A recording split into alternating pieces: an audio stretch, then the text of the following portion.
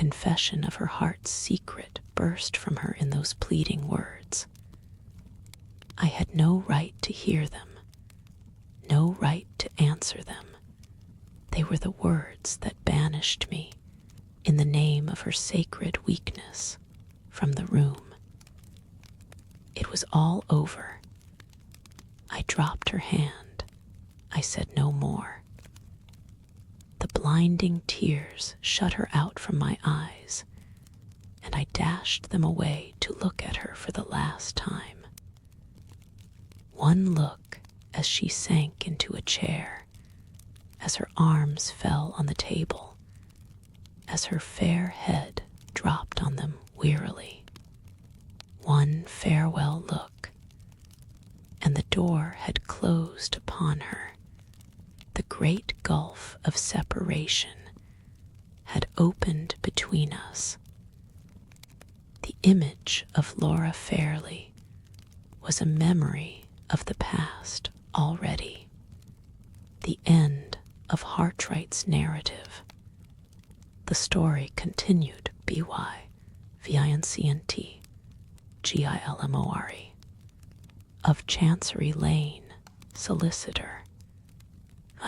I write these lines at the request of my friend, Mr. Walter Hartright.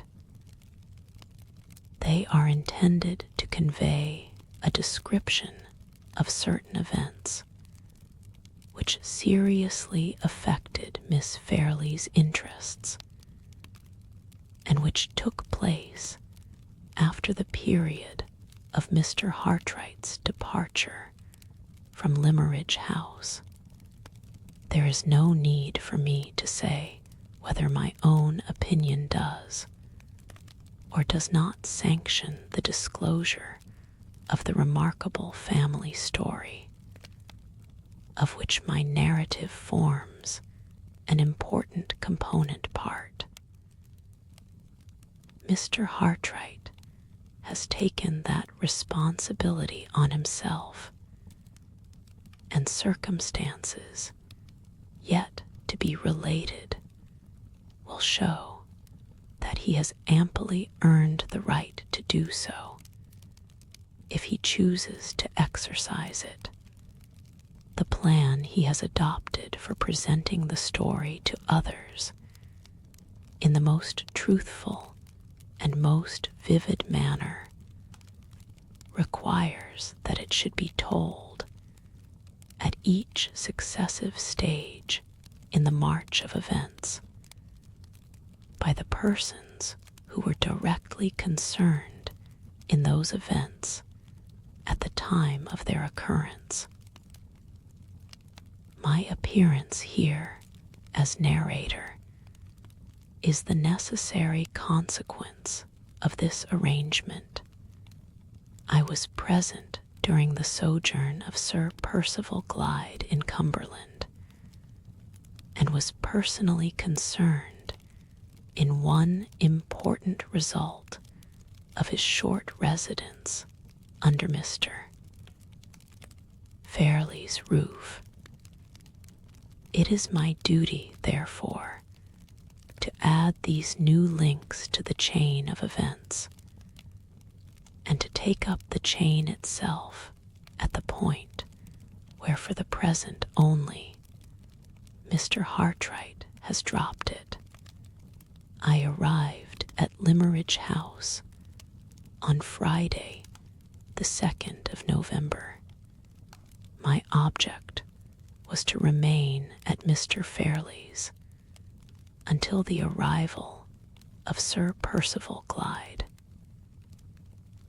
If that event led to the appointment of any given day for Sir Percival's union with Miss Fairley, I was to take the necessary instructions back with me to London, and to occupy myself in drawing the lady's marriage settlement.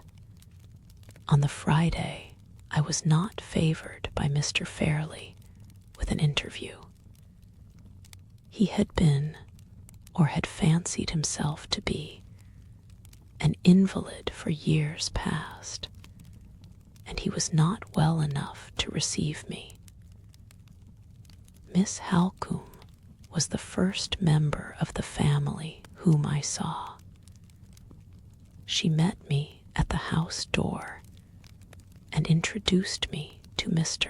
Hartright, who had been staying at Limmeridge for some time past. I did not see Miss Fairley until later in the day at dinner time.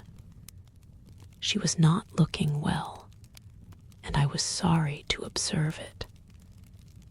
She is a sweet, lovable girl, as amiable and attentive to everyone about her as her excellent mother used to be, though, personally speaking, she takes after her father.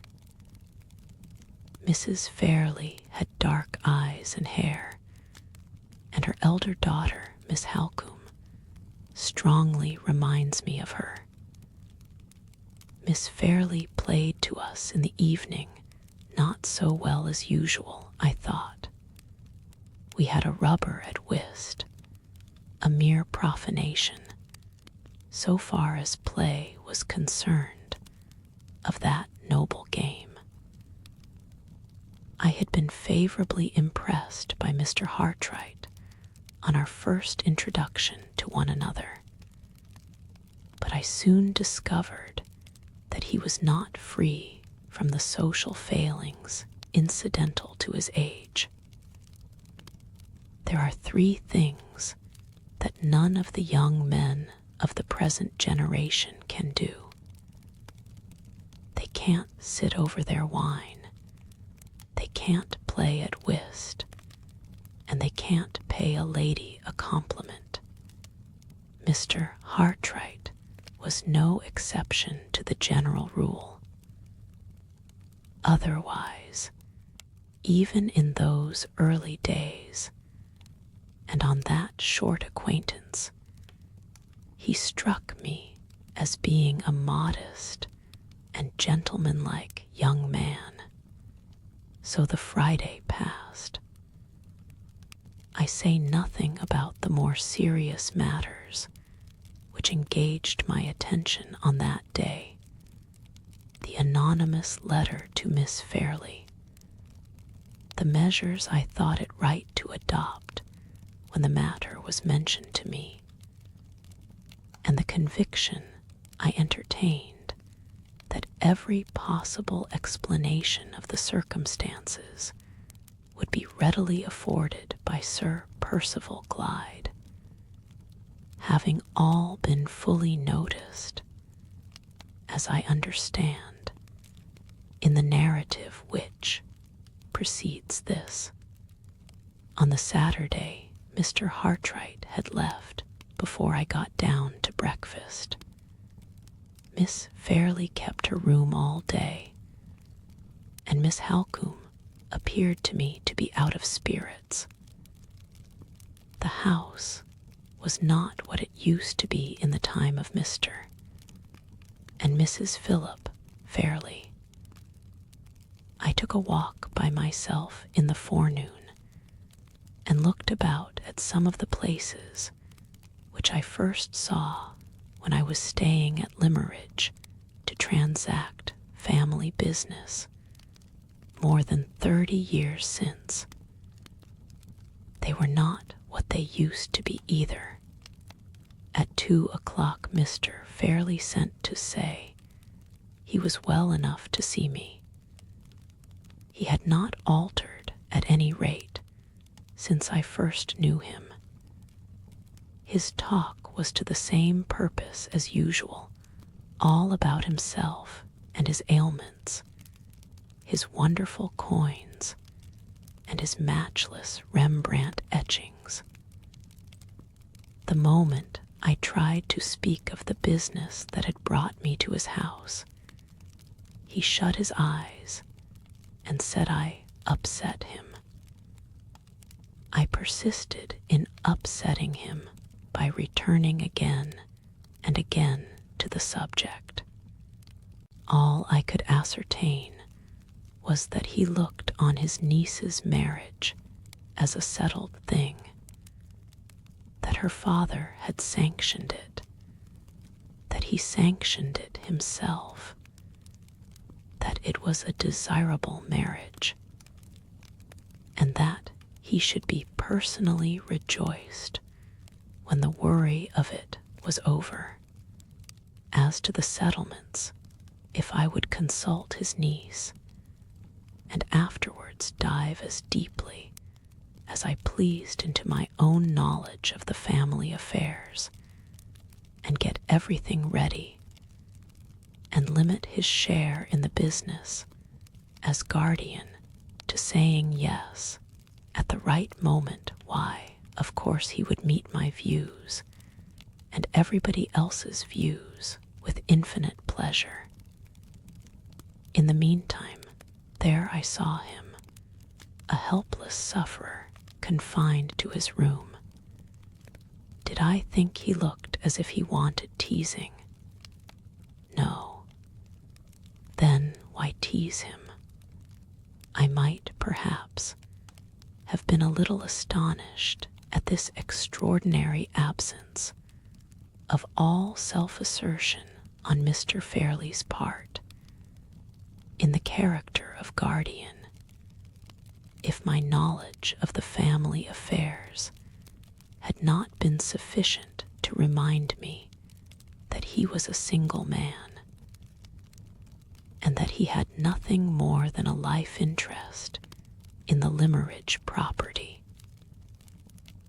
As matters stood, therefore, I was neither surprised nor disappointed at the result of the interview. Mr. Fairley had simply justified my expectations, and there was an end of it. Sunday was a dull day, out of doors and in. A letter arrived for me from Sir Percival Glyde's solicitor, acknowledging the receipt of my copy of the anonymous letter and my accompanying statement of the case. Miss Fairley joined us in the afternoon, looking pale and depressed, and altogether unlike herself.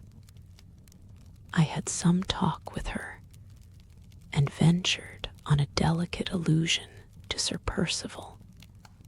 She listened and said nothing. All other subjects she pursued willingly, but this subject she allowed to drop. I began to doubt whether she might not be repenting of her engagement, just as young ladies often do when repentance comes too late. On Monday, Sir Percival Glyde arrived. I found him to be a most prepossessing man, so far as manners and appearance were concerned. He looked rather older than I had expected, his head being bald over the forehead, and his face somewhat marked and worn, but his movements were as active, and his spirits as high as a young man's. His meeting with Miss Halcombe was delightfully hearty and unaffected, and his reception of me, upon my being presented to him, was so easy and pleasant that we got on together like old friends. Miss Fairley was not with us when he arrived, but she entered the room about 10 minutes afterwards. Sir Percival rose and paid his compliments with perfect grace.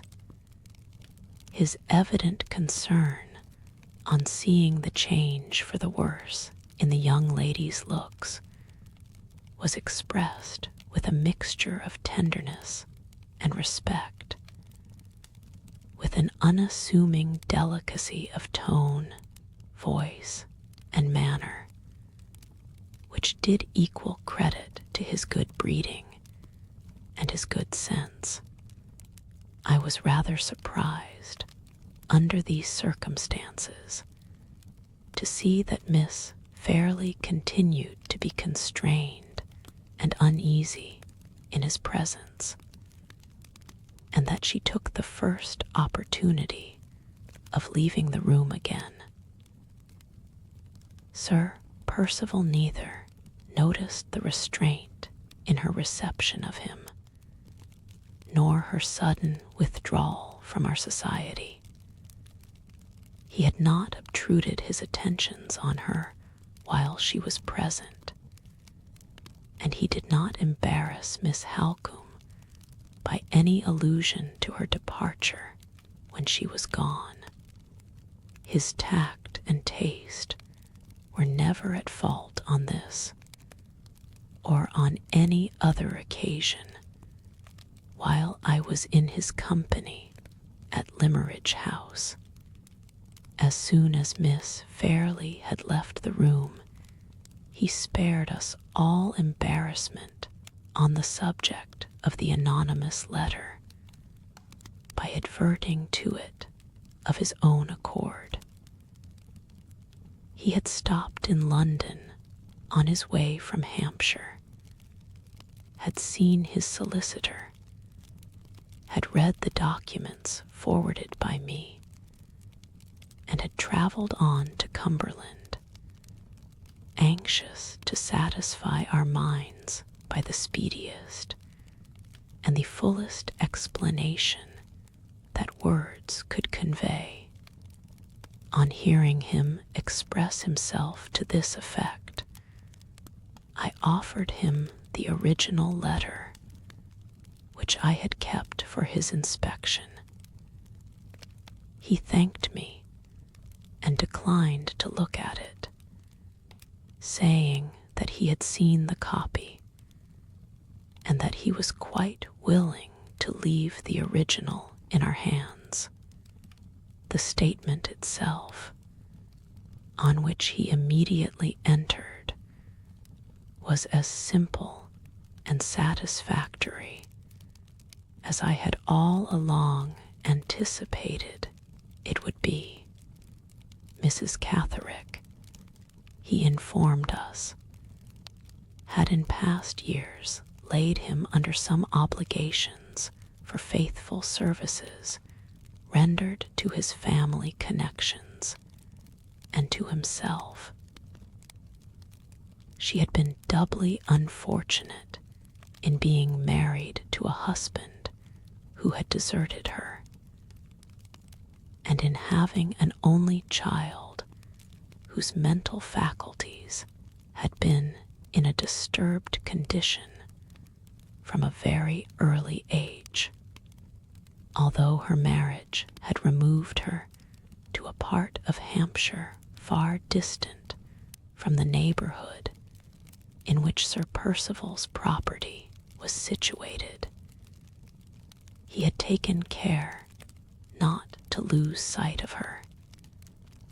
His friendly feeling towards the poor woman, in consideration of her past services, having been greatly strengthened by his admiration of the patience and courage with which she supported her calamities. In course of time, the symptoms of mental affliction in her unhappy daughter increased to such a serious extent as to make it a matter of necessity to place her under proper medical care. Mrs. Catherick herself recognized this necessity, but she also felt the prejudice common to persons occupying her respectable station against allowing her child to be admitted as a pauper into a public asylum. Sir Percival had respected this prejudice, as he respected honest independence of feeling in any rank of life, and had resolved to mark his grateful sense of Mrs. Catherrick's early attachment to the interests of himself and his family by defraying the expense of her daughter's maintenance in a trustworthy private asylum, to her mother's regret and to his own regret. The unfortunate creature had discovered the share which circumstances had induced him to take in placing her under restraint, and had conceived the most intense hatred and distrust of him in consequence.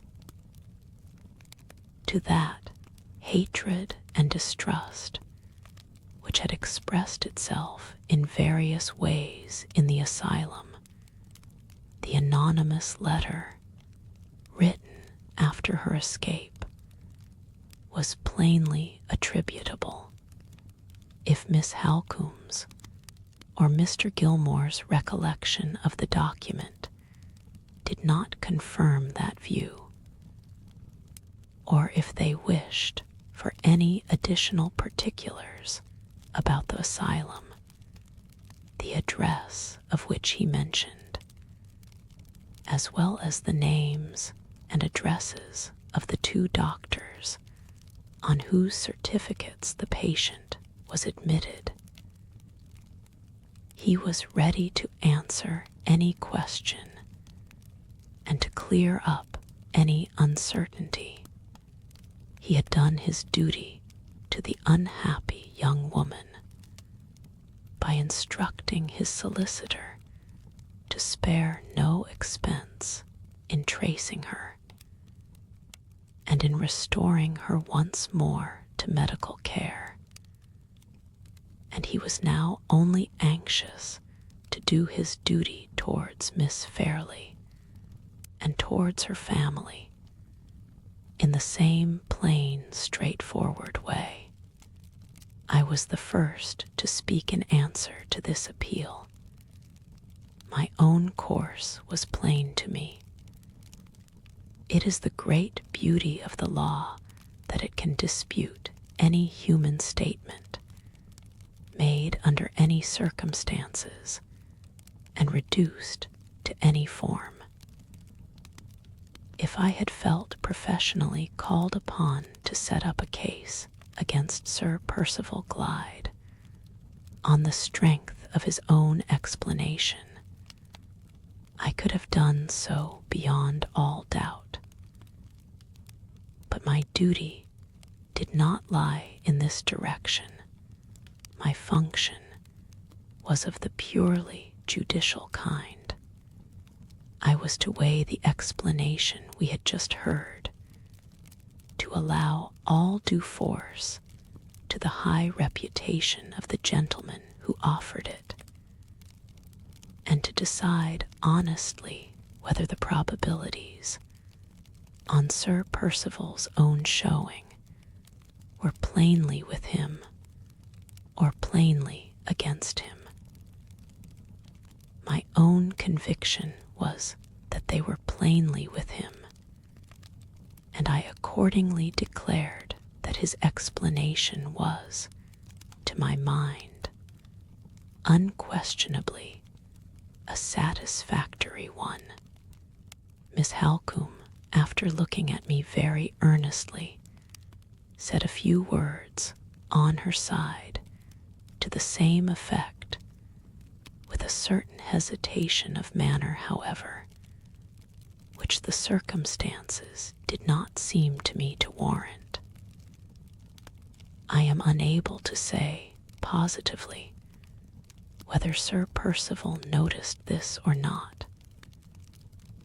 My opinion is that he did, seeing that he pointedly resumed the subject, although he might now, with all propriety, have allowed it to drop, if my plain statement of facts had only been addressed to Mr. Gilmore. He said, I should consider any further reference to this unhappy matter as unnecessary. I may fairly expect Mr. Gilmore, as a gentleman, to believe me on my word, and when he has done me that justice, all discussion of the subject between us has come to an end. But my position with a lady is not the same. I owe to her what I would concede to no man alive, a proof of the truth of my assertion. You cannot ask for that proof, Miss Halcombe, and it is therefore my duty to you, and still more to Miss Fairley, to offer it.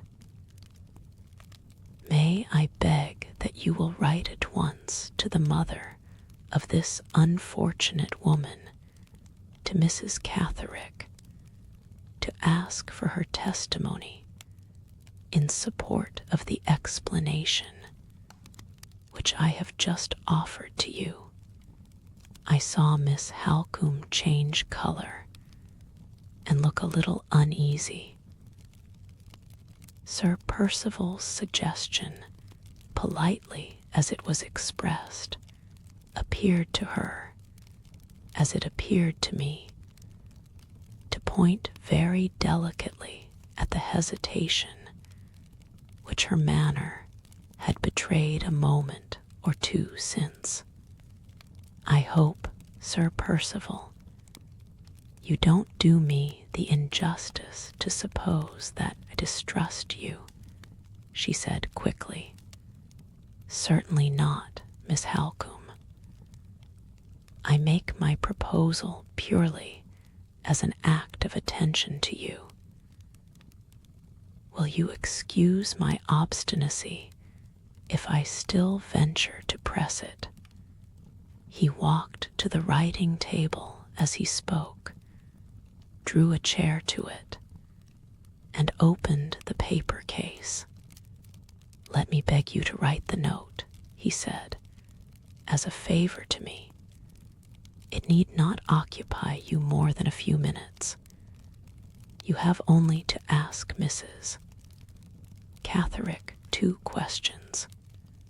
First, if her daughter was placed in the asylum with her knowledge and approval.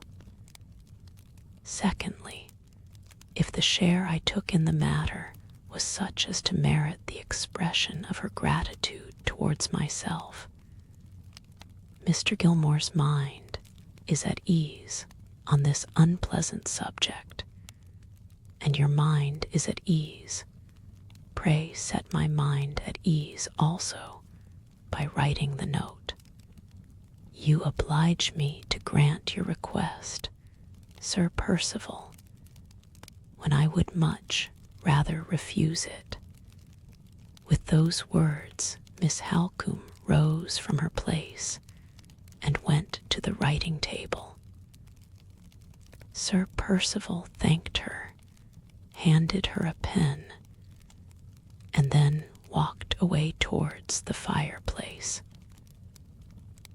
Miss Fairley's little Italian greyhound was lying on the rug.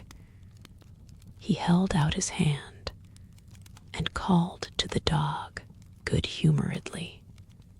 Come, Nina, he said. We remember each other, don't we? The little beast, cowardly and cross-grained, as pet dogs usually are, looked up at him sharply, shrank away from his outstretched hand, whined, shivered, and hid itself under a sofa. It was scarcely possible that he could have been put out by such a trifle as a dog's reception of him. But I observed, nevertheless, that he walked away towards the window very suddenly. Perhaps his temper is irritable at times. If so, I can sympathize with him. My temper is irritable at times too. Miss Halcombe was not long in writing the note. When it was done, she rose from the writing table and handed the open sheet of paper to Sir Percival. He bowed, took it from her, folded it up immediately without looking at the contents, sealed it, wrote the address, and handed it back to her in silence. I never saw anything more gracefully and more becomingly done in my life. You insist on my posting this letter, Sir Percival, said Miss Halcombe. I beg you will post it, he answered.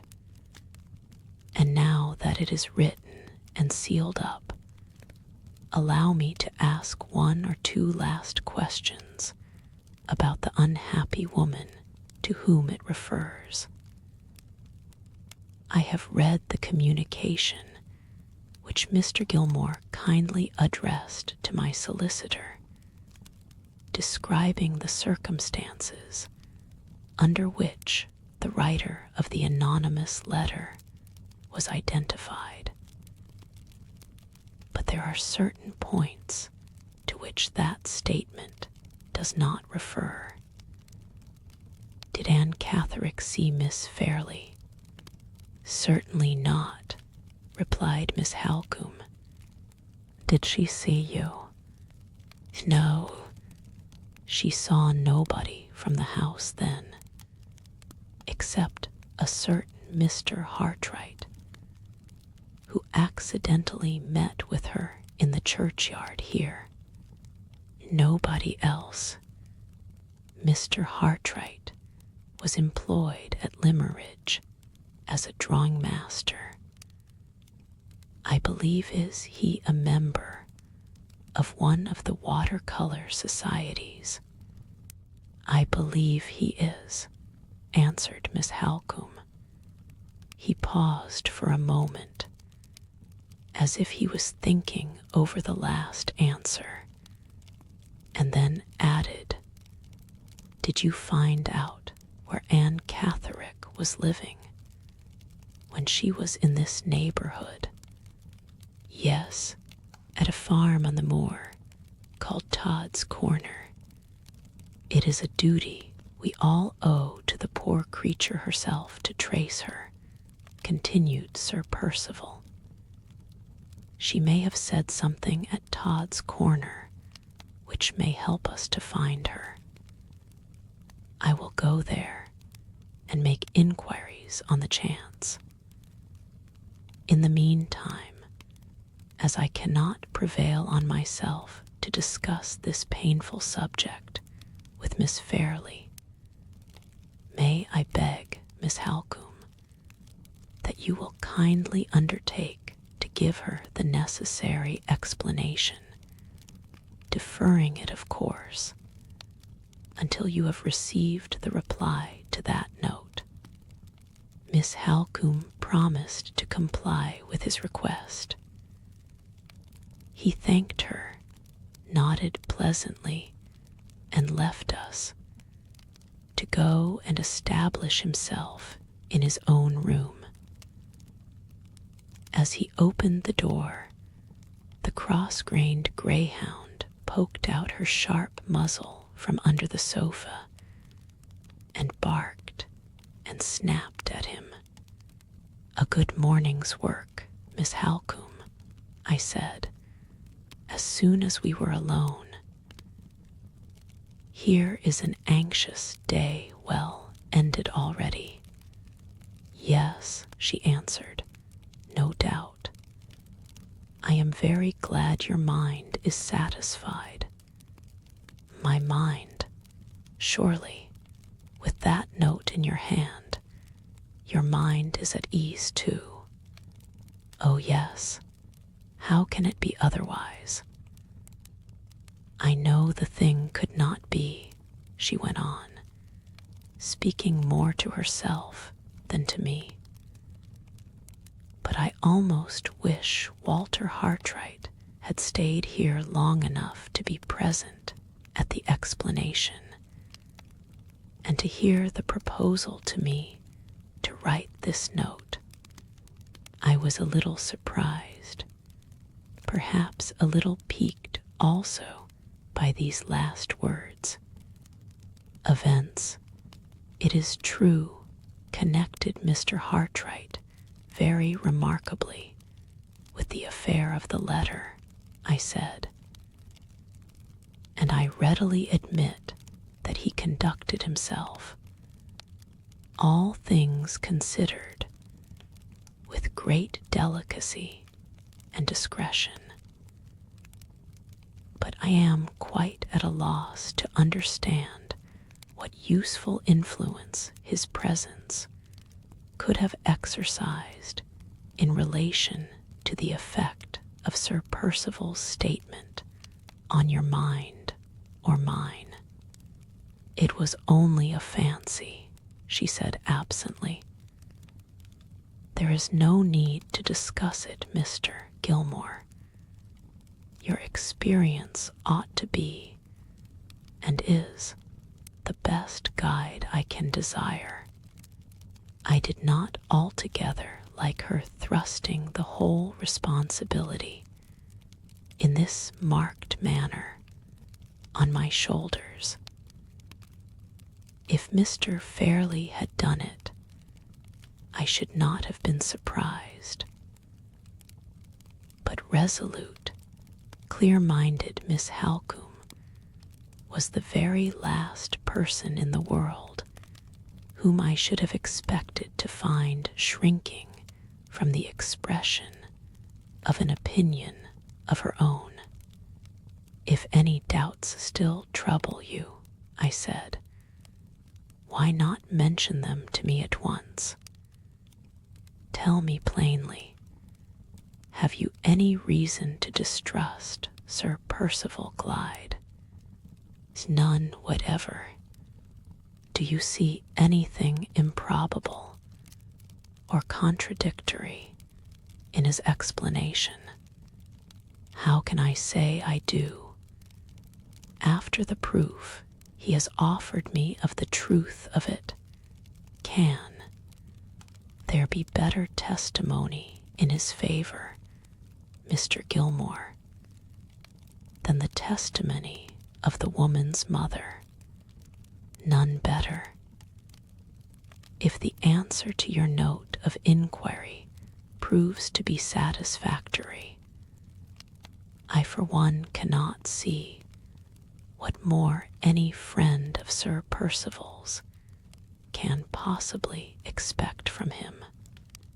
Then we will post the note, she said, rising to leave the room, and dismiss all further reference to the subject until the answer arrives.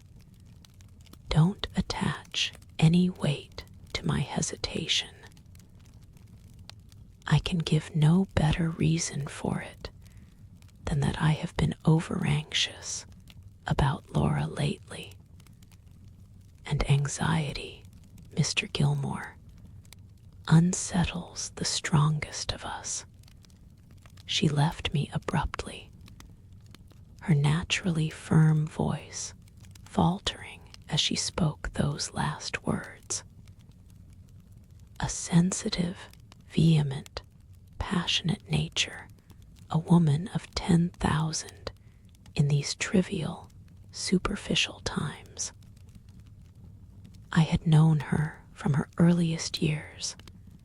I had seen her tested, as she grew up, in more than one trying family crisis, and my long experience made me attach an importance to her hesitation under the circumstances here detailed, which I should certainly not have felt in the case of another woman. I could see no cause for any uneasiness or any doubt, but she had made me a little uneasy and a little doubtful, nevertheless. In my youth, I should have chafed and fretted under the irritation of my own unreasonable state of mind. In my age, I knew better, and went out philosophically to walk it off. Aye, we all met again at dinner time.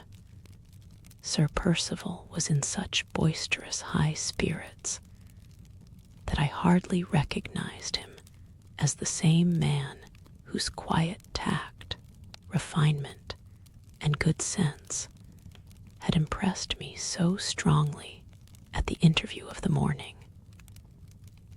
The only trace of his former self that I could detect reappeared every now and then in his manner towards Miss Fairlie.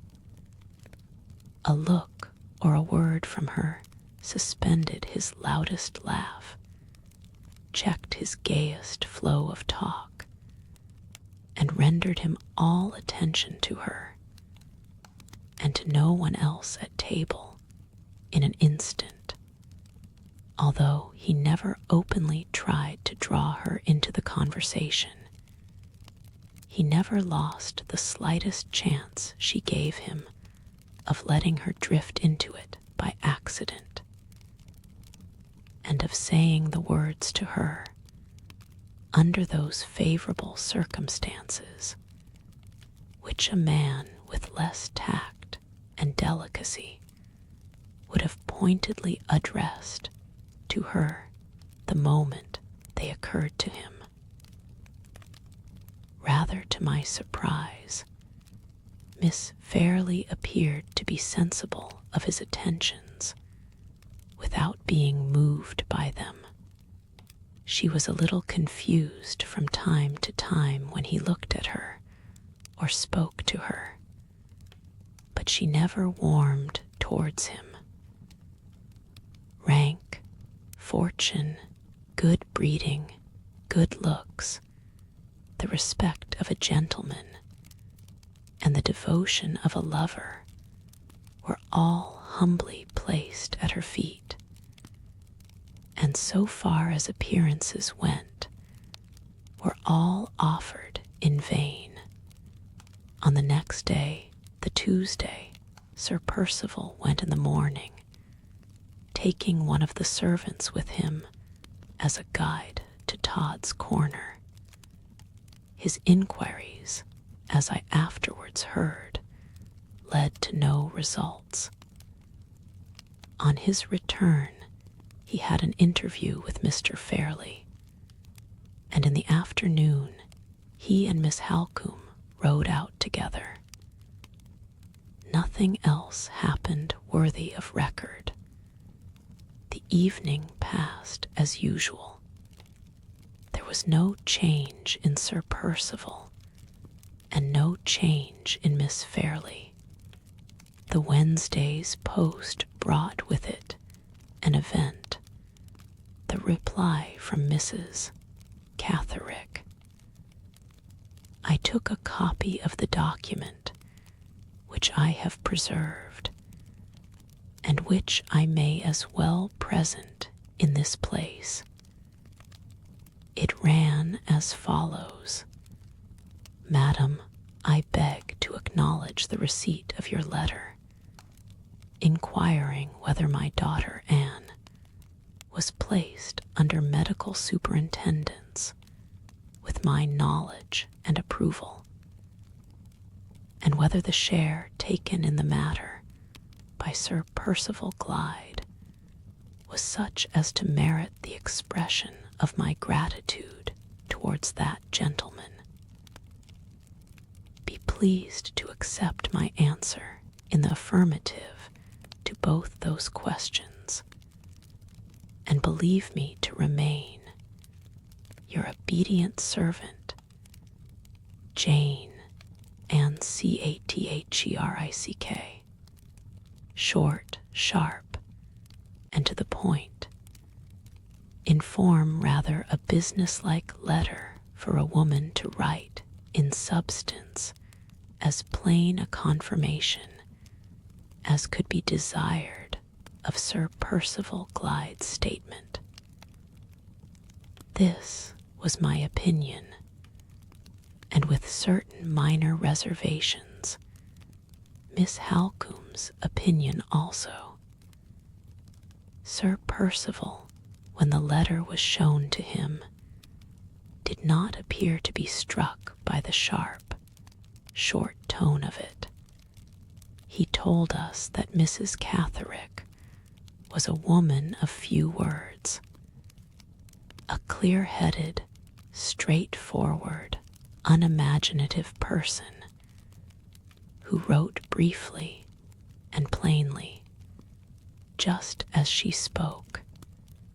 The next duty to be accomplished, now that the answer had been received, was to acquaint Miss Fairlie with Sir Percival's explanation. Miss Halcombe had undertaken to do this, and had left the room to go to her sister, when she suddenly returned again, and sat down by the easy chair in which I was reading the newspaper. Sir Percival had gone out a minute before to look at the stables, and no one was in the room but ourselves. I suppose we have really and truly done all we can, she said, turning and twisting Mrs. Catterick's letter in her hand.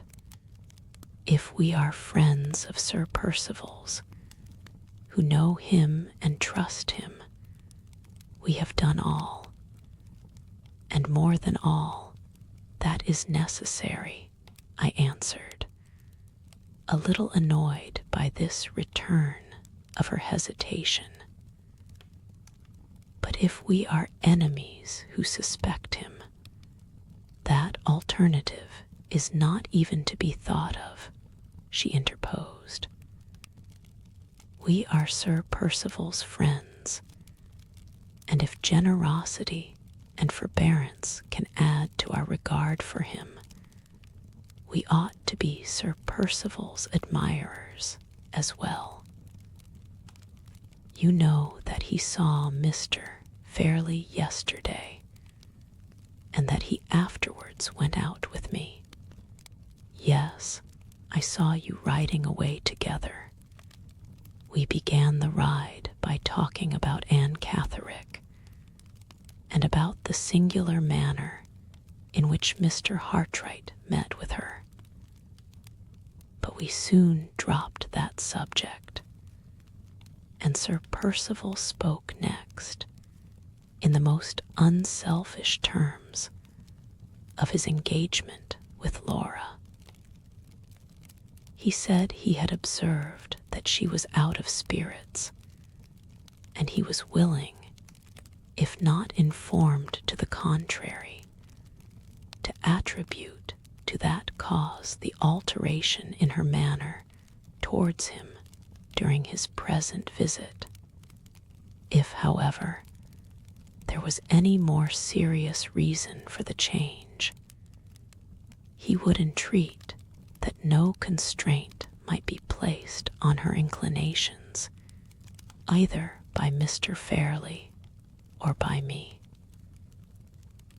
All he asked in that case was that she would recall to mind, for the last time, what the circumstances were under which the engagement between them was made, and what his conduct had been from the beginning of the courtship to the present time. If, after due reflection on those two subjects, she seriously desired that he should withdraw his pretensions to the honor of becoming her husband, and if she would tell him so plainly with her own lips, he would sacrifice himself by leaving her perfectly free to withdraw from the engagement. No man could say more than that, Miss Halcombe. As to my experience, few men in his situation would have said as much. She paused after I had spoken those words and looked at me with a singular expression of perplexity and distress. I accuse nobody, and I suspect nothing, she broke out abruptly. But I cannot and will not accept the responsibility of persuading Laura to this marriage. That is exactly the course which Sir Percival Glyde has himself requested you to take, I replied in astonishment. He has begged you not to force her inclinations, and he indirectly obliges me to force them. If I give her his message, how can that possibly be? Consult your own knowledge of Laura, Mr. Gilmore. If I tell her to reflect on the circumstances of her engagement, I at once appeal to two of the strongest feelings in her nature, to her love for her father's memory, and to her strict regard for truth. You know that she never broke a promise in her life. You know that she entered on this engagement at the beginning of her father's fatal illness, and that he spoke hopefully and happily of her marriage to Sir Percival Glyde on his deathbed. I own that I was a little shocked at this view of the case.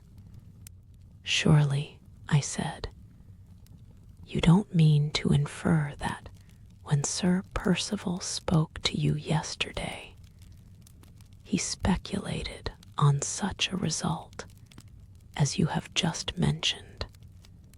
Her frank, fearless face answered for her before she spoke. Do you think I would remain an instant in the company of any man whom, suspected of such baseness as that? She asked angrily. I like to feel her hearty indignation flash out on me in that way. We see so much malice and so little indignation in my profession. In that case, I said, excuse me if I tell you, in our legal phrase, that you are traveling out of the record. Whatever the consequences may be, Sir Percival has a right to expect that your sister should carefully consider her engagement from every reasonable point of view before she claims her release from it. If that unlucky letter has prejudiced her against him, go at once and tell her that he has cleared himself in your eyes and in mine. What objection can she urge against him after that? What excuse can she possibly have for changing her mind about a man whom she had virtually accepted for her husband more than 2 years ago? In the eyes of law and reason, Mr. Gilmore, no excuse, I dare say. If she still hesitates, and if I still hesitate, you must attribute our strange conduct, if you like, to caprice in both cases, and we must bear the imputation as well as we can. With those words, she suddenly rose and left me. When a sensible woman has a serious question put to her, and evades it by a flippant answer, it is a sure sign in 99 cases out of 100, that she has something to conceal. I returned to the perusal of the newspaper, strongly suspecting that Miss Halcombe and Miss Fairlie had a secret between them which they were keeping from Sir Percival and keeping from me. I thought this hard on both of us, especially on Sir Percival. My doubts, or to speak more correctly, my convictions were confirmed by Miss Halcombe's language and manner when I saw her again later in the day. She was suspiciously brief and reserved in telling me the result of her interview with her sister. Miss Fairlie, it appeared, had listened quietly while the affair of the letter was placed before her in the right point of view. But when Miss Halcombe next proceeded to say that the object of Sir Percival's visit at Limmeridge was to prevail on her to let a day be fixed for the marriage, she checked all further reference to the subject by begging for time.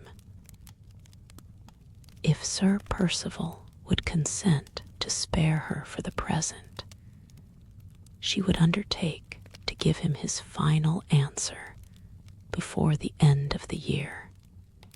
She pleaded for this delay with such anxiety and agitation that Miss Halcombe had promised to use her influence, if necessary, to obtain it. And there, at Miss Fairlie's earnest entreaty, all further discussion of the marriage question had ended. The purely temporary arrangement thus proposed might have been convenient enough to the young lady, but it proved somewhat embarrassing to the writer of these lines. That morning's post had brought a letter from my partner, which obliged me to return to town the next day by the afternoon train. It was extremely probable that I should find no second opportunity of presenting myself at Limmeridge House during the remainder of the year. In that case, supposing Miss Fairlie ultimately decided on holding to her engagement, my necessary personal communication with her before I drew her settlement would become something like a downright impossibility, and we should be obliged to commit to writing questions which ought always to be discussed on both sides by word of mouth. I said nothing about this difficulty until Sir Percival had been consulted on the subject of the desired delay. He was too gallant a gentleman not to grant the request immediately. When Miss Halcombe informed me of this, I told her that I must absolutely speak to her sister before I left Limmeridge, and it was, therefore, arranged that I should see Miss Fairlie in her own sitting room the next morning. She did not come down to dinner or join us in the evening. Indisposition was the excuse, and I thought Sir Percival looked, as well he might, a little annoyed when he heard of it. The next morning, as soon as breakfast was over, I went up to Miss Fairlie's sitting room. The poor girl looked so pale and sad, and came forward to welcome me so readily and prettily that the resolution to lecture her on her caprice and indecision, which I had been forming all the way upstairs, failed me on the spot. I led her back to the chair from which she had risen and placed myself opposite to her. Her cross-grained pet greyhound was in the room, and I fully expected a barking and snapping reception. Strange to say, the whimsical little brute falsified my expectations by jumping into my lap and poking its sharp muzzle familiarly into my hand the moment I sat down. "You used often to sit on my knee when you were a child, my dear," I said, "and now your little dog seems determined to succeed you in the vacant throne. Is that pretty drawing you're doing?" I pointed to a little album which lay on the table by her side, and which she had evidently been looking over when I came in. The page that lay open had a small watercolor landscape very neatly mounted on it. This was the drawing which had suggested my question, an idle question enough. But how could I begin to talk of business to her the moment I opened my lips? "No," she said, looking away from the drawing rather confusedly. "It is not my doing." Her fingers had a restless habit, which I remembered in her as a child, of always playing with the first thing that came to hand whenever anyone was talking to her. On this occasion, they wandered to the album and toyed absently about the margin of the little watercolor drawing. The expression of melancholy deepened on her face. She did not look at the drawing or look at me. Her eyes moved uneasily from object to object in the room, betraying plainly that she suspected what my purpose was in coming to speak to her. Seeing that, I thought it best to get to the purpose with as little delay as possible. "One of the errands, my dear, which brings me here is to bid you goodbye," I began. "I must get back to London today, and before I leave, I want to have a word with you on the subject of your own affairs. I am very sorry you are going, Mr. Gilmore," she said, looking at me kindly. "It is like the happy old times to have you here. I hope I may be able to come back and recall those pleasant memories once more," I continued. "But as there is some uncertainty about the future, I must take my opportunity when I can get it and speak to you now. I am your old lawyer and your old friend, and I may remind you, I am sure, without offense, of the possibility of your marrying Sir Percival Glyde." She took her hand off the little album as suddenly as if it had turned hot and burnt her. Her fingers twined together nervously in her lap. Her eyes looked down again at the floor, and an expression of constraint settled on her face, which looked almost like an expression of pain. "Is it absolutely necessary to speak of my marriage engagement?" she asked in low tones. "It is necessary to refer to it," I answered, "but not to dwell on it. Let us merely say that you may marry, or that you may not marry. In the first case, I must be prepared beforehand to draw your settlement, and I ought not to do that without, as a matter of politeness, first consulting you. This may be my only chance of hearing what your wishes are.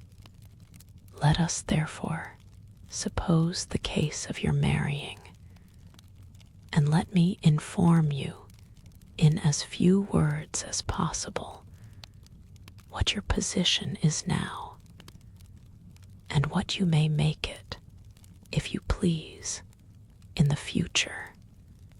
I explained to her the object of a marriage settlement, and then told her exactly what her prospects were in the first place, on her coming of age, and in the second place, on the decease of her uncle, marking the distinction between the property in which she had a life interest only, and the property which was left at her own control. She listened attentively, with the constrained expression still on her face, and her hands still nervously clasped together in her lap.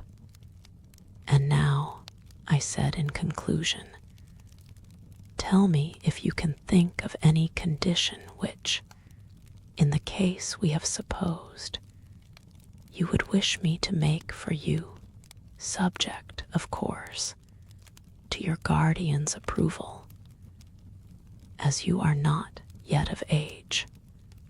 She moved uneasily in her chair, then looked in my face on a sudden very earnestly.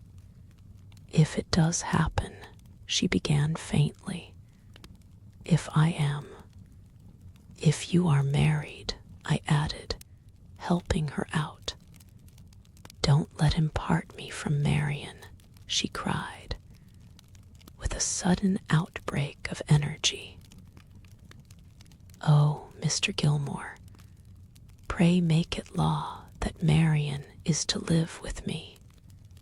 Under other circumstances, I might, perhaps, have been amused at this essentially feminine interpretation of my question, and of the long explanation which had preceded it. But her looks and tones, when she spoke, were of a kind to make me more than serious. They distressed me.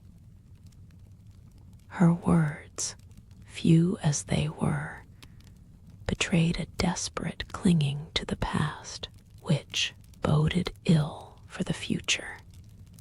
"Your having Marian Halcombe to live with you can easily be settled by private arrangement," I said. "You hardly understood my question. I think it referred to your own property, to the disposal of your money.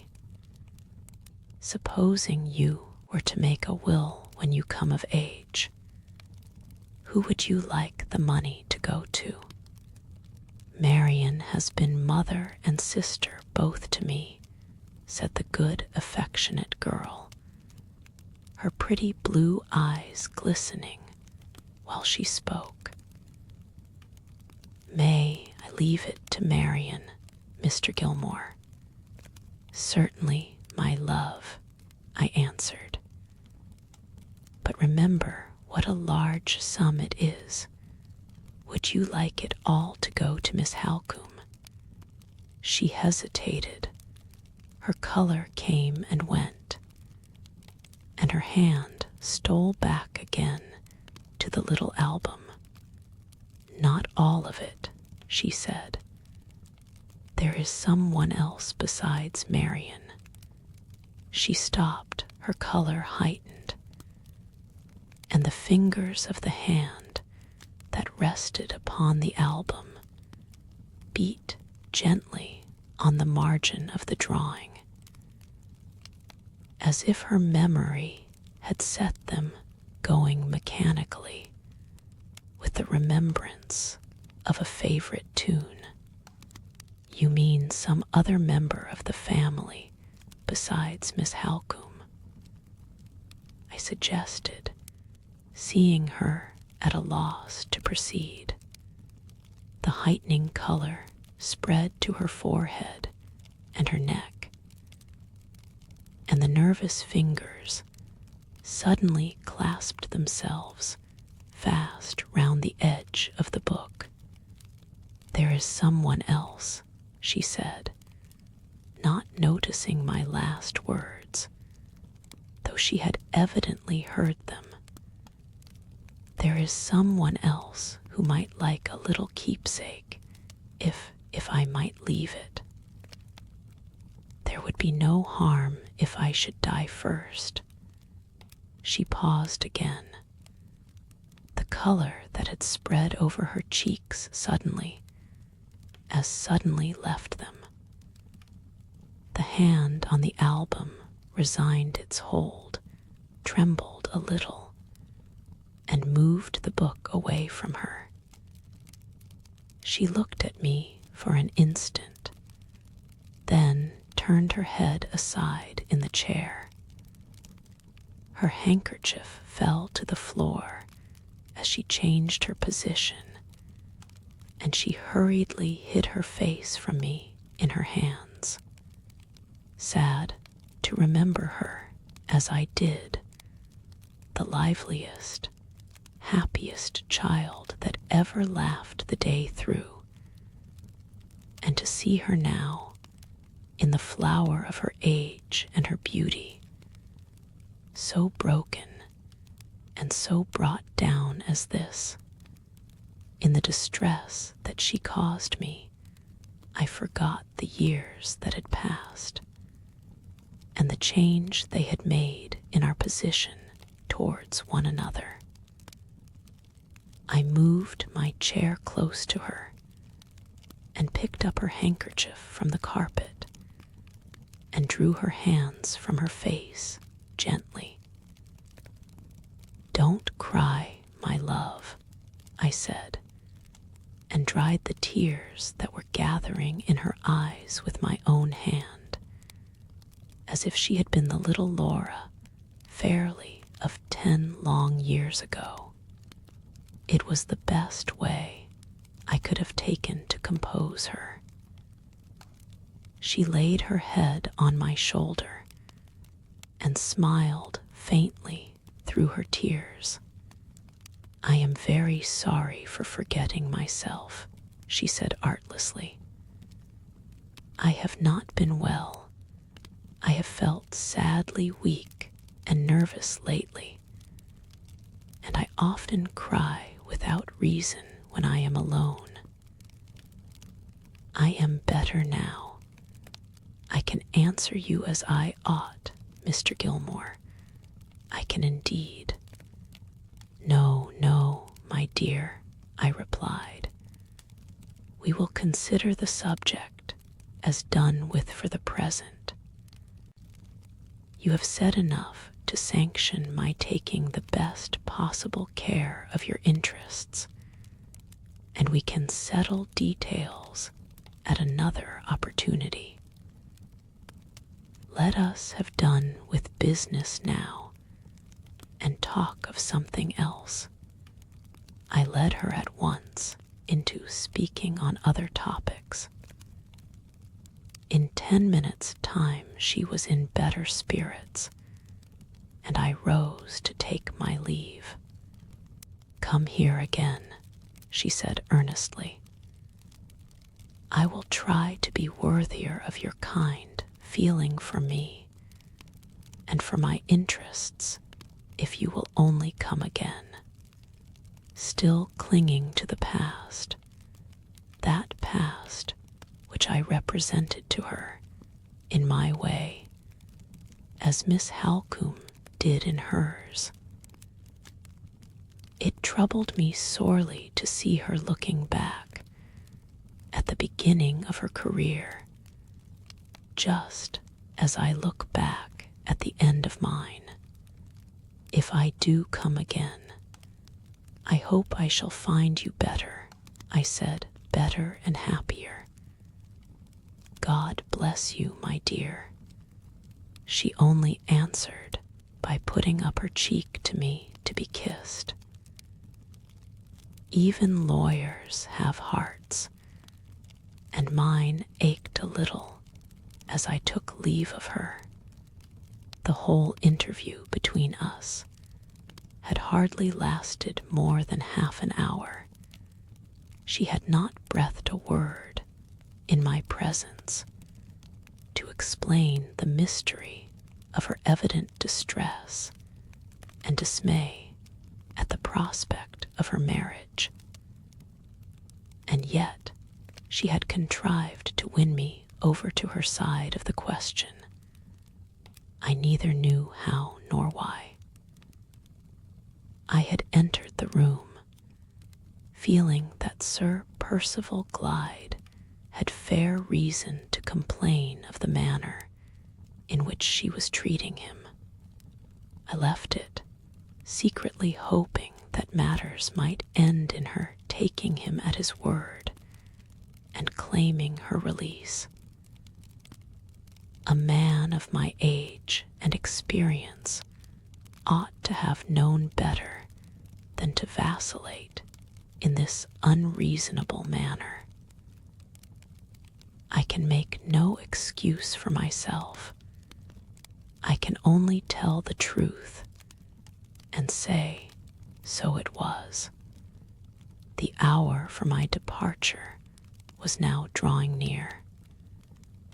I sent to Mr. Fairley to say that I would wait on him to take leave if he liked, but that he must excuse my being rather in a hurry. He sent a message back, written in pencil on a slip of paper. "Kind love and best wishes, dear Gilmore. Hurry of any kind is inexpressibly injurious to me. Pray take care of yourself. Goodbye." Just before I left, I saw Miss Halcombe for a moment alone. "Have you said all you wanted to Laura?" she asked. "Yes," I replied. "She is very weak and nervous. I am glad she has you to take care of her." Miss Halcombe's sharp eyes studied my face attentively. "You are altering your opinion about Laura," she said. "You are readier to make allowances for her than you were yesterday. No sensible man ever engages, unprepared, in a fencing match of words with a woman." I only answered, "Let me know what happens. I will do nothing till I hear from you."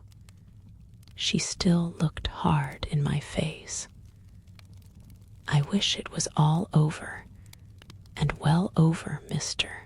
Gilmore, and so do you." With those words she left me. Sir Percival most politely insisted on seeing me to the carriage door. "If you are ever in my neighborhood," he said, "pray don't forget that I am sincerely anxious to improve our acquaintance. The tried and trusted old friend of this family will be always a welcome visitor in any house of mine. A really irresistible man, courteous, considerate, delightfully free from pride, a gentleman, every inch of him.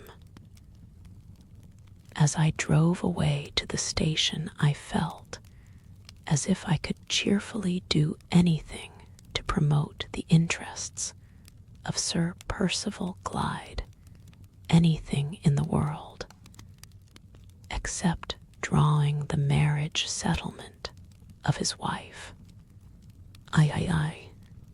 A week passed after my return to London without the receipt of any communication from Miss Halcombe.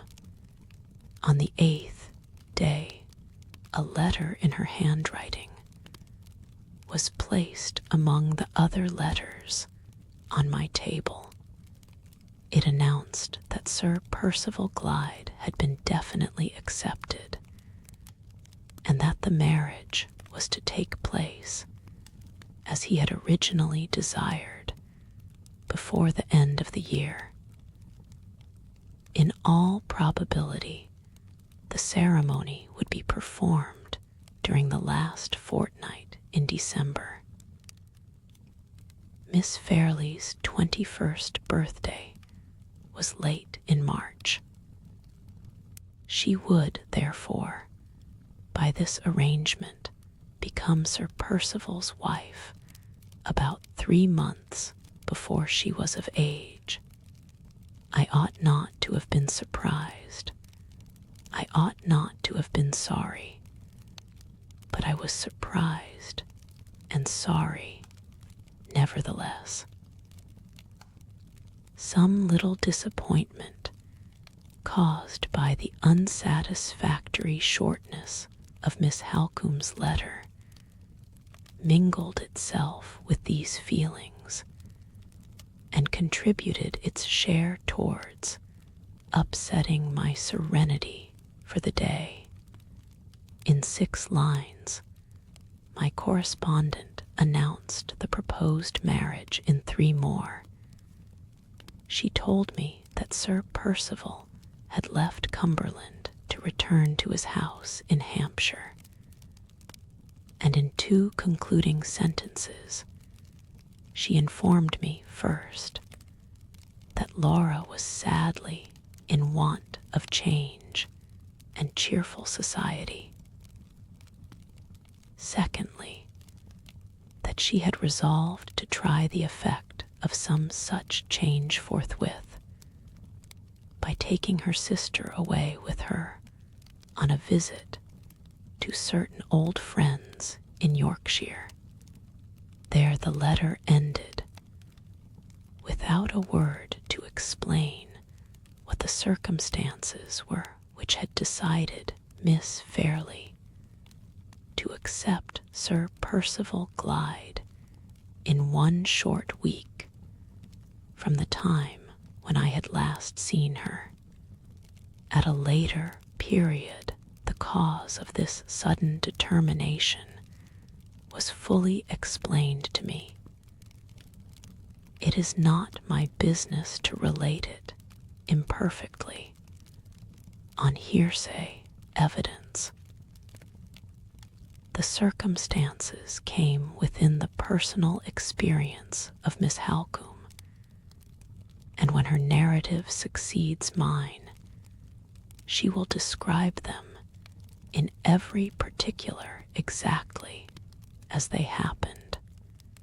In the meantime, the plain duty for me to perform before I, in my turn, lay down my pen and withdraw from the story, is to relate the one remaining event connected with Miss Fairley's proposed marriage, in which I was concerned, namely, the drawing of the settlement, it is impossible to refer intelligibly to this document without first entering into certain particulars in relation to the bride's pecuniary affairs.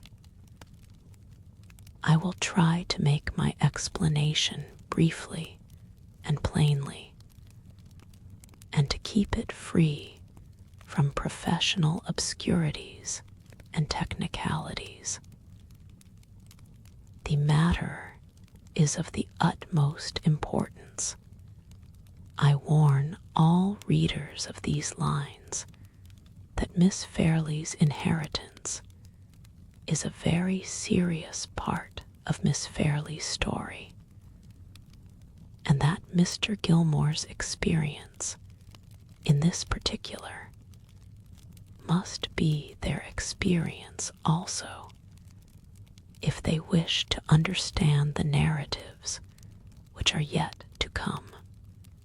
Miss Fairley's expectations, then, were of a twofold kind, comprising her possible inheritance of real property, or land when her uncle died, and her absolute inheritance of personal property, or money, when she came of age.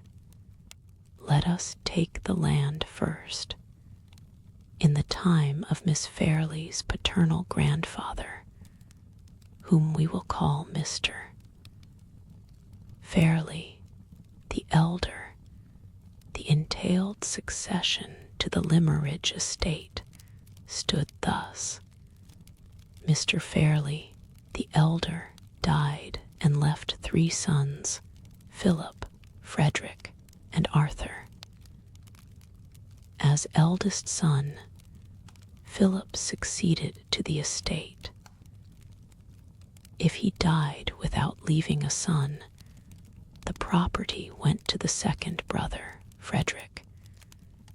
And if Frederick died also without leaving a son, the property went to the third brother, Arthur.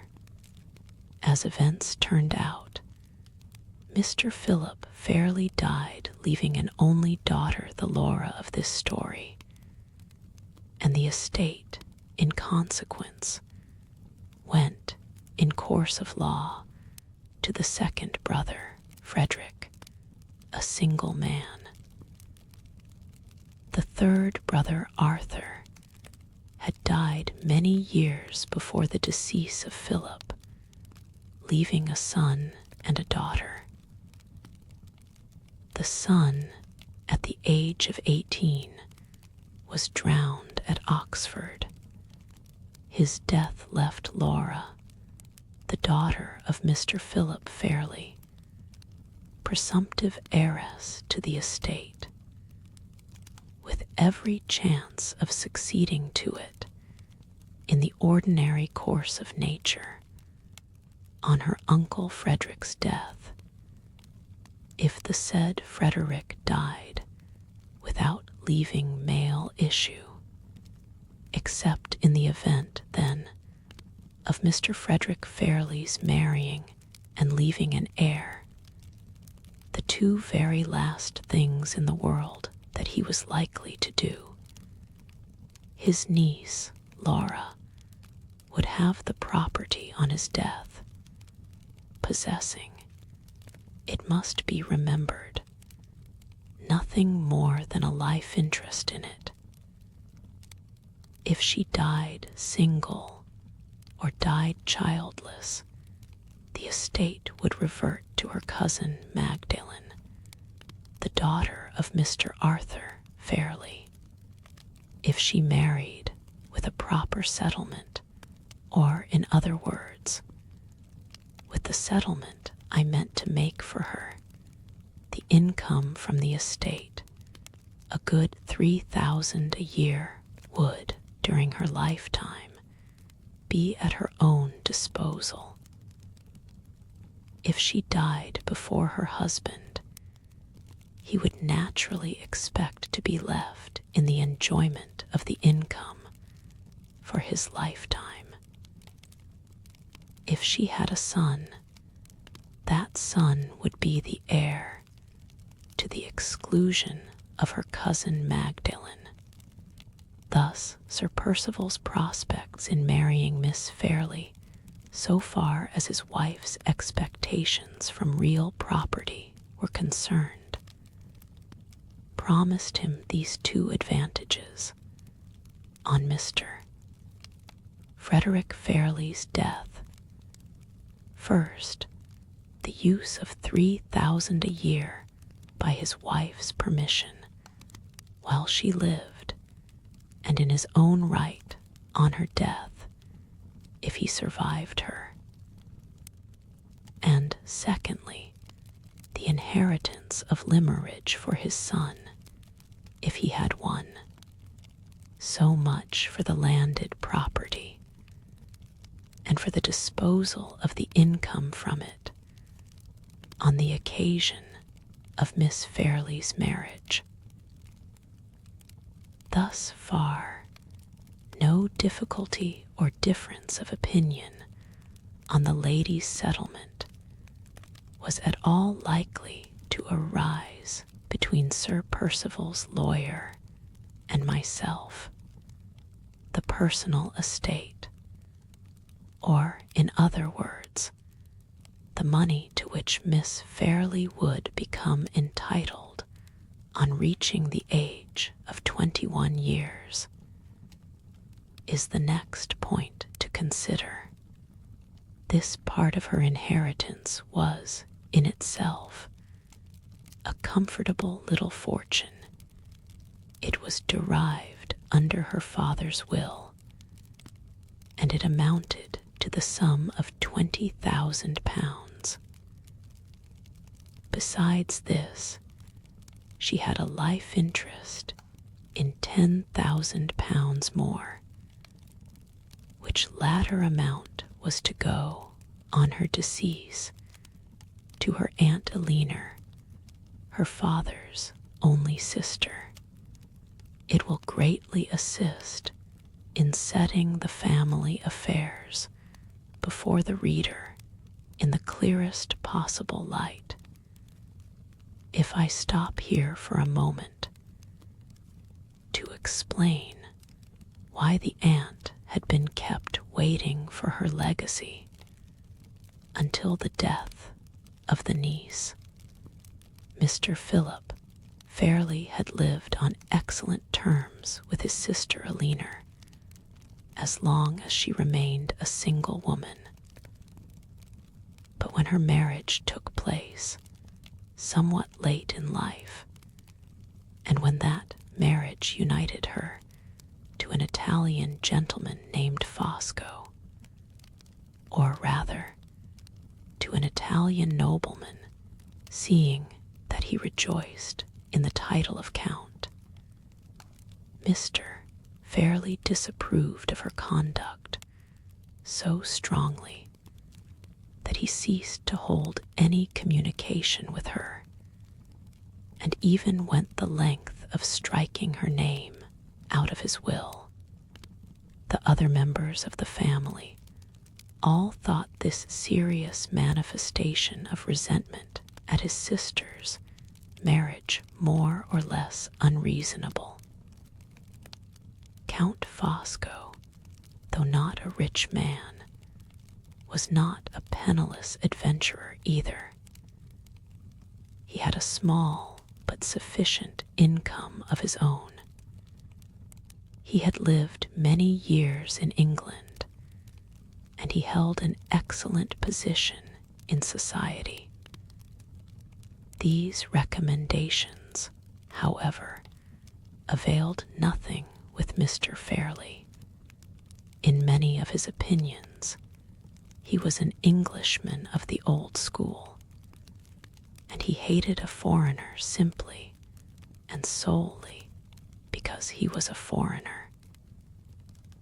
The utmost that he could be prevailed on to do in after years mainly at Miss Fairley's intercession, was to restore his sister's name to its former place in his will, but to keep her waiting for her legacy by giving the income of the money to his daughter for life, and the money itself, if her aunt died before her, to her cousin Magdalen.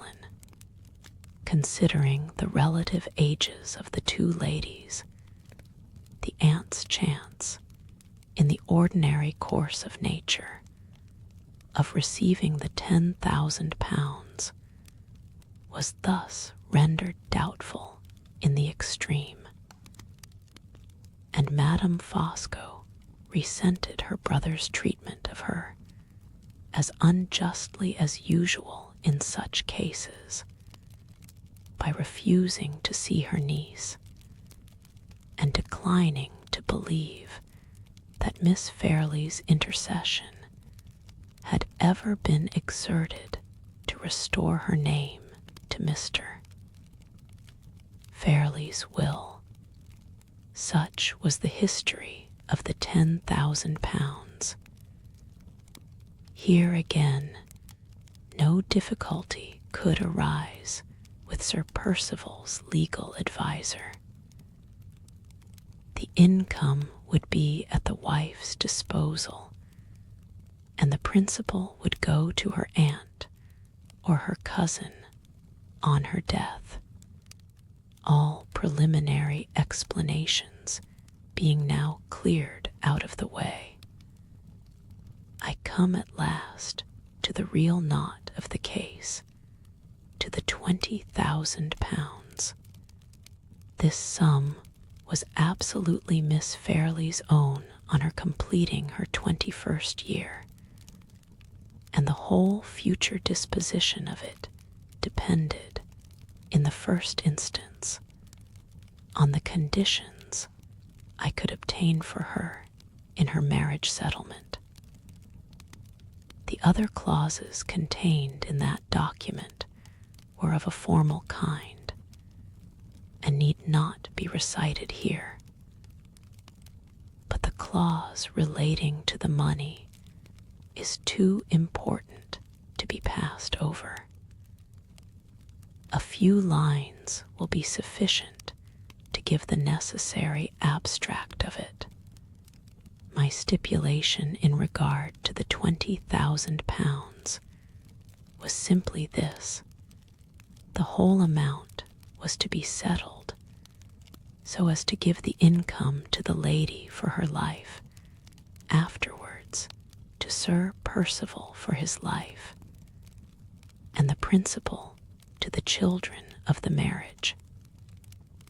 In default of issue, the principal was to be disposed of as the lady might by her will direct, for which purpose I reserved to her the right of making a will. The effect of these conditions may be thus summed up. If Lady Glyde died without leaving children, her half-sister Miss Halcombe, and any other relatives or friends whom she might be anxious to benefit, would, on her husband's death, divide among them such shares of her money as she desired them to have. If, on the other hand, she died leaving children, then their interest, naturally and necessarily, superseded all other interests whatsoever. This was the clause, and no one who reads it can fail, I think, to agree with me that it meted out equal justice to all parties. We shall see how my proposals were met on the husband's side. At the time when Miss Halcombe's letter reached me, I was even more busily occupied than usual, but I contrived to make leisure for the settlement, had drawn it, and had sent it for approval to Sir Percival's solicitor in less than a week from the time when Miss Halcombe had informed me of the proposed marriage. After a lapse of 2 days, the document was returned to me, with notes and remarks of the baronet's lawyer. His objections, in general, proved to be of the most trifling and technical kind, until he came to the clause relating to the £20,000. Against this, there were double lines drawn in red ink, and the following note was appended to them: not admissible. The principal to go to Sir Percival Glyde in the event of his surviving Lady Glyde, and there being no issue, that is to say, not 1 farthing of the £20,000 was to go to Miss Halcombe, or to any other relative or friend of Lady Glyde's. The whole sum, if she left no children, was to slip into the pockets of her husband. The answer I wrote to this audacious proposal was as short and sharp as I could make it. My dear sir, Miss Fairley's settlement. I maintain the clause to which you object exactly as it stands.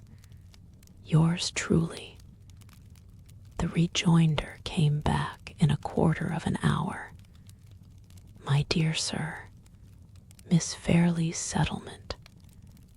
I maintain the red ink to which you object exactly as it stands. Yours truly. In the detestable slang of the day, we were now both at a deadlock, and nothing was left for it but to refer to our clients on either side.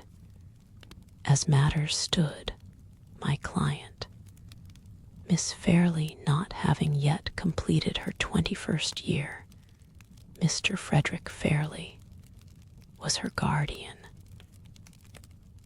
wrote by that day's post, and put the case before him exactly as it stood, not only urging every argument I could think of to induce him to maintain the clause as I had drawn it, but stating to him plainly the mercenary motive which was at the bottom of the opposition to my settlement of the £20,000, the knowledge of Sir Percival's affairs, which I had necessarily gained when the provisions of the deed on his side were submitted in due course to my examination, had but too plainly informed me that the debts on his estate were enormous,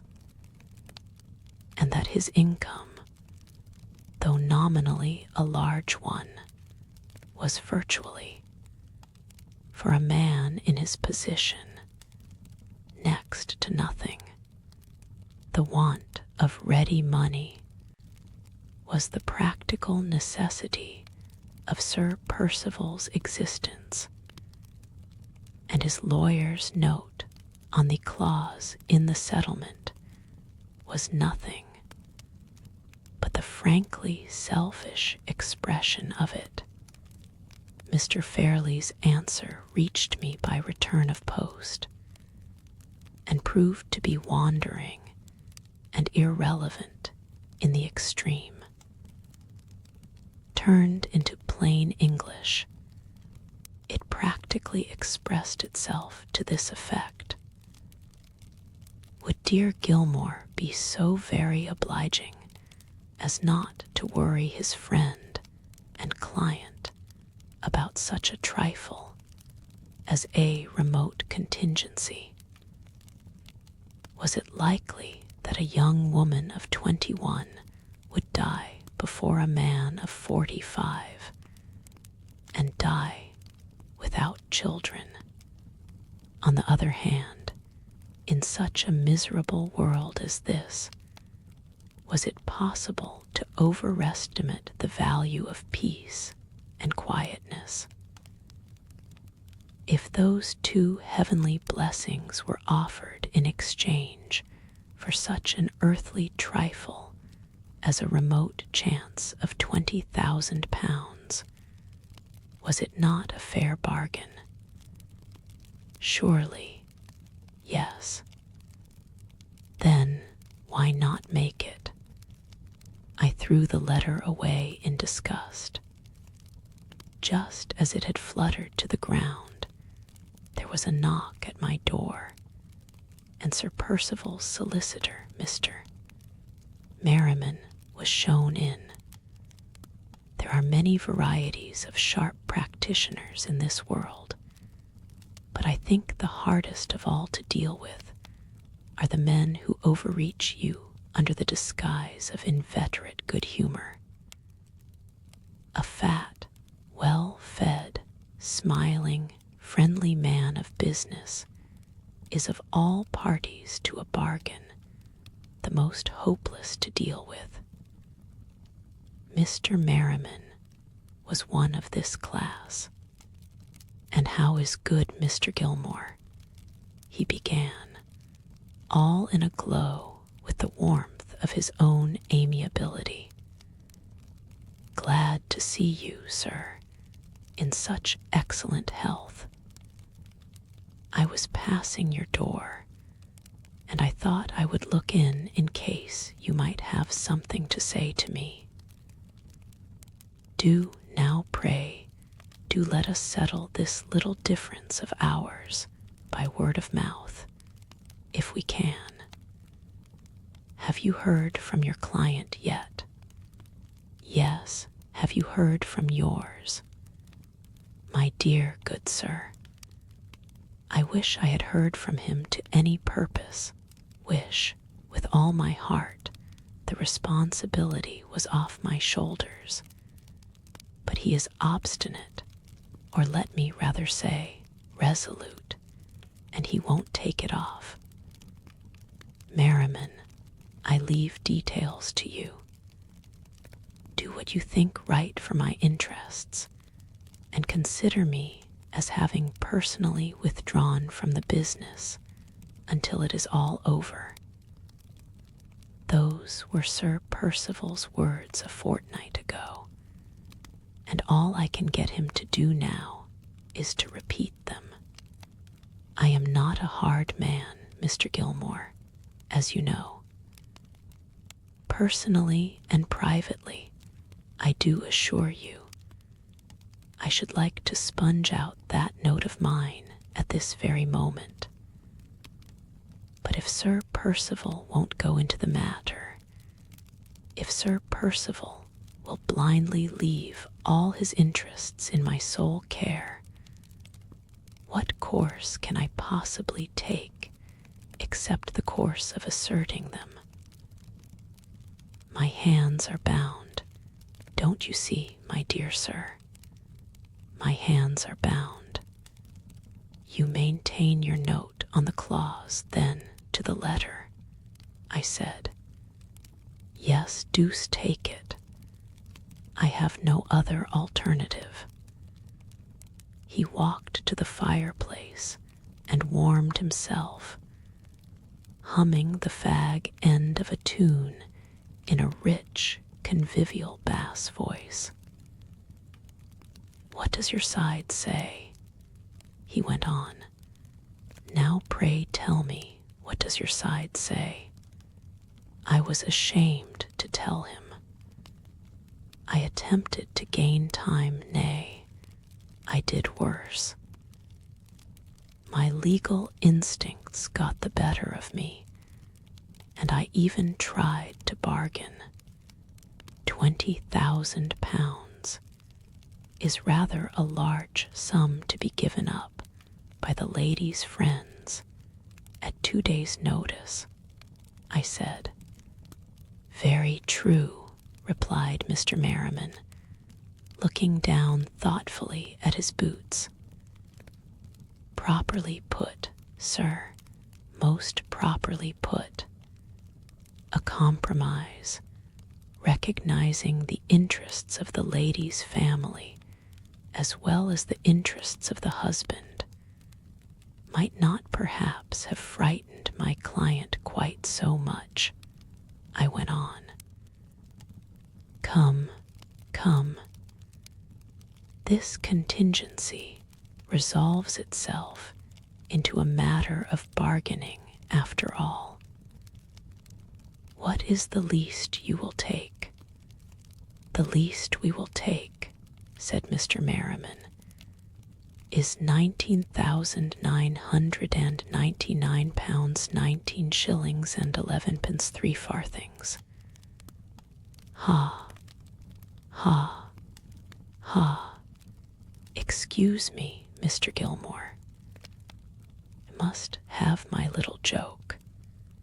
Little enough, I remarked. The joke is just worth the odd farthing it was made for. Mr. Merriman was delighted. He laughed over my retort till the room rang again. I was not half so good-humored on my side. I came back to business and closed the interview. This is Friday, I said. Give us till Tuesday next for our final answer. By all means, replied Mr. Merriman. Longer, my dear sir, if you like. He took up his hat to go, and then addressed me again. By the way, he said, your clients in Cumberland have not heard anything more of the woman who wrote the anonymous letter, have they? Nothing more, I answered. Have you found no trace of her? Not yet, said my legal friend. But we don't despair. Sir Percival has his suspicions that somebody is keeping her in hiding, and we are having that somebody watched. You mean the old woman who was with her in Cumberland, I said. Quite another party, sir, answered Mr. Merriman. We don't happen to have laid hands on the old woman yet. Our somebody is a man. We have got him close under our eye here in London, and we strongly suspect he had something to do with helping her in the first instance to escape from the asylum. Sir Percival wanted to question him at once, but I said, no, questioning him will only put him on his guard. Watch him, and wait. We shall see what happens. A dangerous woman to be at large. Mr. Gilmore, nobody knows what she may do next. I wish you good morning, sir. On Tuesday next, I shall hope for the pleasure of hearing from you. He smiled amiably and went out. My mind had been rather absent during the latter part of the conversation with my legal friend. I was so anxious about the matter of the settlement that I had little attention to give to any other subject, and the moment I was left alone again, I began to think over what my next proceeding ought to be. In the case of any other client, I should have acted on my instructions, however personally distasteful to me, and have given up the point about the £20,000 on the spot. But I could not act with this businesslike indifference towards Miss Fairley. I had an honest feeling of affection and admiration for her. I remembered gratefully that her father had been the kindest patron and friend to me that ever man had felt towards her, while I was drawing the settlement as I might have felt if I had not been an old bachelor towards a daughter of my own, and I was determined to spare no personal sacrifice in her service, and where her interests were concerned, writing a second time to Mr. Fairley was not to be thought of. It would only be giving him a second opportunity of slipping through my fingers. Seeing him and personally remonstrating with him might possibly be of more use. The next day was Saturday. I determined to take a return ticket and jolt my old bones down to Cumberland on the chance of persuading him to adopt the just, the independent, and the honorable course. It was a poor chance enough, no doubt, but when I had tried it, my conscience would be at ease. I should then have done all that a man in my position could do to serve the interests of my old friend's only child. The weather on Saturday was beautiful, a west wind and a bright sun. Having felt latterly a return of that fullness and oppression of the head, against which my doctor warned me so seriously more than 2 years since, I resolved to take the opportunity of getting a little extra exercise by sending my bag on before me and walking to the terminus in Euston Square. As I came out into Holborn, a gentleman walking by rapidly stopped and spoke to me. It was Mr. Walter Hartwright. If he had not been the first to greet me, I should certainly have passed him. He was so changed that I hardly knew him again. His face looked pale and haggard. His manner was hurried and uncertain, and his dress, which I remembered as neat and gentlemanlike when I saw him at Limmeridge, was so slovenly now that I should really have been ashamed of the appearance of it on one of my own clerks. "Have you been long back from Cumberland?" he asked.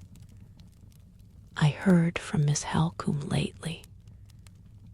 I am aware that Sir Percival Glyde's explanation has been considered satisfactory.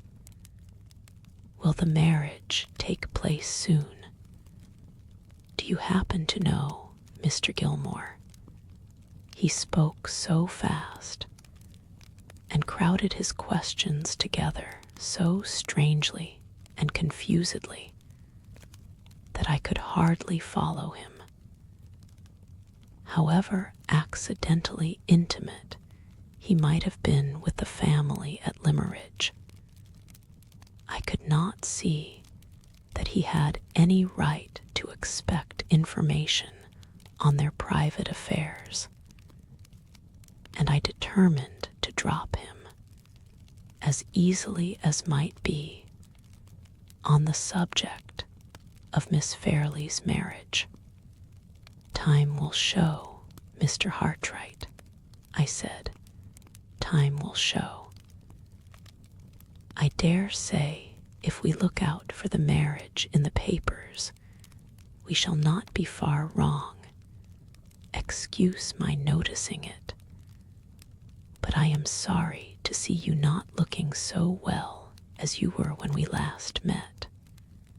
A momentary nervous contraction quivered about his lips and eyes, and made me half reproach myself for having answered him in such a significantly guarded manner. "I had no right to ask about her marriage," he said bitterly. "I must wait to see it in the newspapers like other people. Yes," he went on before I could make any apologies, "I have not been well lately. I am going to another country to try a change of scene and occupation. Miss Halcombe has kindly assisted me with her influence, and my testimonials have been found satisfactory. It is a long distance off, but I don't care where I go, what the climate is, or how long I am away."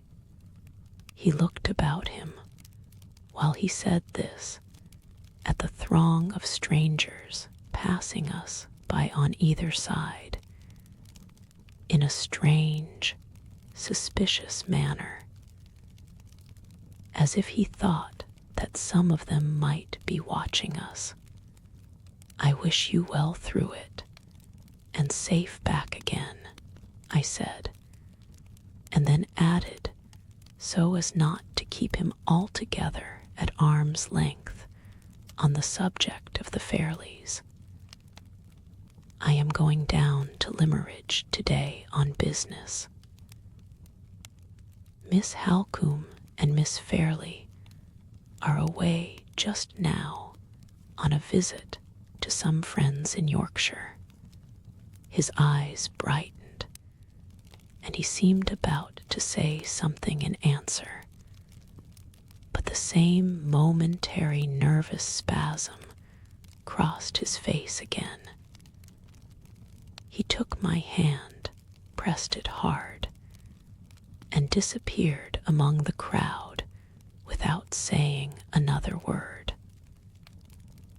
Though he was little more than a stranger to me, I waited for a moment, looking after him almost with a feeling of regret. I had gained in my profession sufficient experience of young men to know what the outward signs and tokens were of their beginning to go wrong. And when I resumed my walk to the railway, I am sorry to say, I felt more than doubtful about Mr. Hartright's future. IV. Leaving by an early train, I got to Limmeridge in time for dinner. The house was oppressively empty and dull. I had expected that good Mrs. Vesey would have been company for me in the absence of the young ladies, but she was confined to her room by a cold. The servants were so surprised at seeing me that they hurried and bustled absurdly, and made all sorts of annoying mistakes. Even the butler, who was old enough to have known better, brought me a bottle of port that was chilled.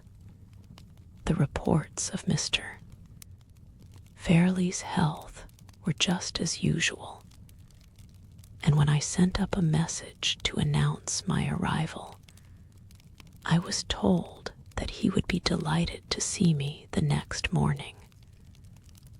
But but that the sudden news of my appearance had prostrated him with palpitations for the rest of the evening.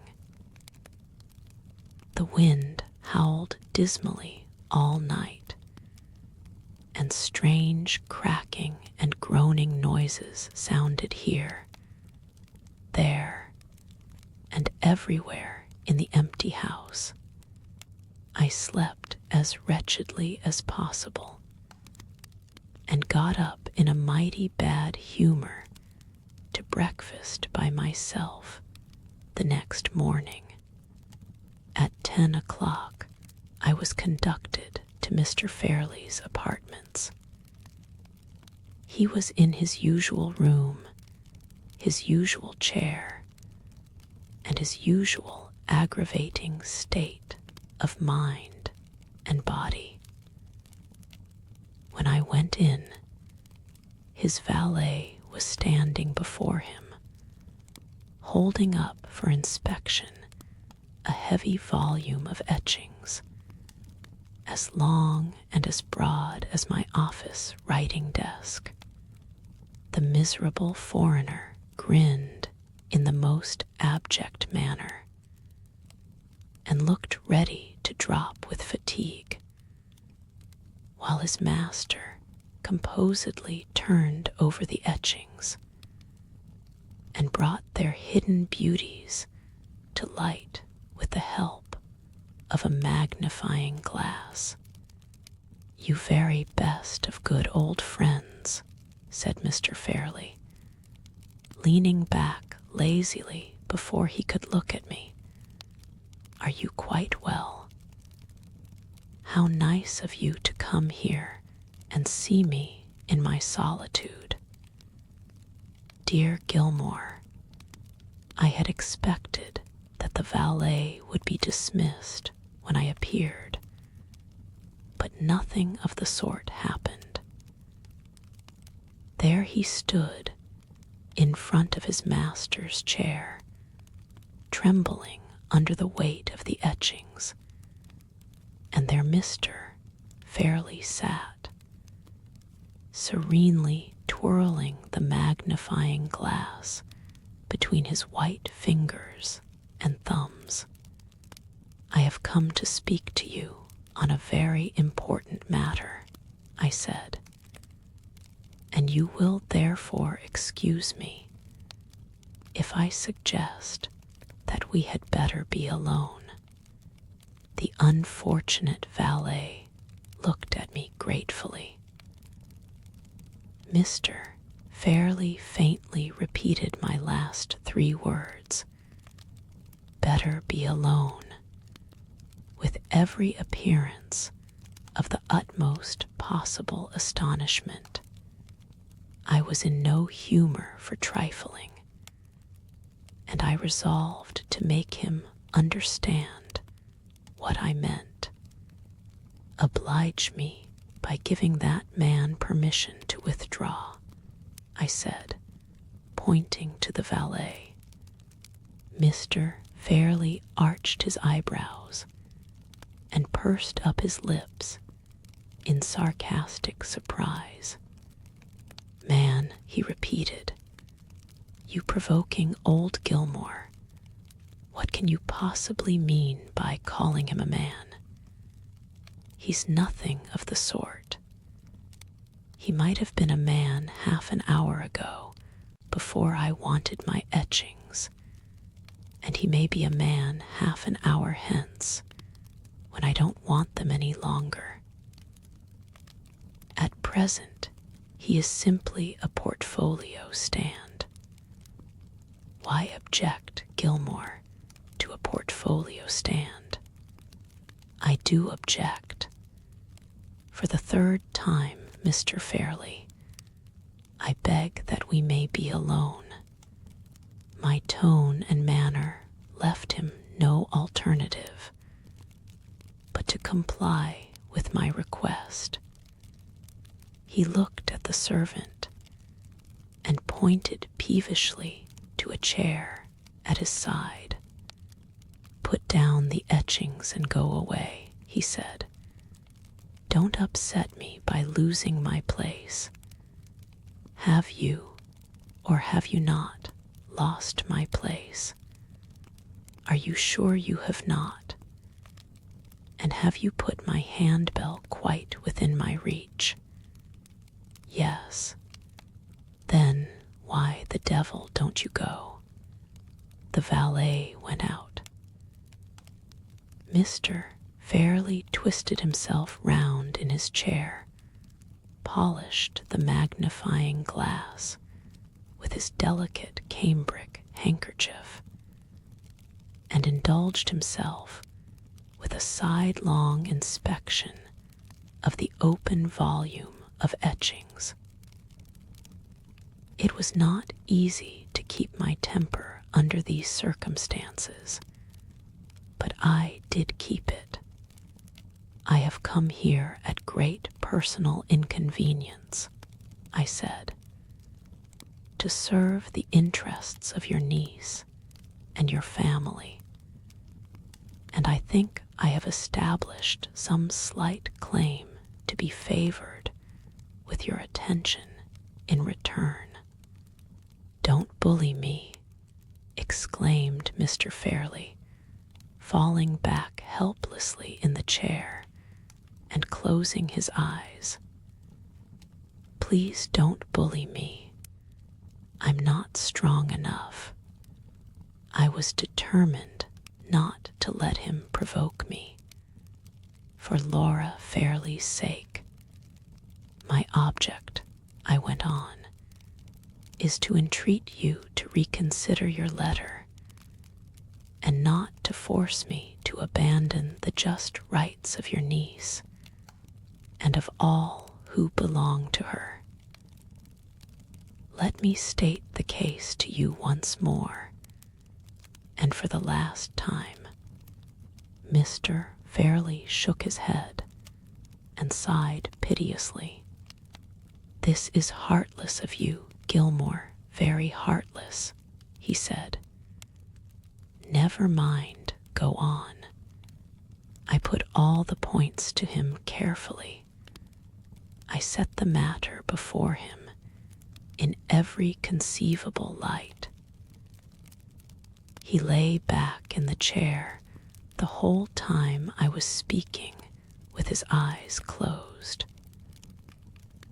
When I had done, he opened them indolently, took his silver smelling bottle from the table, and sniffed at it with an air of gentle relish. Good Gilmore, he said between the sniffs, how very nice this is of you. How you reconcile one to human nature. Give me a plain answer to a plain question, Mr. Fairley. I tell you again, Sir Percival Glyde has no shadow of a claim to expect more than the income of the money. The money itself, if your niece has no children, ought to be under her control and to return to her family. If you stand firm, Sir Percival must give way. He must give way, I tell you, or he exposes himself to the base imputation of marrying Miss Fairley entirely from mercenary motives. Mr. Fairley shook the silver smelling bottle at me playfully. You dear old Gilmore, how you do hate rank and family, don't you? How you detest Glyde because he happens to be a baronet. What a radical you are, oh dear me, what a radical you are. A radical. I could put up with a good deal of provocation, but after holding the soundest conservative principles all my life, I could not put up with being called a radical. My blood boiled at it. I started out of my chair. I was speechless with indignation. "Don't shake the room," cried Mr. Fairley. "For heaven's sake, don't shake the room." Worthiest of all possible Gilmores, I meant no offense. My own views are so extremely liberal that I think I am a radical myself. Yes, we are a pair of radicals. Please don't be angry. I can't quarrel, haven't stamina enough. Shall we drop the subject? Yes. Come and look at these sweet etchings. Do let me teach you to understand the heavenly pearliness of these lines. Do now, there's a good Gilmore. While he was maundering on in this way, I was, fortunately for my own self-respect, returning to my senses. When I spoke again, I was composed enough to treat his impertinence with the silent contempt that it deserved. "You are entirely wrong, sir," I said, "in supposing that I speak from any prejudice against Sir Percival Glyde.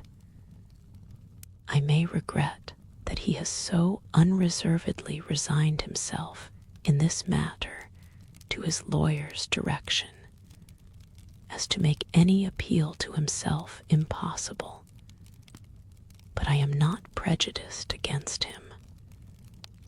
What I have said would equally apply to any other man in his situation, high or low.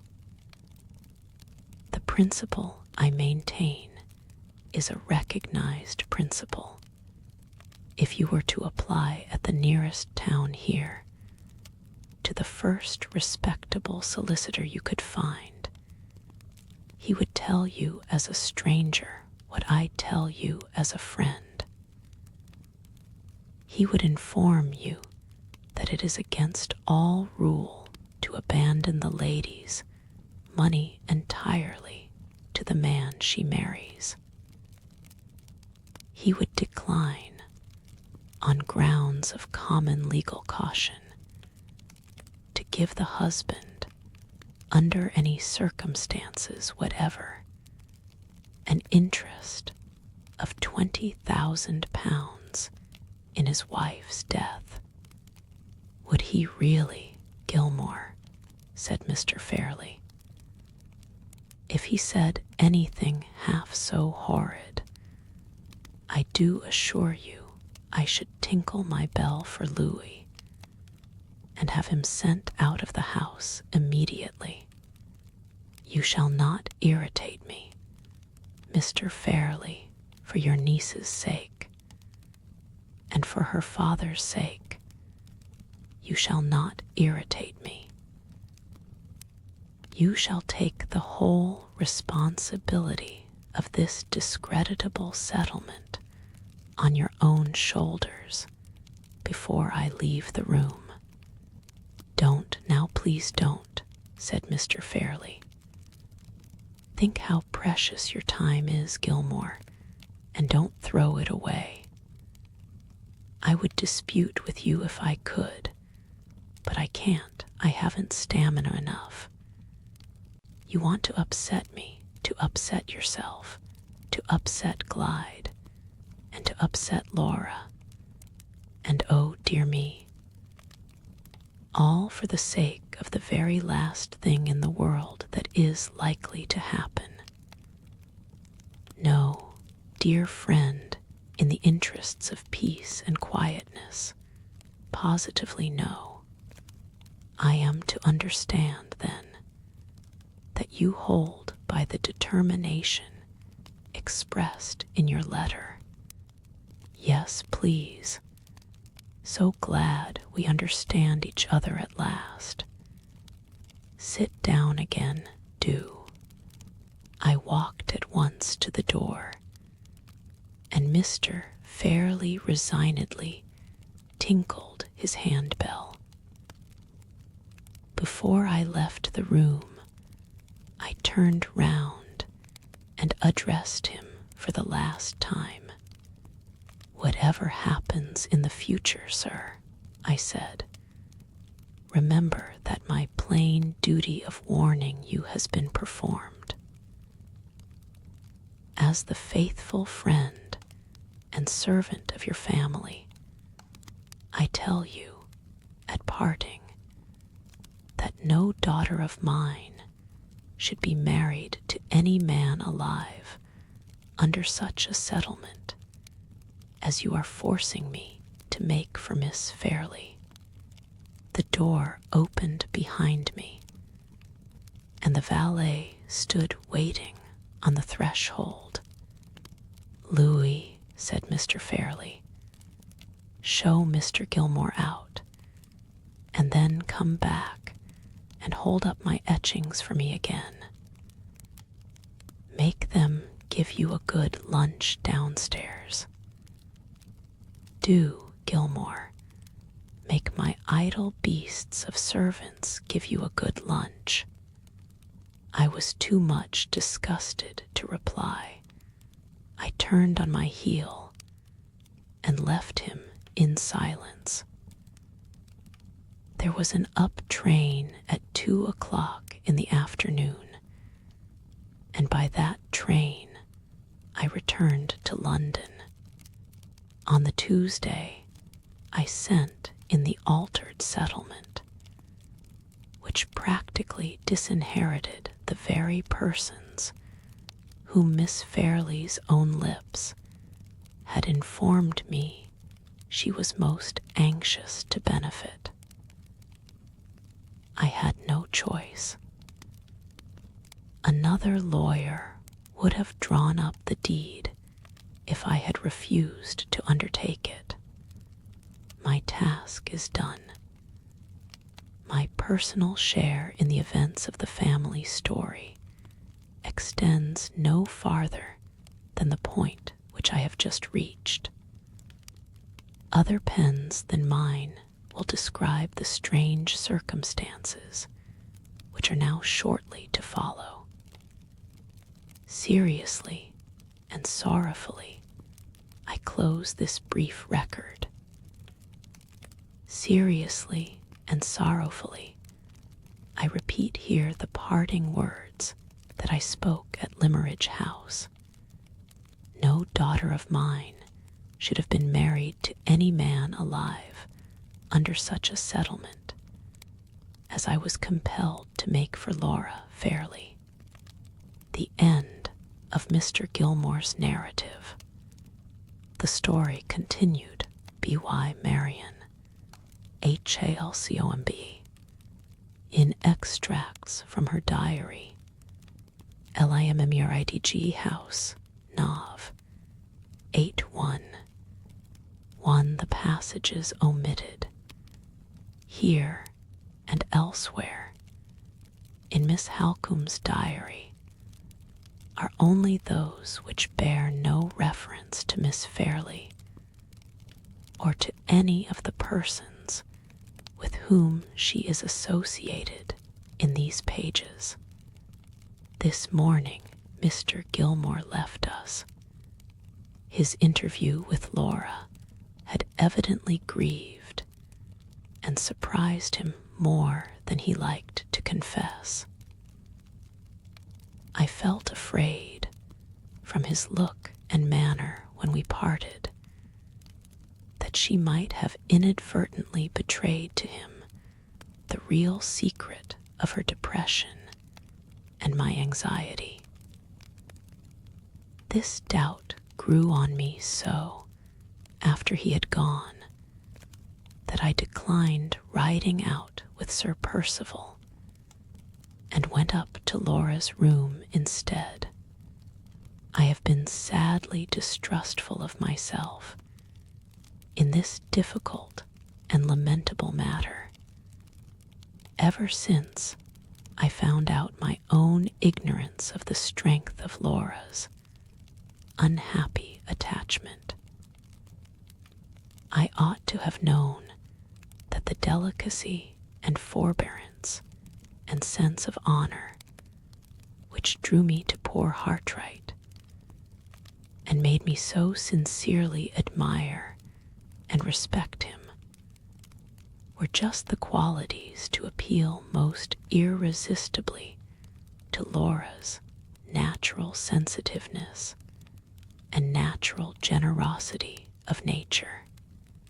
And yet, until she opened her heart to me of her own accord, I had no suspicion that this new feeling had taken root so deeply. I once thought time and care might remove it. I now fear that it will remain with her and alter her for life. The discovery that I have committed such an error in judgment as this makes me hesitate about everything else. I hesitate about Sir Percival in the face of the plainest proofs. I hesitate even in speaking to Laura. On this very morning I doubted, with my hand on the door, whether I should ask her the questions I had come to put or not. When I went into her room, I found her walking up and down in great impatience. She looked flushed and excited, and she came forward at once and spoke to me before I could open my lips. "I wanted you," she said.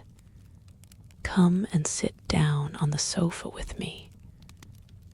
Marian, I can bear this no longer. I must and will end it."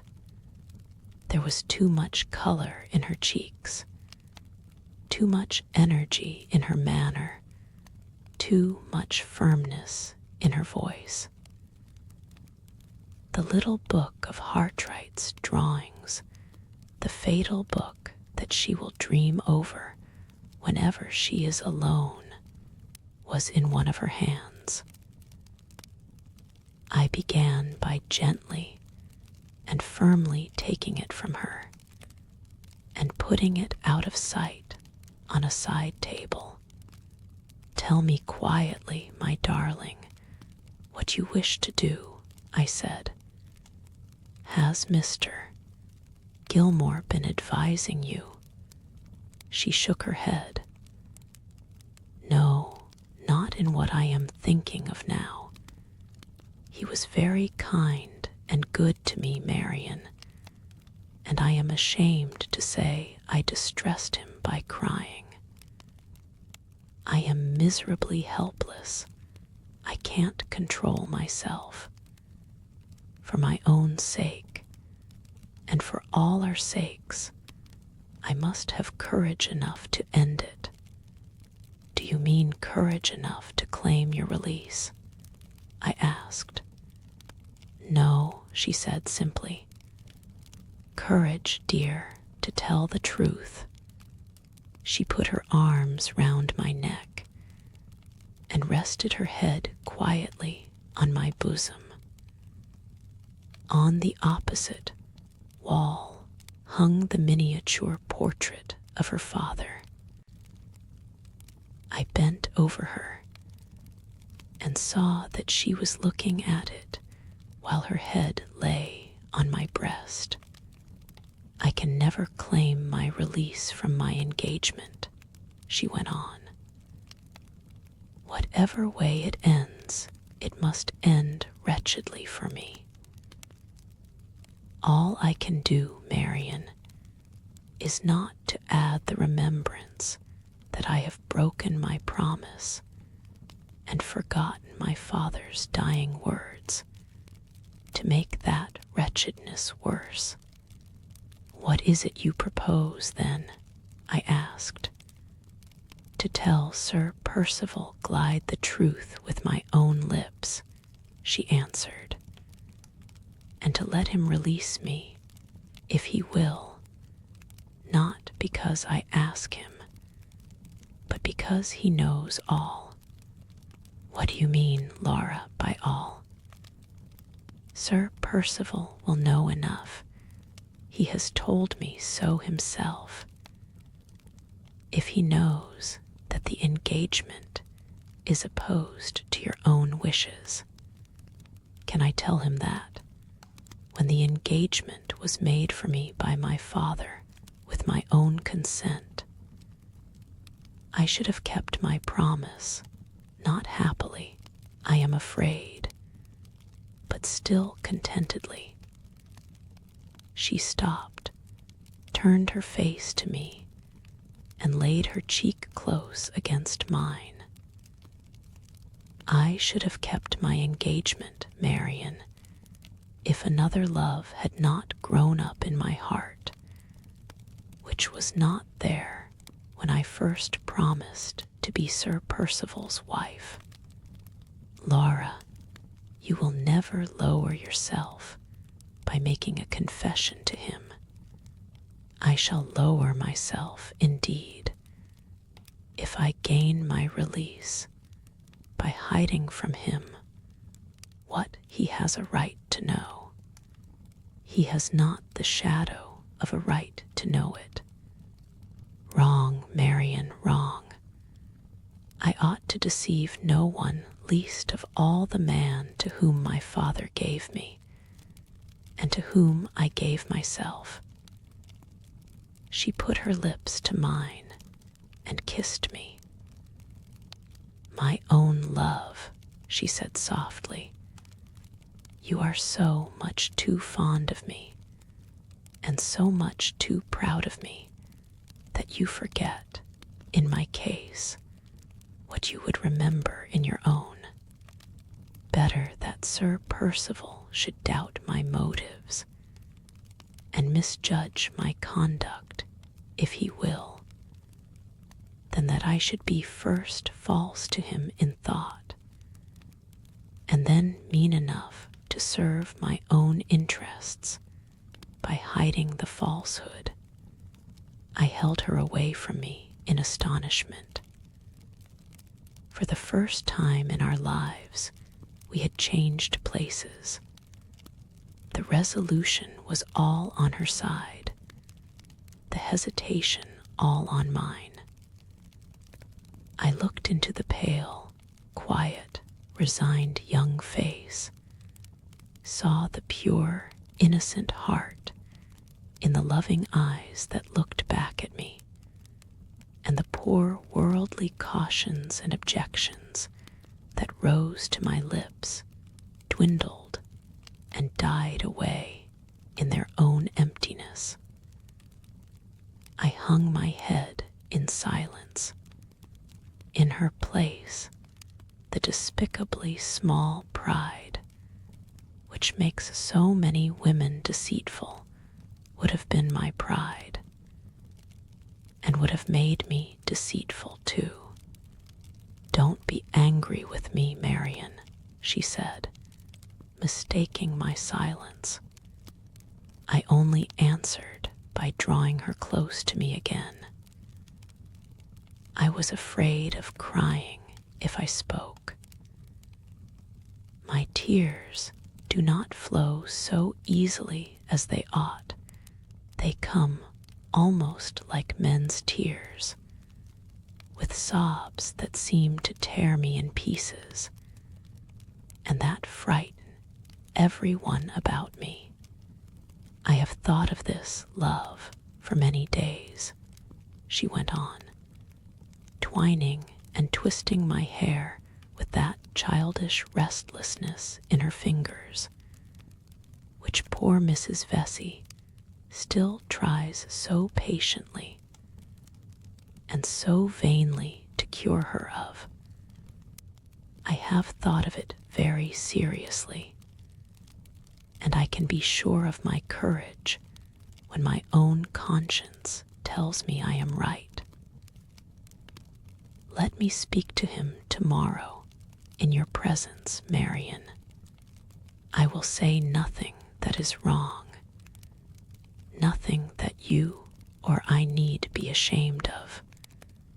But, oh, it will ease my heart so to end this miserable concealment. Only let me know and feel that I have no deception to answer for on my side. And then, when he has heard what I have to say, let him act towards me as he will." She sighed and put her head back in its old position on my bosom. Sad misgivings about what the end would be weighed upon my mind, but still distrusting myself, I told her that I would do as she wished.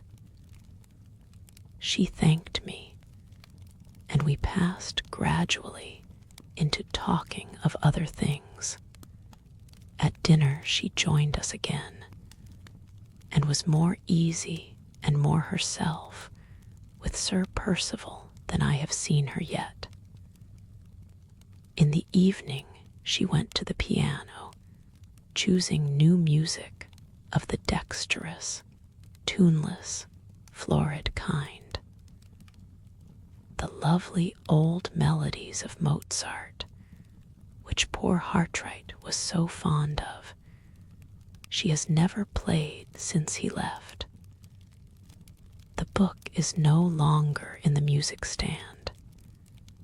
She took the volume away herself, so that nobody might find it out and ask her to play from it. I had no opportunity of discovering whether her purpose of the morning had changed or not, until she wished Sir Percival good night, and then her own words informed me that it was unaltered. She said, very quietly, that she wished to speak to him after breakfast, and that he would find her in her sitting room with me.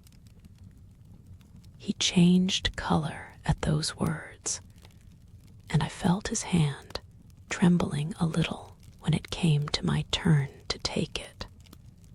The event of the next morning would decide his future life, and he evidently knew it.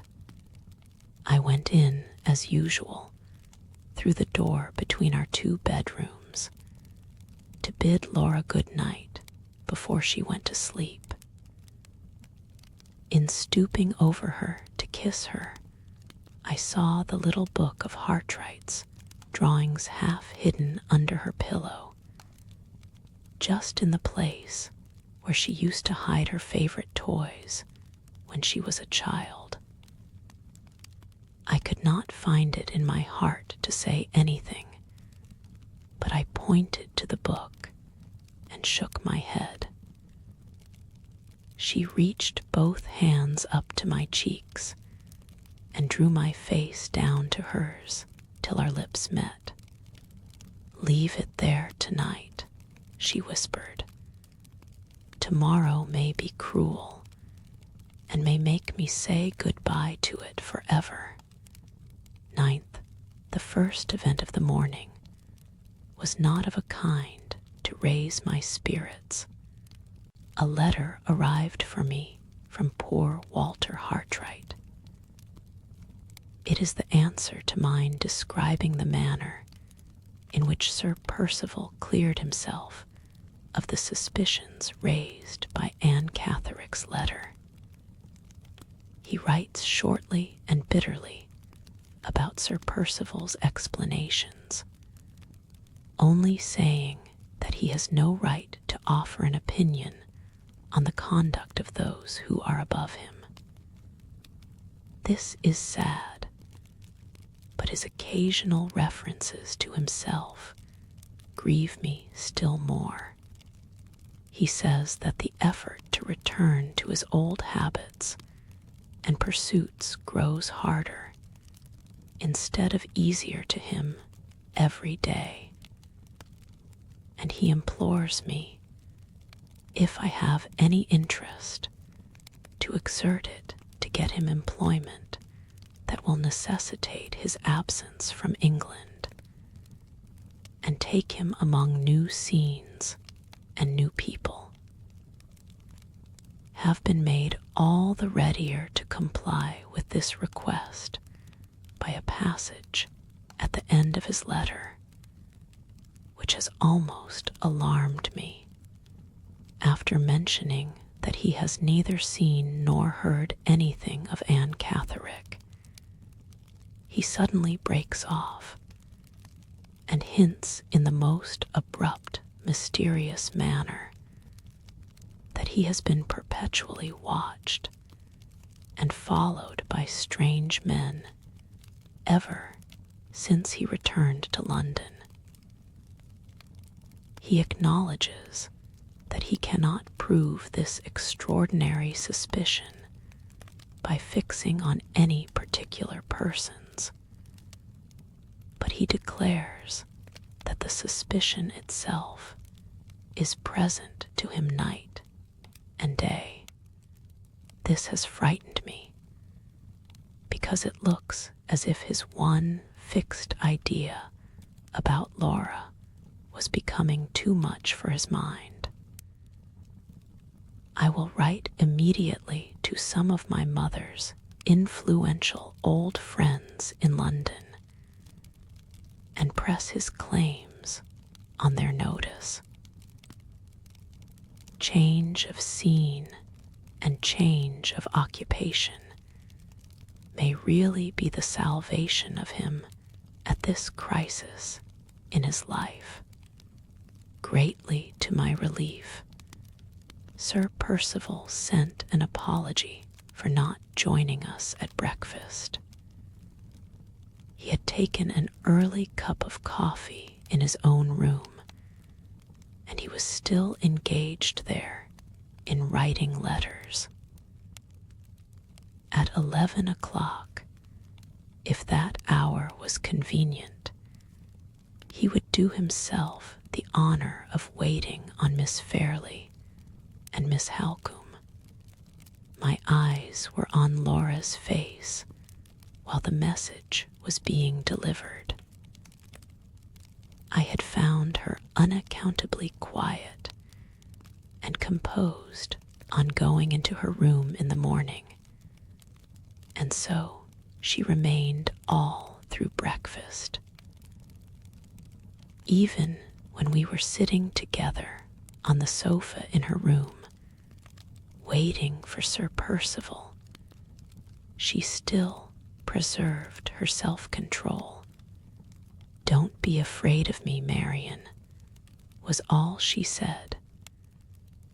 "I may forget myself with an old friend like Mr. Gilmore, or with a dear sister like you, but I will not forget myself with Sir Percival Glyde."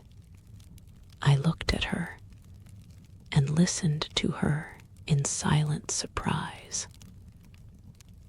Through all the years of our close intimacy, this passive force in her character had been hidden from me, hidden even from herself, till love found it and suffering called it forth. As the clock on the mantelpiece struck 11, Sir Percival knocked at the door and came in. There was suppressed anxiety and agitation in every line of his face. The dry, sharp cough, which teases him at most times, seemed to be troubling him more incessantly than ever. He sat down opposite to us at the table, and Laura remained by me. I looked attentively at them both, and he was the palest of the two. He said a few unimportant words, with a visible effort to preserve his customary ease of manner. But his voice was not to be steadied, and the restless uneasiness in his eyes was not to be concealed.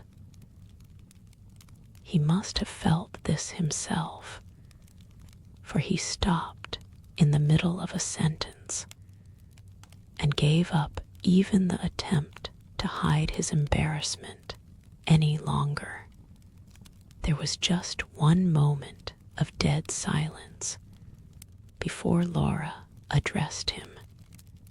"I wish to speak to you, Sir Percival," she said, "on a subject that is very important to us both.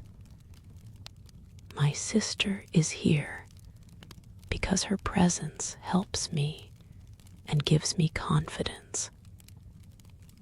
She has not suggested one word of what I am going to say. I speak from my own thoughts, not from hers. I am sure you will be kind enough to understand that before I go any farther." Sir Percival bowed. She had proceeded thus far with perfect outward tranquility and perfect propriety of manner. She looked at him, and he looked at her. They seemed, at the outset at least, resolved to understand one another plainly.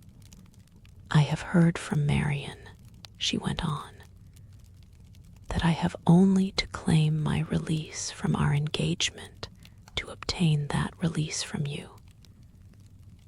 It was forbearing and generous on your part, Sir Percival, to send me such a message. It is only doing you justice to say that I am grateful for the offer, and I hope and believe that it is only doing myself justice to tell you that I decline to accept it." His attentive face relaxed a little, but I saw one of his feet softly, quietly, incessantly beating on the carpet under the table, and I felt that he was secretly as anxious as ever. "I have not forgotten," she said, "that you asked my father's permission before you honored me with a proposal of marriage. Perhaps you have not forgotten either what I said when I consented to our engagement. I ventured to tell you that my father's influence and advice had mainly decided me to give you my promise.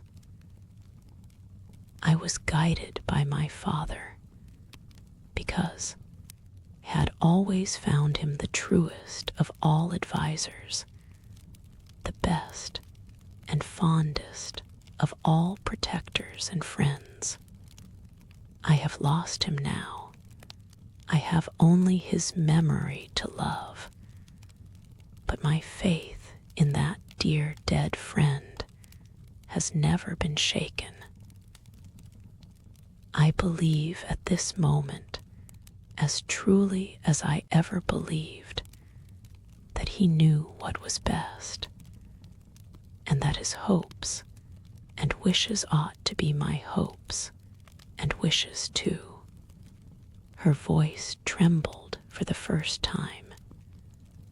Her restless fingers stole their way into my lap and held fast by one of my hands. There was another moment of silence, and then Sir Percival spoke. "May I ask," he said, "if I have ever proved myself unworthy of the trust which it has been hitherto my greatest honor and greatest happiness to possess?" "I have found nothing in your conduct to blame," she answered. "You have always treated me with the same delicacy and the same forbearance. You have deserved my trust, and what is of far more importance in my estimation, You have deserved my father's trust, out of which mine grew.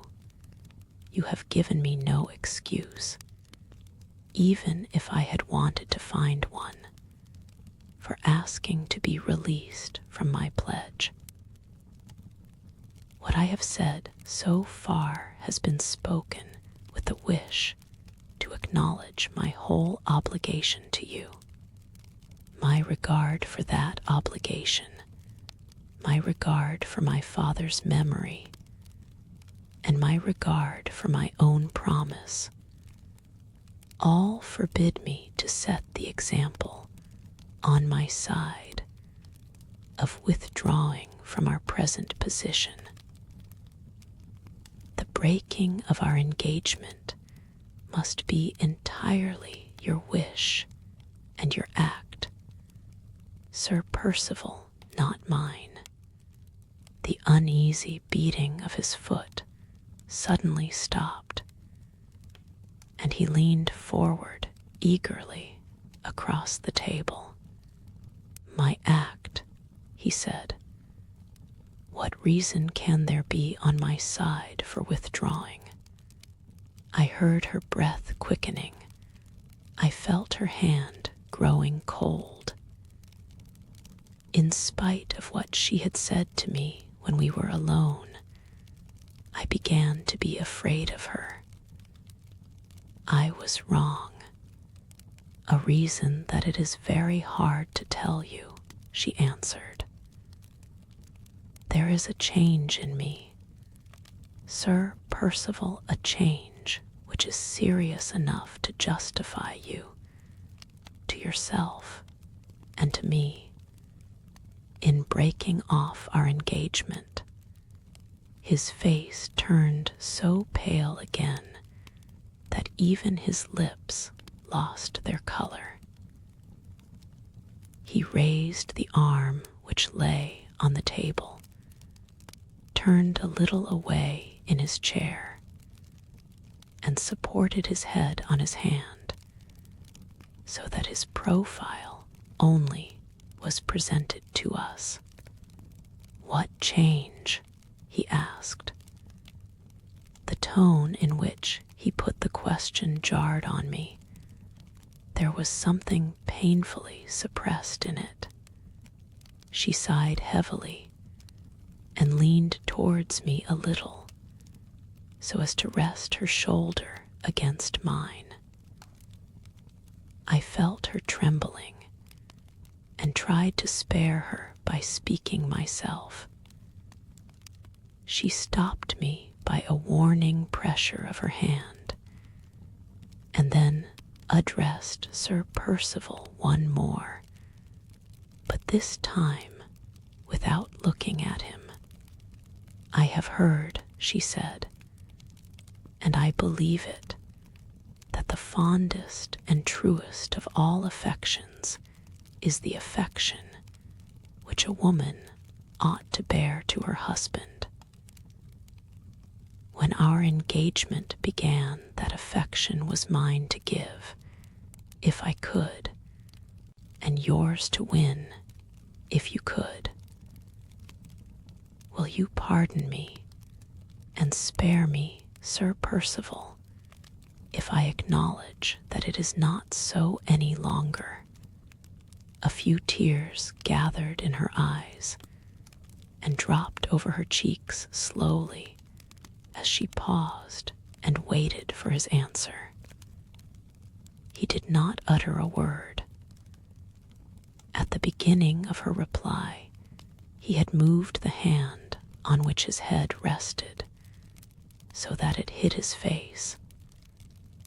I saw nothing but the upper part of his figure at the table. Not a muscle of him moved. The fingers of the hand which supported his head were dented deep in his hair. They might have expressed hidden anger or hidden grief. It was hard to say which. There was no significant trembling in them. There was nothing, absolutely nothing, to tell the secret of his thoughts at that moment, the moment which was the crisis of his life and the crisis of hers. I was determined to make him declare himself, for Laura's sake. Sir Percival, I interposed sharply, have you nothing to say when my sister has said so much? More, in my opinion, I added, my unlucky temper getting the better of me, than any man alive in your position has a right to hear from her.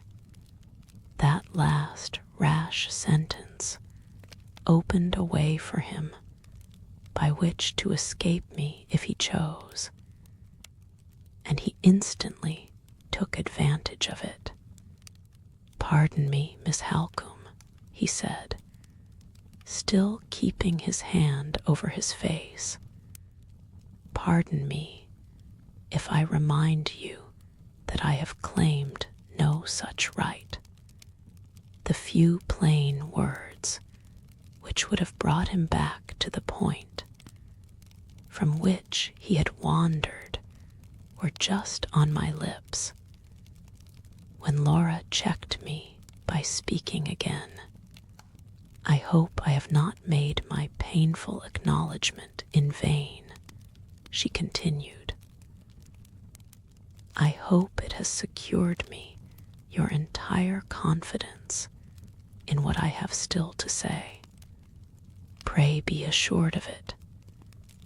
He made that brief reply warmly, dropping his hand on the table while he spoke, and turning towards us again. Whatever outward change had passed over him was gone now. His face was eager and expectant. It expressed nothing but the most intense anxiety to hear her next words. I wish you to understand that I have not spoken from any selfish motive, she said. If you leave me, Sir Percival, after what you have just heard, you do not leave me to marry another man. You only allow me to remain a single woman for the rest of my life. My fault towards you has begun and ended in my own thoughts. It can never go any farther. No word has passed. She hesitated, in doubt about the expression she should use next, hesitated in a momentary confusion, which it was very sad and very painful to see. No word has passed, she patiently and resolutely resumed. Between myself and the person to whom I am now referring for the first and last time in your presence of my feelings towards him, or of his feelings towards me, no word ever can pass. Neither he nor I are likely, in this world, to meet again. I earnestly beg you to spare me from saying any more, and to believe me on my word in what I have just told you. It is the truth, Sir Percival, the truth which I think my promised husband has a claim to hear, at any sacrifice of my own feelings. I trust to his generosity to pardon me, and to his honor to keep my secret. Both those trusts are sacred to me, he said, and both shall be sacredly kept. After answering in those terms, he paused and looked at her as if he was waiting to hear more. I have said all I wish to say. she added quietly, I have said more than enough to justify you in withdrawing from your engagement. You have said more than enough, he answered, to make it the dearest object of my life to keep the engagement. With those words, he rose from his chair and advanced a few steps towards the place where she was sitting. She started violently, and a faint cry of surprise escaped her. Every word she had spoken had innocently betrayed her purity and truth to a man who thoroughly understood the priceless value of a pure and true woman. Her own noble conduct had been the hidden enemy throughout of all the hopes she had trusted to it. I had dreaded this from the first. I would have prevented it if she had allowed me the smallest chance of doing so. I even waited and watched now, when the harm was done, for a word from Sir Percival that would give me the opportunity of putting him in the wrong.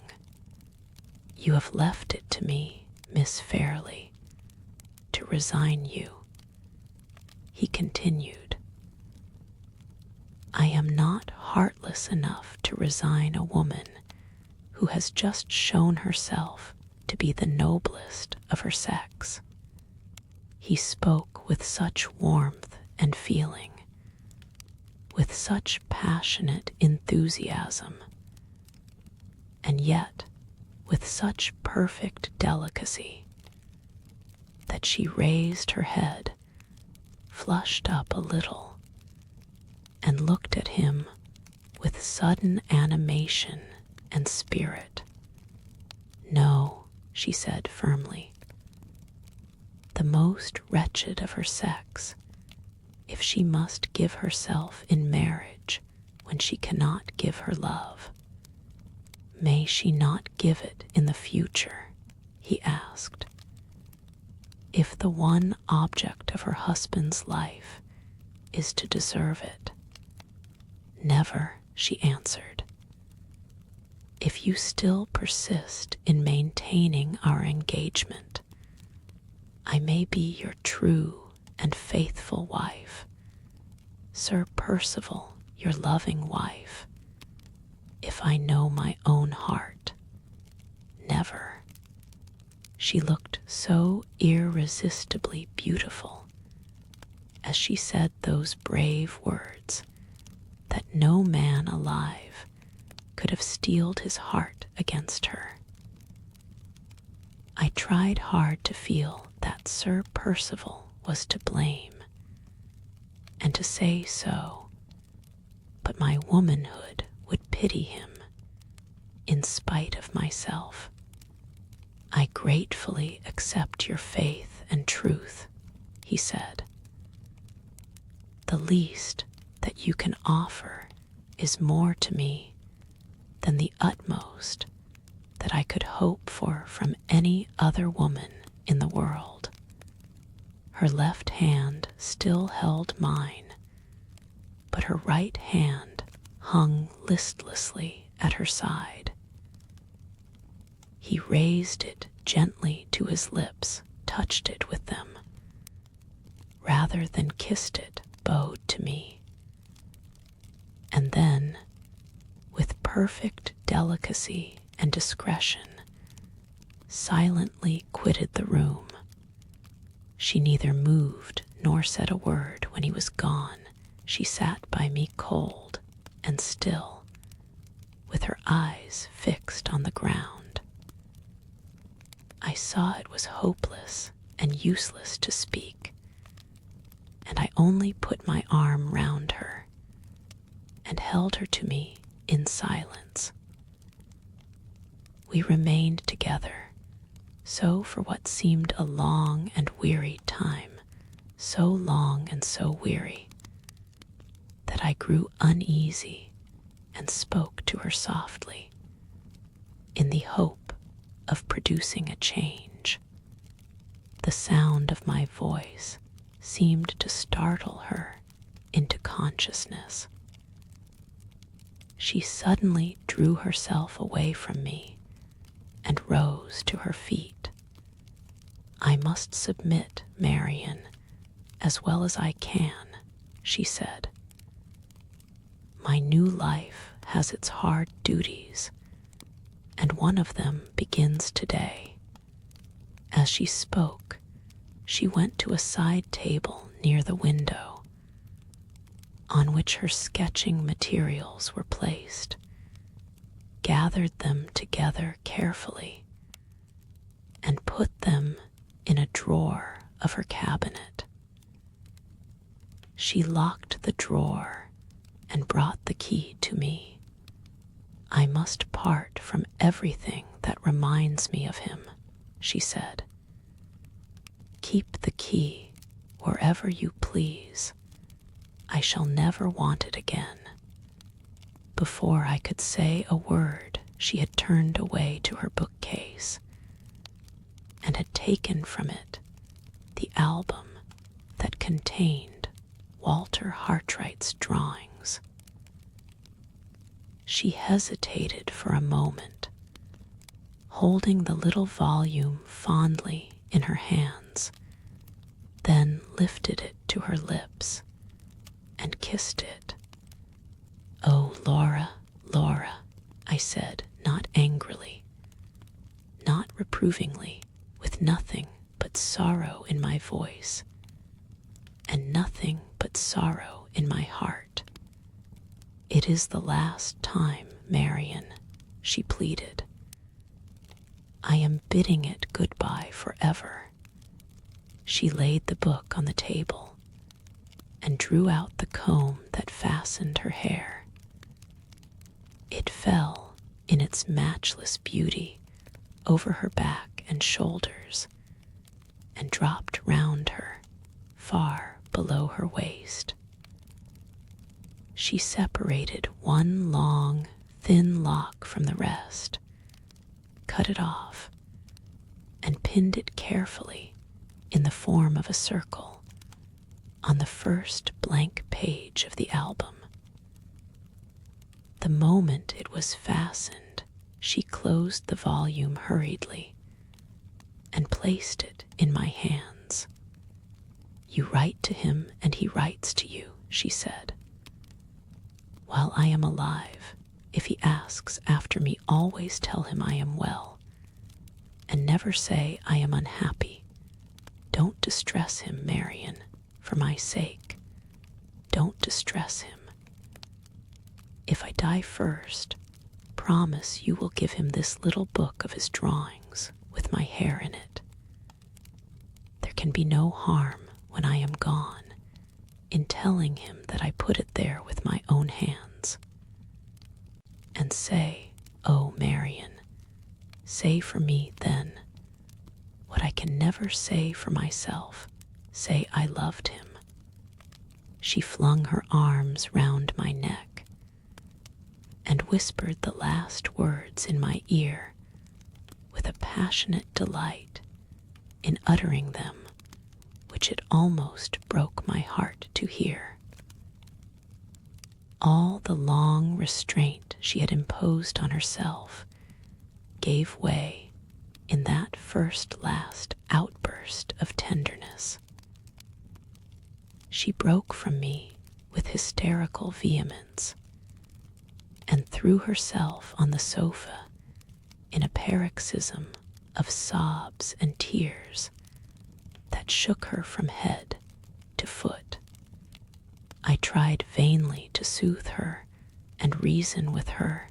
She was past being soothed and past being reasoned with. It was the sad, sudden end for us two of this memorable day. When the fit had worn itself out, she was too exhausted to speak. She slumbered towards the afternoon, and I put away the book of drawings so that she might not see it when she woke. My face was calm, whatever my heart might be, when she opened her eyes again and looked at me.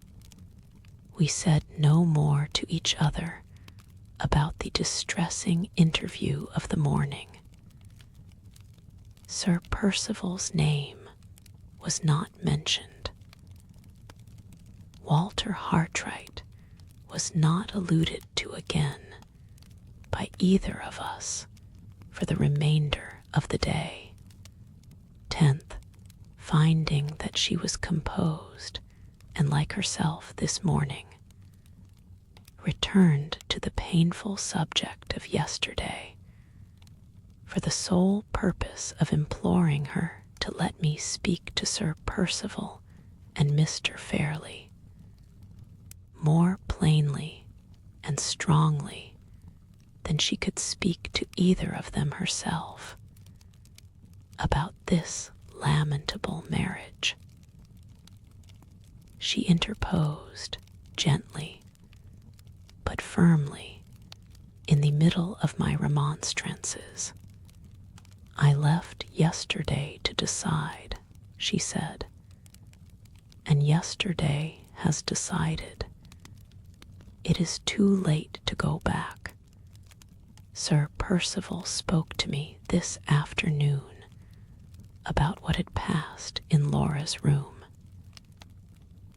He assured me that the unparalleled trust she had placed in him had awakened such an answering conviction of her innocence and integrity in his mind that he was guiltless of having felt even a moment's unworthy jealousy, either at the time when he was in her presence or afterwards when he had withdrawn from it, deeply as he lamented the unfortunate attachment which had hindered the progress he might otherwise have made in her esteem and regard. He firmly believed that it had remained unacknowledged in the past, and that it would remain, under all changes of circumstance which it was possible to contemplate, unacknowledged in the future. This was his absolute conviction, and the strongest proof he could give of it was the assurance which he now offered that he felt no curiosity to know whether the attachment was of recent date or not, or who had been the object of it. His implicit confidence in Miss fairly made him satisfied with what she had thought fit to say to him, and he was honestly innocent of the slightest feeling of anxiety to hear more. He waited after saying those words and looked at me. I was so conscious of my unreasonable prejudice against him, so conscious of an unworthy suspicion, that he might be speculating on my impulsively answering the very questions which he had just described himself as resolved not to ask, that I evaded all reference to this part of the subject with something like a feeling of confusion on my own part. At the same time, I was resolved not to lose even the smallest opportunity of trying to plead Laura's cause, and I told him boldly that I regretted his generosity had not carried him one step farther, and induced him to withdraw from the engagement altogether. Here again, he disarmed me by not attempting to defend himself. He would merely beg me to remember the difference there was between his allowing Miss Fairley to give him up, which was a matter of submission only, and his forcing himself to give up Miss Fairley, which was, in other words, asking him to be the suicide of his own hopes. Her conduct of the day before had so strengthened the unchangeable love and admiration of 2 long years that all active contention against those feelings on his part was henceforth entirely out of his power. I must think him weak, selfish, unfeeling towards the very woman whom he idolized, and he must bow to my opinion as resignedly as he could, only putting it to me at the same time whether her future as a single woman, pining under an unhappily placed attachment which she could never acknowledge, could be said to promise her a much brighter prospect than her future as the wife of a man who worshipped the very ground she walked on. In the last case, there was hope from time. However slight it might be in the first case, on her own showing, there was no hope at all. I answered him more because my tongue is a woman and must answer, than because I had anything convincing to say. It was only too plain that the course Laura had adopted the day before had offered him the advantage if he chose to take it, and that he had chosen to take it. Felt this at the time, and I feel it just as strongly now, while I write these lines in my own room. The one hope left is that his motives really spring, as he says they do, from the irresistible strength of his attachment to Laura. Before I close my diary for tonight, I must record that I wrote today, in poor Hartright's interest, to 2 of my mother's old friends in London, both men of influence and position. If they can do anything for him, I am quite sure they will. Except Laura, I never was more anxious about anyone than I am now about Walter. All that has happened since he left us has only increased my strong regard and sympathy for him. I hope I am doing right in trying to help him to employment abroad. I hope, most earnestly and anxiously, that it will end well. 11th, Sir Percival had an interview with Mr. Fairley, and I was sent for to join them. I found Mr. Fairley greatly relieved at the prospect of the family worry, as he was pleased to describe his niece's marriage being settled at last. So far, I did not feel called on to say anything to him about my own opinion. But when he proceeded, in his most aggravatingly languid manner, to suggest that the time for the marriage had better be settled next, in accordance with Sir Percival's wishes. I enjoyed the satisfaction of assailing Mr. Fairlie's nerves with as strong a protest against hurrying Laura's decision as I could put into words. Sir Percival immediately assured me that he felt the force of my objection, and begged me to believe that the proposal had not been made in consequence of any interference on his part. Mr. Fairlie leaned back in his chair, closed his eyes, said we both of us did honor to human nature, and then repeated his suggestion as coolly as if neither Sir Percival nor I had said a word in opposition to it. It ended in my flatly declining to mention the subject to Laura, unless she first approached it of her own accord.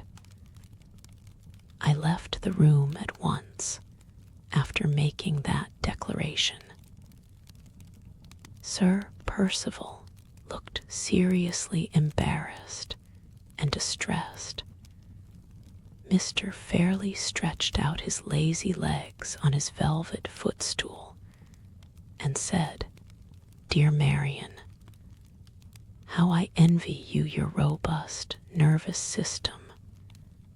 Don't bang the door."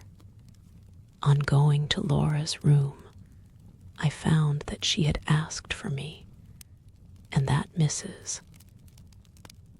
Vesey had informed her that I was with Mr. Fairlie. She inquired at once what I had been wanted for, and I told her all that had passed, without attempting to conceal the vexation and annoyance that I really felt. Her answer surprised and distressed me inexpressibly. It was the very last reply that I should have expected her to make. "My uncle is right," she said. "I have caused trouble and anxiety enough to you and to all about me. Let me cause no more, Marian. Let Sir Percival decide." I remonstrated warmly, but nothing that I could say moved her. "I am held to my engagement," she replied. "I have broken with my old life. The evil day will not come the less surely because I put it off. No, Marian. Once again, my uncle is right. I have caused trouble enough and anxiety enough, and I will cause no more. She used to be pliability itself, but she was now inflexibly passive in her resignation. I might almost say in her despair. Dearly as I love her, I should have been less pained if she had been violently agitated. It was so shockingly unlike her natural character to see her as cold and insensible as I saw her now. 12th. Sir Percival put some questions to me at breakfast about Laura, which left me no choice but to tell him what she had said. While we were talking, she herself came down and joined us. She was just as unnaturally composed in Sir Percival's presence as she had been in mine. When breakfast was over, he had an opportunity of saying a few words to her privately in a recess of one of the windows. They were not more than 2 or 3 minutes together, and on their separating, she left the room with Mrs. Vesey, while Sir Percival came to me. He said he had entreated her to favor him by maintaining her privilege of fixing the time for the marriage at her own will and pleasure. In reply, she had merely expressed her acknowledgments and had desired him to mention what his wishes were to Miss Halcombe. I have no patience to write more. In this instance, as in every other, Sir Percival has carried his point with the utmost possible credit to himself, in spite of everything that I can say or do. His wishes are now what they were, of course, when he first came here, and Laura, having resigned herself to the one inevitable sacrifice of the marriage, remains as coldly hopeless and enduring as ever, in parting with the little occupations and relics that reminded her of Hartright. She seems to have parted with all her tenderness and all her impressibility. It is only 3 o'clock in the afternoon while I write these lines, and Sir Percival has left us already, in the happy hurry of a bridegroom, to prepare for the bride's reception at his house in Hampshire. Unless some extraordinary event happens to prevent it, they will be married exactly at the time when he wished to be married, before the end of the year. My very fingers burn as I write it. 13th, a sleepless night, through uneasiness about Laura. Towards the morning, I came to a resolution to try what change of scene would do to rouse her. She cannot surely remain in her present torpor of insensibility if I take her away from Limmeridge and surround her with the pleasant faces of old friends.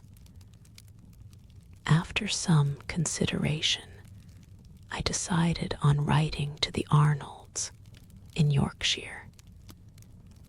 They are simple, kind-hearted, hospitable people, and she has known them from her childhood. When I had put the letter in the post-bag, I told her what I had done. It would have been a relief to me if she had shown the spirit to resist and object. But no, she only said, "I will go anywhere with you, Marian. I dare say you are right. I dare say the change will do me good." 14th, I wrote to Mr. Gilmore, informing him that there was really a prospect of this miserable marriage taking place, and also mentioning my idea of trying what change of scene would do for Laura. I had no heart to go into particulars. Time enough for them when we get nearer to the end of the year. 15th, 3 letters for me. The first from the Arnolds, full of delight at the prospect of seeing Laura and me. The second from one of the gentlemen to whom I wrote on Walter Hartright's behalf, informing me that he has been fortunate enough to find an opportunity of complying with my request. The third from Walter himself, thanking me, poor fellow, in the warmest terms for giving him an opportunity of leaving his home, his country, and his friends. A private expedition to make excavations among the ruined cities of Central America is, it seems, about to sail from Liverpool. The draftsman who had been already appointed to accompany it has lost heart and withdrawn at the 11th hour, and Walter is to fill his place. He is to be engaged for 6 months certain, from the time of the landing in Honduras, and for a year afterwards, if the excavations are successful, and if the funds hold out.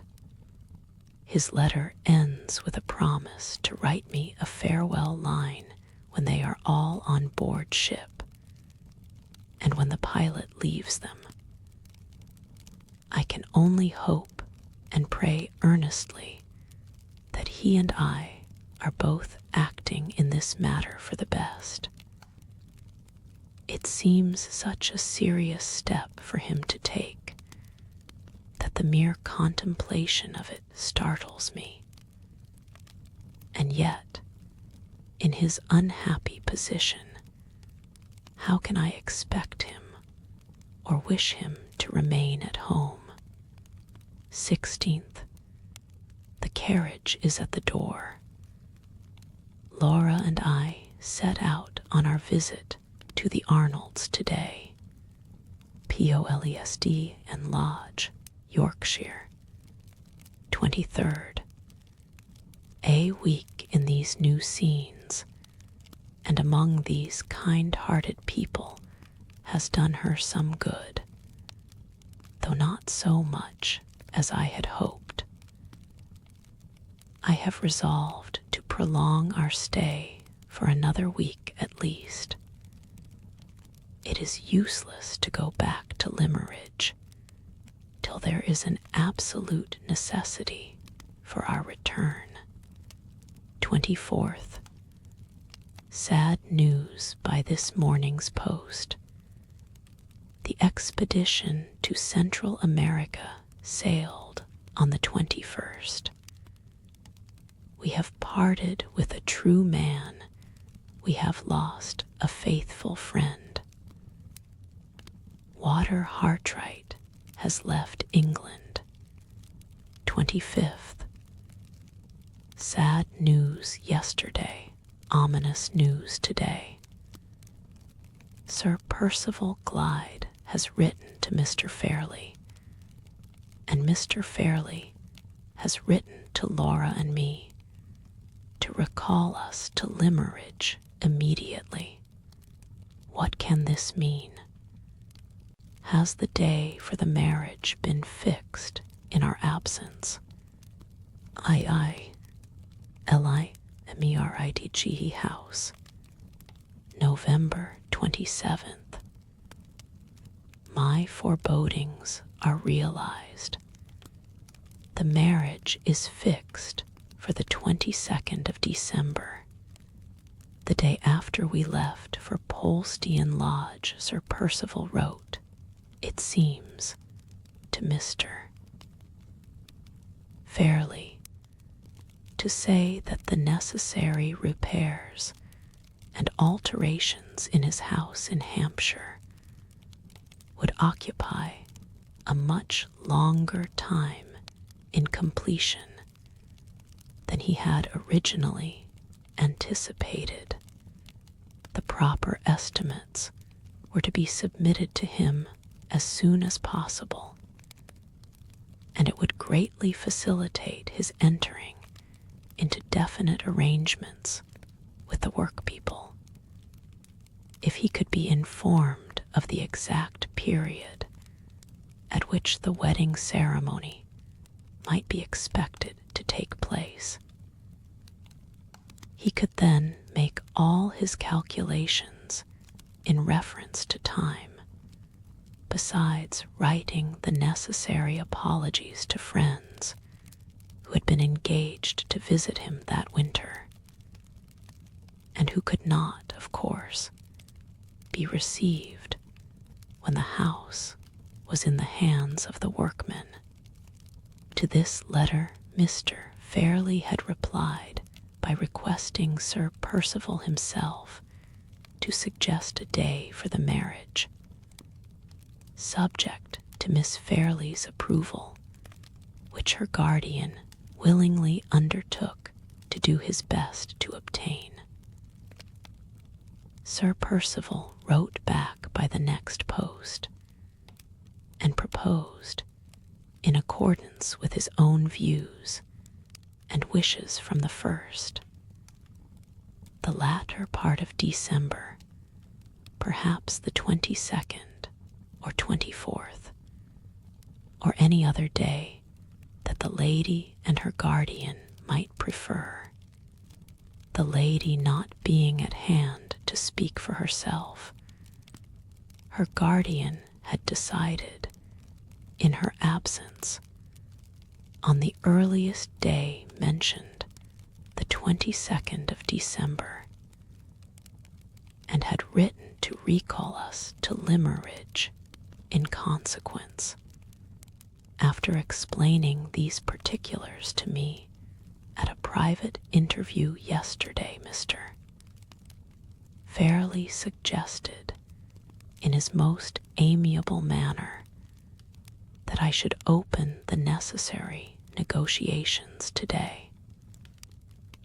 Feeling that resistance was useless unless I could first obtain Laura's authority to make it, I consented to speak to her, but declared at the same time that I would on no consideration undertake to gain her consent to Sir Percival's wishes.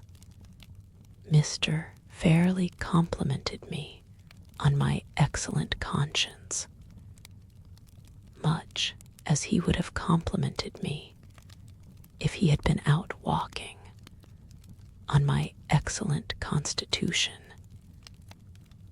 and seemed perfectly satisfied, so far, with having simply shifted one more family responsibility from his own shoulders to mine. This morning I spoke to Laura as I had promised.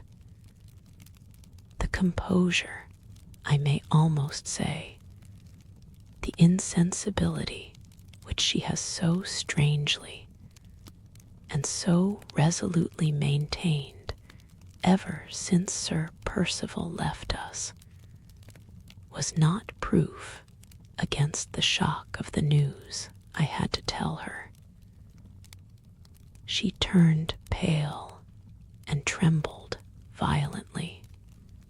"Not so soon," she pleaded. "Oh, Marian, not so soon." The slightest hint she could give was enough for me. I rose to leave the room and fight her battle for her at once with Mr. Fairley. Just as my hand was on the door, she caught fast hold of my dress and stopped me. "Let me go," I said. "My tongue burns to tell your uncle that he and Sir Percival are not to have it all their own way." She sighed bitterly and still held my dress. "No," she said faintly. "Too late, Marian, too late." "Not a minute too late," I retorted. "The question of time is our question, and trust me, Laura, to take a woman's full advantage of it." I unclasped her hand from my gown while I spoke, but she slipped both her arms round my waist at the same moment and held me more effectually than ever. It will only involve us in more trouble and more confusion, she said. It will set you and my uncle at variance, and bring Sir Percival here again with fresh causes of complaint. So much the better, I cried out passionately. Who cares for his causes of complaint? Are you to break your heart to set his mind at ease? No man under heaven deserves these sacrifices from us women. Men, they are the enemies of our innocence and our peace. They drag us away from our parents' love and our sisters' friendship. They take us body and soul to themselves and fasten our helpless lives to theirs as they chain up a dog to his kennel. And what does the best of them give us in return? Let me go. Laura, I'm mad when I think of it.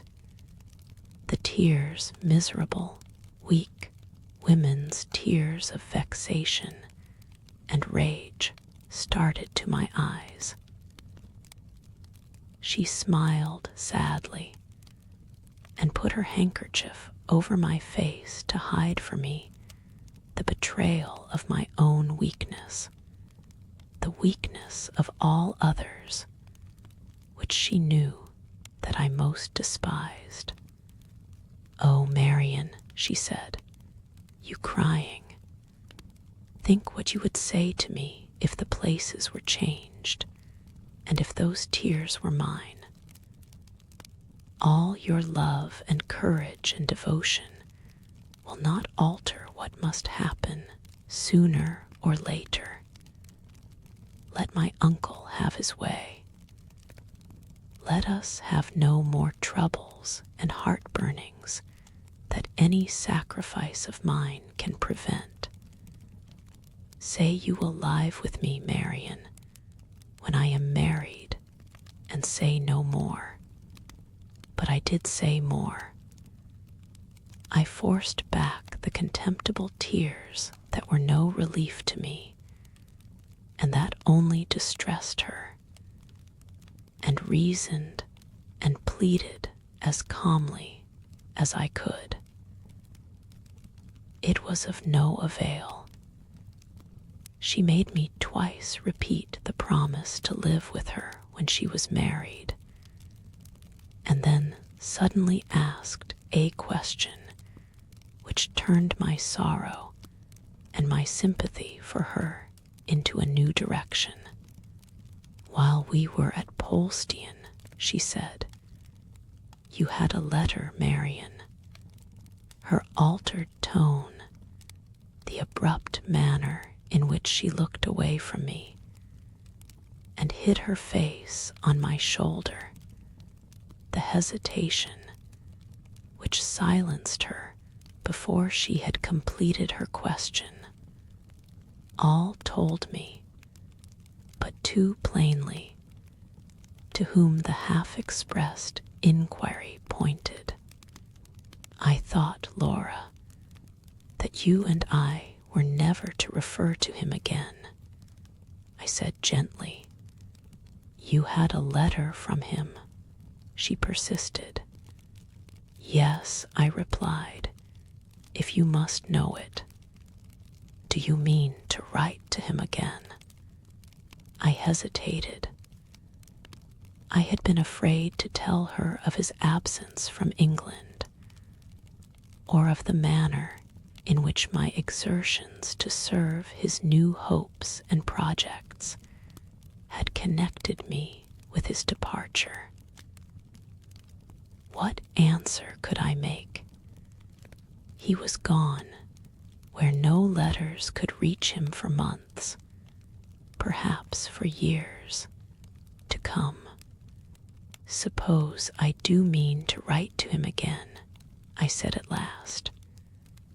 What then, Laura? Her cheek grew burning hot against my neck, and her arms trembled and tightened round me. tell him about the 22nd, she whispered.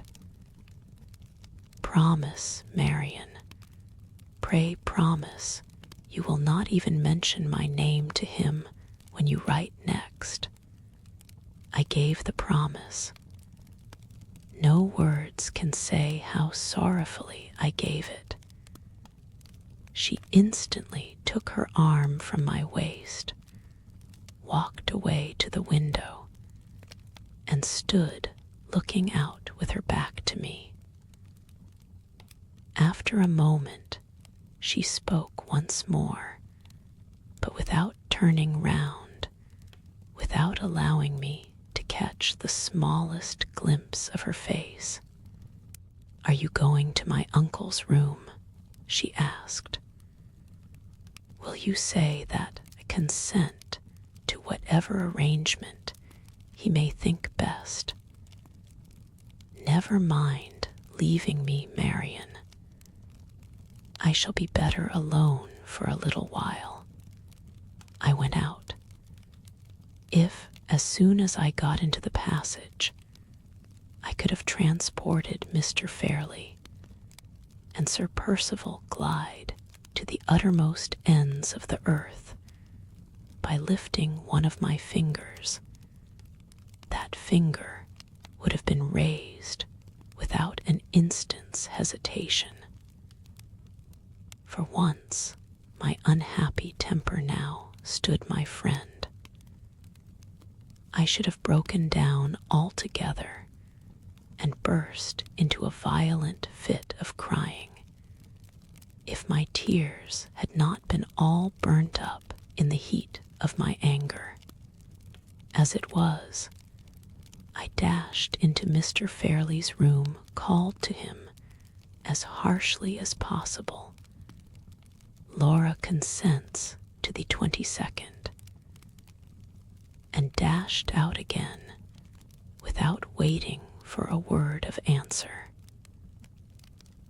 I banged the door after me, and I hope I shattered Mr. Fairley's nervous system for the rest of the day.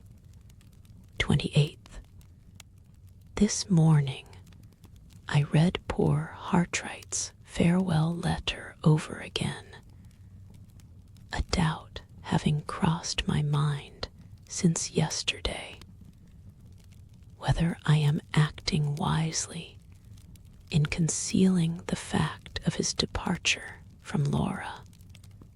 On reflection, I still think I am right. The allusions in his letter to the preparations made for the expedition to Central America all show that the leaders of it know it to be dangerous. If the discovery of this makes me uneasy, what would it make her? It is bad enough to feel that his departure has deprived us of the friend of all others, to whose devotion we could trust in the hour of need. If ever that hour comes and finds us helpless. But it is far worse to know that he has gone from us to face the perils of a bad climate, a wild country, and a disturbed population.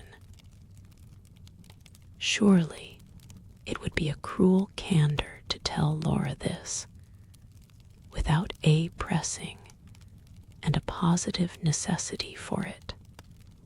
I almost doubt whether I ought not to go a step farther and burn the letter at once, for fear of its one day falling into wrong hands.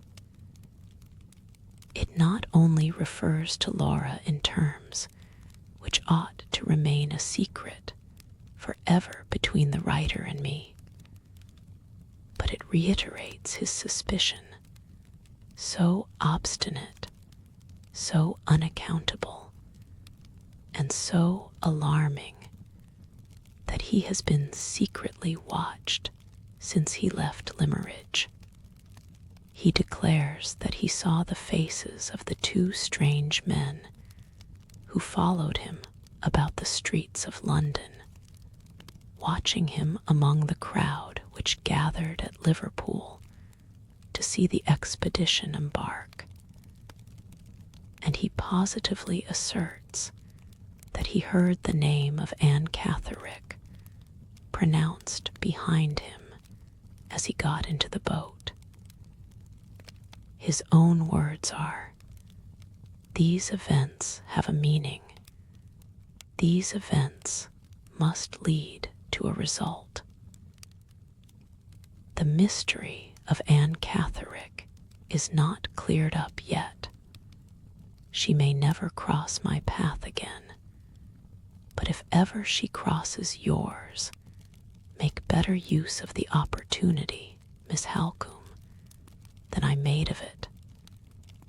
I speak on strong conviction. I entreat you to remember what I say. These are his own expressions. There is no danger of my forgetting them. My memory is only too ready to dwell on any words of Hartright's that refer to Anne Catterick. But there is danger in my keeping the letter. The merest accident might place it at the mercy of strangers. I may fall ill, may die. Better to burn it at once and have one anxiety the less. It is burnt. The ashes of his farewell letter, the last he may ever write to me, lie in a few black fragments on the hearth. Is this the sad end to all that sad story? Oh, not the end, surely. Surely not the end already. 29th. The preparations for the marriage have begun. The dressmaker has come to receive her orders. Laura is perfectly impassive, perfectly careless about the question of all others in which a woman's personal interests are most closely bound up.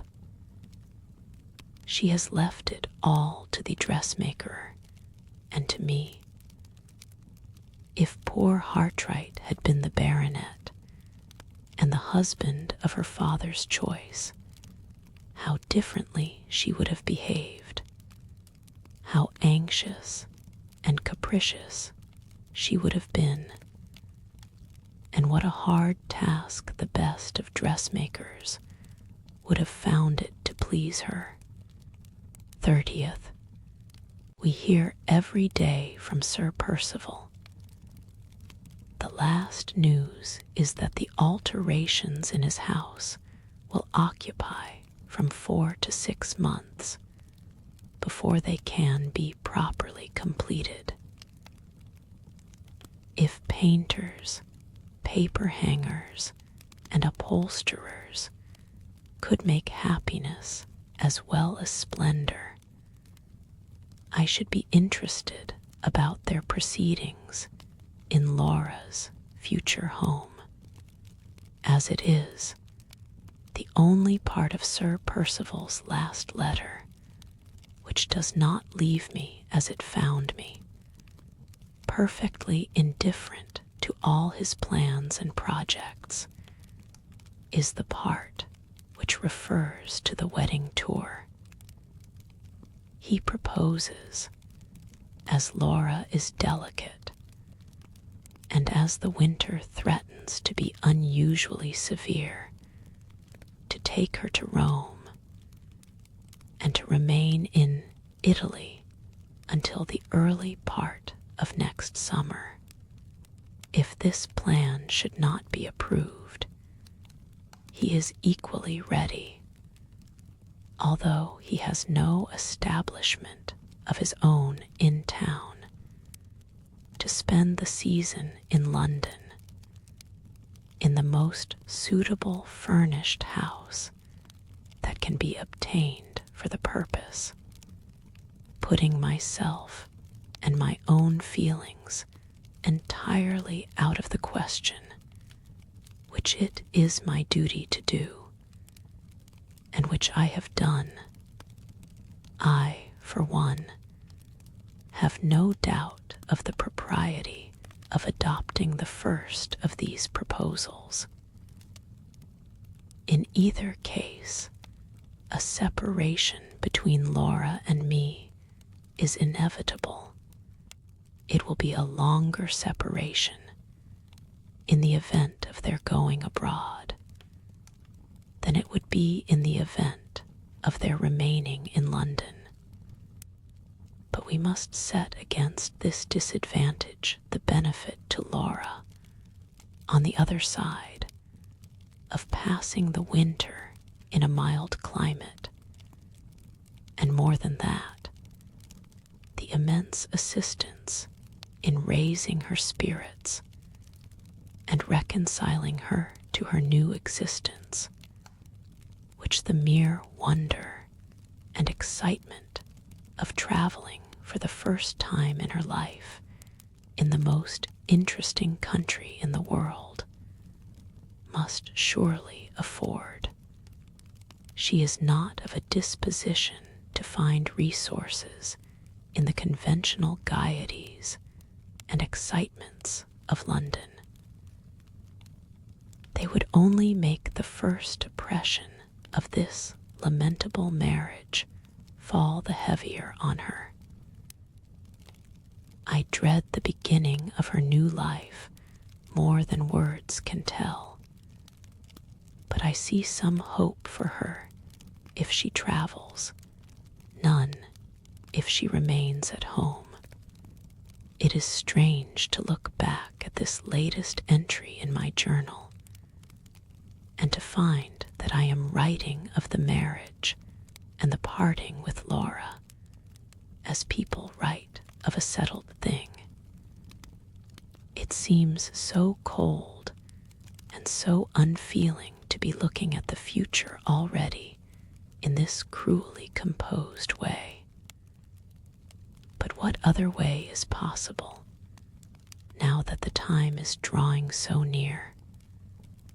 Before another month is over our heads, she will be his Laura instead of mine. His Laura. I am as little able to realize the idea which those two words convey.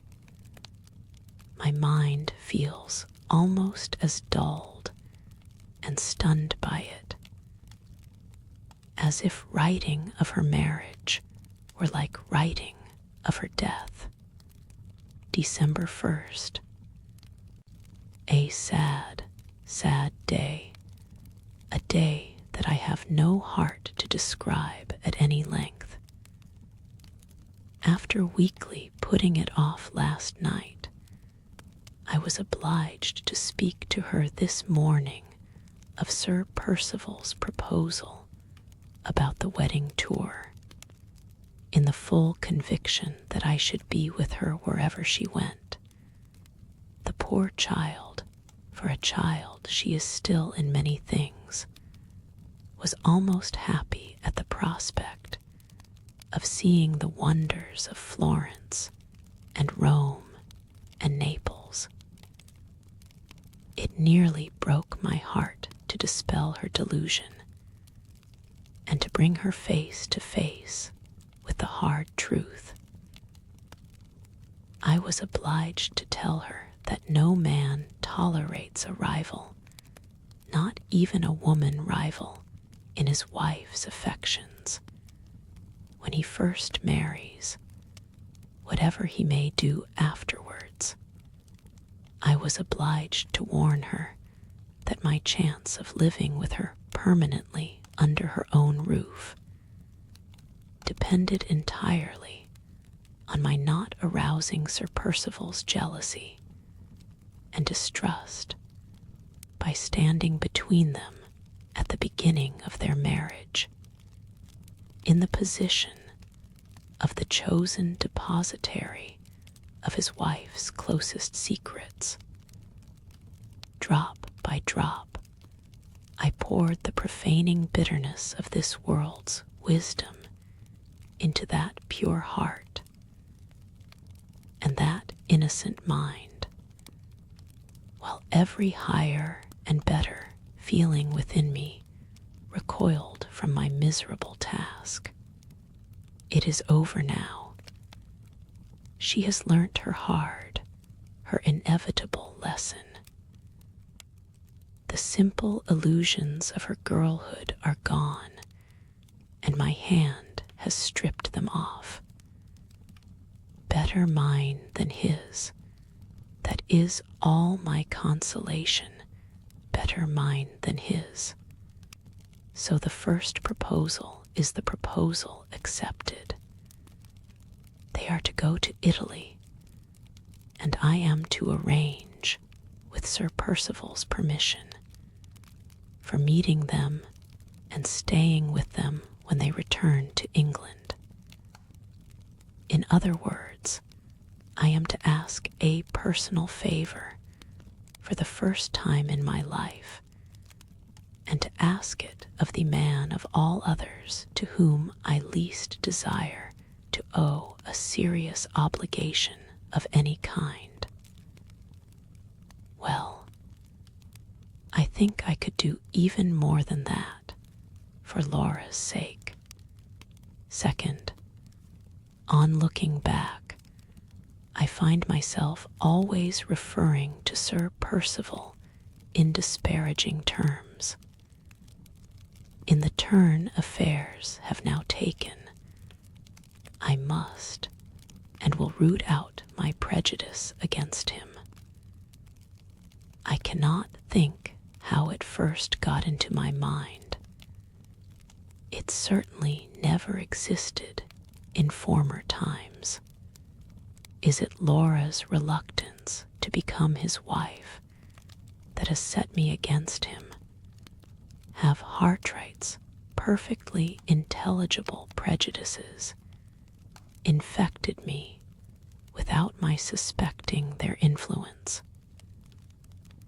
Does that letter of Anne Catherick's still leave a lurking distrust in my mind, in spite of Sir Percival's explanation, and of the proof in my possession of the truth of it? I cannot account for the state of my own feelings. The one thing I am certain of is that it is my duty, doubly my duty now, not to wrong Sir Percival by unjustly distrusting him. If it has got to be a habit with me always to write of him in the same unfavorable manner, I must and will break myself of this unworthy tendency, even though the effort should force me to close the pages of my journal till the marriage is over.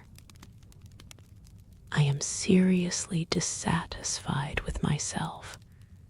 I will write no more today. December 16th. A whole fortnight has passed, and I have not once opened these pages. I have been long enough away from my journal to come back to it with a healthier and better mind, I hope, so far as Sir Percival is concerned. There is not much to record of the past 2 weeks. The dresses are almost all finished, and the new traveling trunks have been sent here from London. Poor dear Laura hardly leaves me for a moment all day, and last night, when neither of us could sleep, she came and crept into my bed to talk to me there. "I shall lose you so soon, Marian," she said. "I must make the most of you while I can. They are to be married at Limeridge Church, and thank heaven, not one of the neighbors is to be invited to the ceremony. The only visitor will be our old friend, Mr. Arnold, who is to come from Polstein to give Laura away, her uncle being far too delicate to trust himself outside the door in such inclement weather as we now have. If I were not determined from this day forth to see nothing but the bright side of our prospects, the melancholy absence of any male relative of Laura's at the most important moment of her life would make me very gloomy and very distrustful of the future. But I have done with gloom and distrust. That is to say, I have done with writing about either the one or the other in this journal. Sir Percival is to arrive tomorrow. He offered, in case we wished to treat him on terms of rigid etiquette, to write and ask our clergyman to grant him the hospitality of the rectory during the short period of his sojourn at Limmeridge before the marriage. Under the circumstances, neither Mr. Fairley nor I thought it at all necessary for us to trouble ourselves about attending to trifling forms and ceremonies in our wild moorland country, and in this great lonely house we may well claim to be beyond the reach of the trivial conventionalities which hamper people in other places. I wrote to Sir Percival to thank him for his polite offer, and to beg that he would occupy his old rooms, just as usual, at Limmeridge House. 17th. He arrived today, looking, as I thought, a little worn and anxious, but still talking and laughing like a man in the best possible spirits. He brought with him some really beautiful presents in jewelry, which Laura received with her best grace, and outwardly at least, with perfect self-possession. The only sign I can detect of the struggle it must cost her to preserve appearances at this trying time expresses itself in a sudden unwillingness, on her part, ever to be left alone. Instead of retreating to her own room as usual, she seems to dread going there. When I went upstairs today, after lunch, to put on my bonnet for a walk, she volunteered to join me, and again, before dinner, she threw the door open between our two rooms so that we might talk to each other while we were dressing. "Keep me always doing something," she said. "Keep me always in company with somebody. Don't let me think. That is all I ask now, Marian. Don't let me think." This sad change in her only increases her attractions for Sir Percival. He interprets it, I can see, to his own advantage. There is a feverish flush in her cheeks, a feverish brightness in her eyes, which he welcomes as the return of her beauty and the recovery of her spirits. She talked today at dinner with a gaiety and carelessness so false, so shockingly out of her character, that I secretly longed to silence her and take her away. Sir Percival's delight and surprise appeared to be beyond all expression. The anxiety which I had noticed on his face when he arrived totally disappeared from it, and he looked, even to my eyes, a good 10 years younger than he really is. There can be no doubt, though some strange perversity prevents me from seeing it myself, there can be no doubt that Laura's future husband is a very handsome man. Regular features form a personal advantage to begin with, and he has them. Bright brown eyes, either in man or woman, are a great attraction, and he has them. Even baldness, when it is only baldness over the forehead, as in his case, is rather becoming than not in a man, for it heightens the head and adds to the intelligence of the face, grace and ease of movement, untiring animation of manner, ready, pliant, conversational powers. All these are unquestionable merits, and all these he certainly possesses. Surely Mr. Gilmore, ignorant as he is of Laura's secret, was not to blame for feeling surprised that she should repent of her marriage engagement. Anyone else in his place would have shared our good old friend's opinion. If I were asked at this moment to say plainly what defects I have discovered in Sir Percival, could only point out two. One, his incessant restlessness and excitability, which may be caused, naturally enough, by unusual energy of character. The other, his short, sharp, ill-tempered manner of speaking to the servants, which may be only a bad habit after all. No, I cannot dispute it, and I will not dispute it. Sir Percival is a very handsome and a very agreeable man. There, I have written it down at last, and I am glad it's over. 18th, feeling weary and depressed this morning, I left Laura with Mrs. Vesey and went out alone for one of my brisk midday walks, which I have discontinued too much of late. I took the dry, airy road over the moor that leads to Todd's Corner.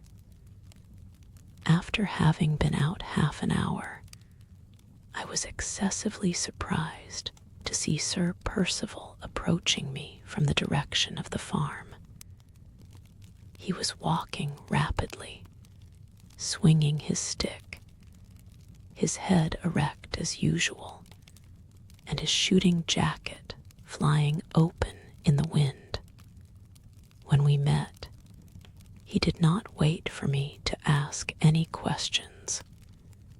He told me at once that he had been to the farm to inquire if Mr. or Mrs. Todd had received any tidings since his last visit to Limmeridge of Anne Catherick. You found, of course, that they had heard nothing, I said. Nothing whatever, he replied. I begin to be seriously afraid that we have lost her. Do you happen to know, he continued, looking me in the face very attentively, if the artist, Mr. Hartright, is in a position to give us any further information? He has neither heard of her nor seen her, since he left Cumberland, answered. Very sad, said Sir Percival, speaking like a man who was disappointed, and yet, oddly enough, looking at the same time like a man who was relieved. It is impossible to say what misfortunes may not have happened to the miserable creature. I am inexpressibly annoyed at the failure of all my efforts to restore her to the care and protection which she so urgently needs. This time he really looked annoyed. I said a few sympathizing words, and we then talked of other subjects on our way back to the house. Surely my chance meeting with him on the moor has disclosed another favorable trait in his character.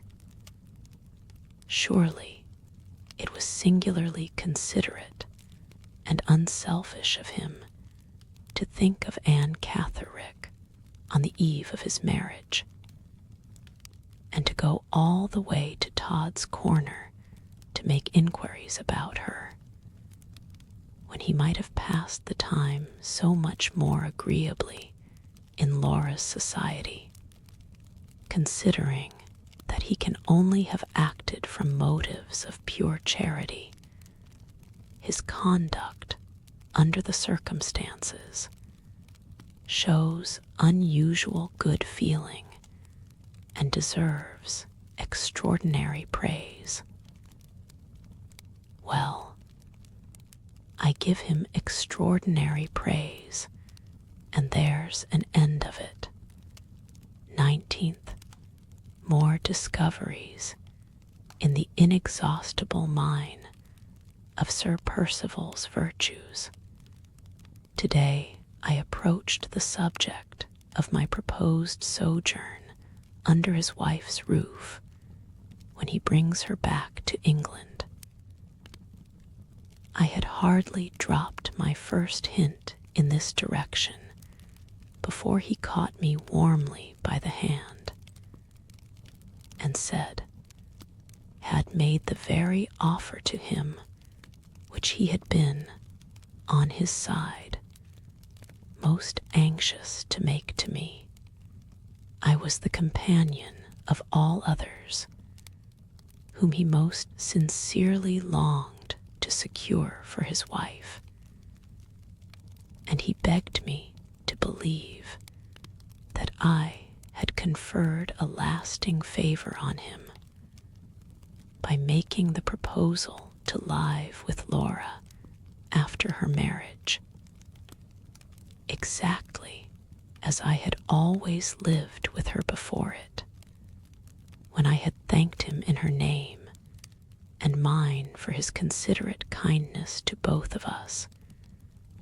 We passed next to the subject of his wedding tour, and began to talk of the English society in Rome to which Laura was to be introduced. He ran over the names of several friends whom he expected to meet abroad this winter. They were all English, as well as I can remember, with one exception. The one exception was Count Fosco. The mention of the Count's name and the discovery that he and his wife are likely to meet the bride and bridegroom on the continent puts Laura's marriage, for the first time, in a distinctly favorable light. It is likely to be the means of healing a family feud. Hitherto, Madame Fosco has chosen to forget her obligations as Laura's aunt out of sheer spite against the late Mr. Fairley for his conduct in the affair of the legacy. Now, however, she can persist in this course of conduct no longer. Sir Percival and Count Fosco are old and fast friends, and their wives will have no choice but to meet on civil terms.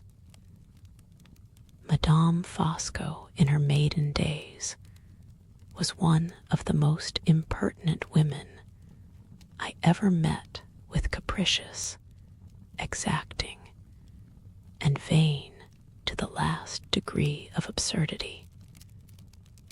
If her husband has succeeded in bringing her to her senses, he deserves the gratitude of every member of the family, and he may have mine to begin with. I am becoming anxious to know the Count. He is the most intimate friend of Laura's husband, and in that capacity he excites my strongest interest. Neither Laura nor I have ever seen him. All I know of him is that his accidental presence, years ago, on the steps of the Trinita del Monte at Rome, assisted Sir Percival's escape from robbery and assassination at the critical moment when he was wounded in the hand, and might the next instant have been wounded in the heart.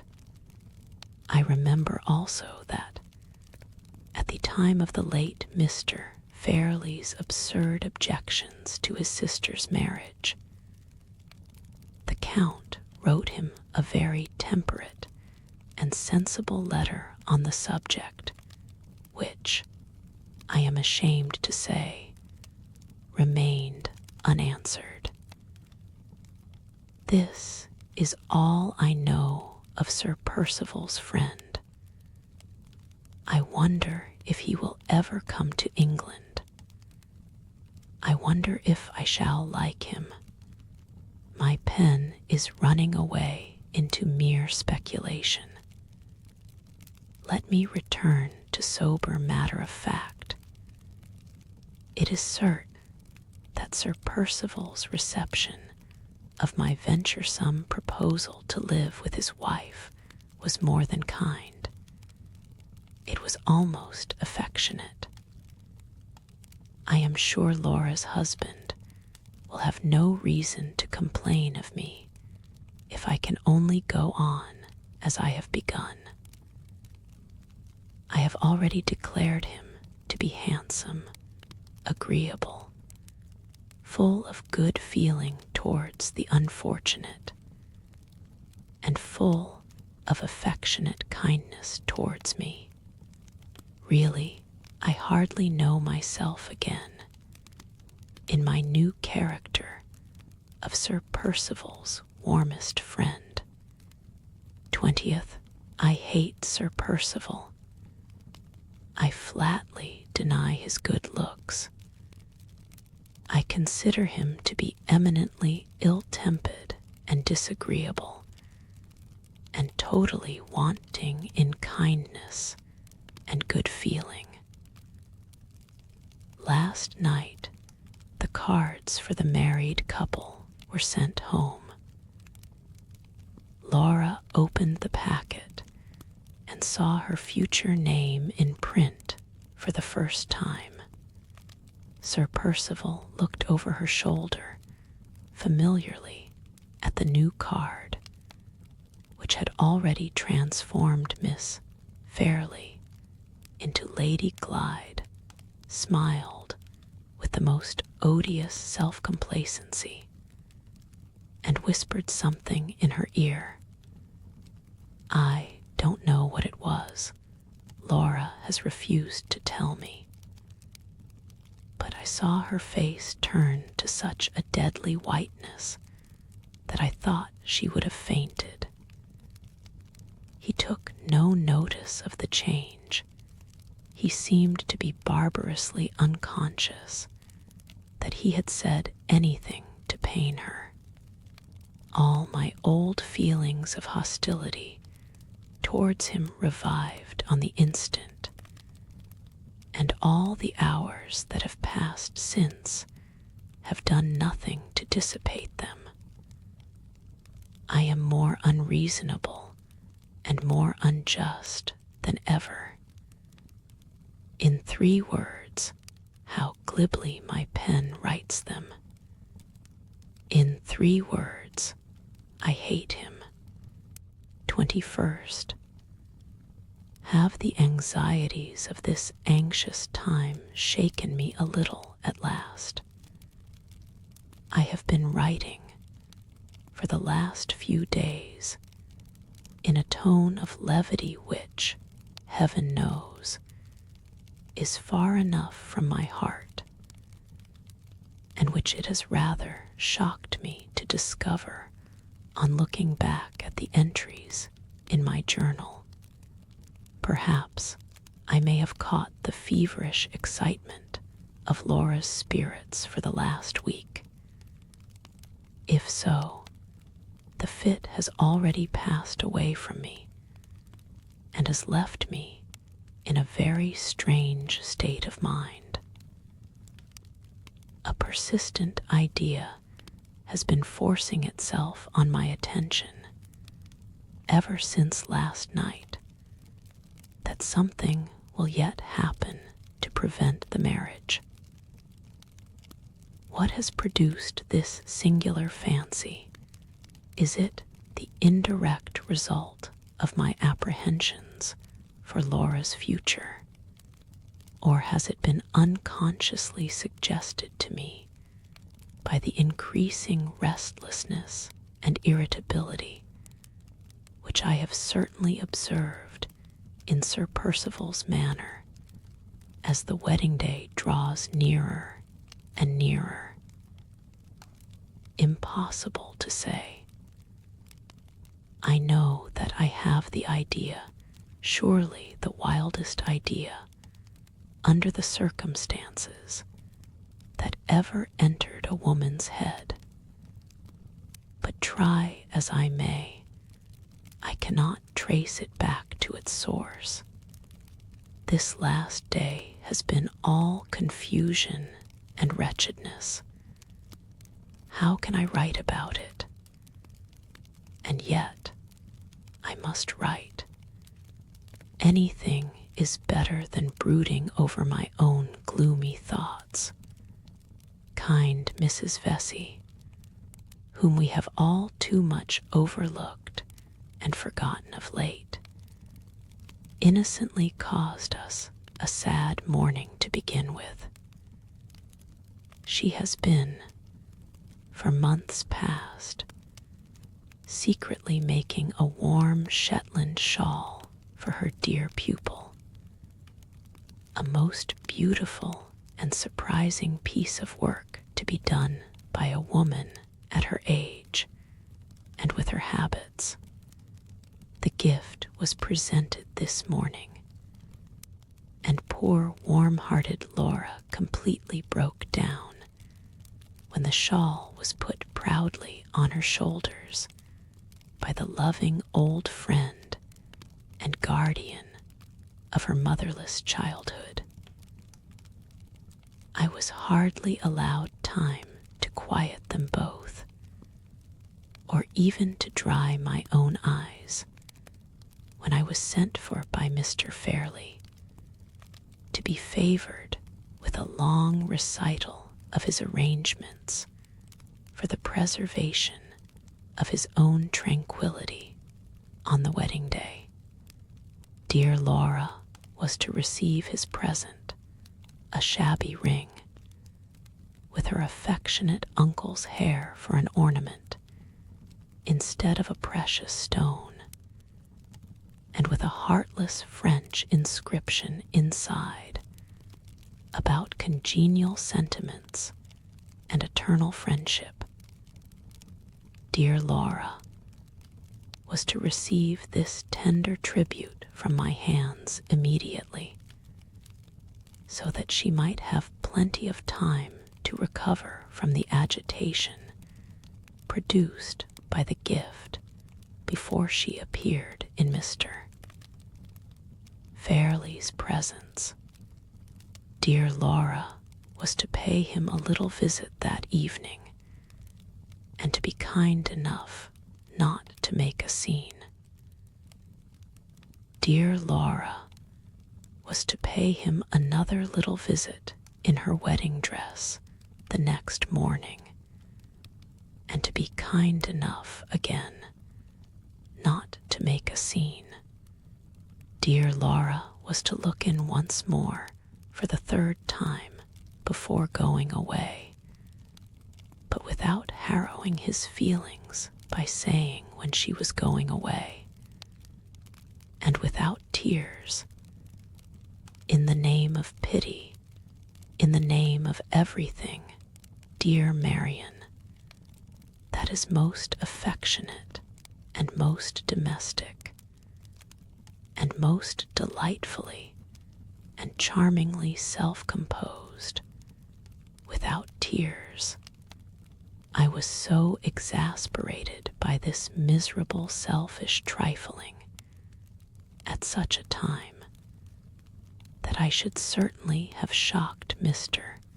Fairley by some of the hardest and rudest truths he has ever heard in his life. If the arrival of Mr. Arnold from Polstein had not called me away to new duties downstairs, the rest of the day is indescribable. I believe no one in the house really knew how it passed. The confusion of small events, all huddled together one on the other, bewildered everybody. There were dresses sent home that had been forgotten. There were trunks to be packed and unpacked and packed again. There were presents from friends far and near, friends high and low. We were all needlessly hurried, all nervously expectant of the morrow. Sir Percival, especially, was too restless now to remain 5 minutes together in the same place. That short, sharp cough of his troubled him more than ever. He was in and out of doors all day long, and he seemed to grow so inquisitive on a sudden that he questioned the very strangers who came on small errands to the house.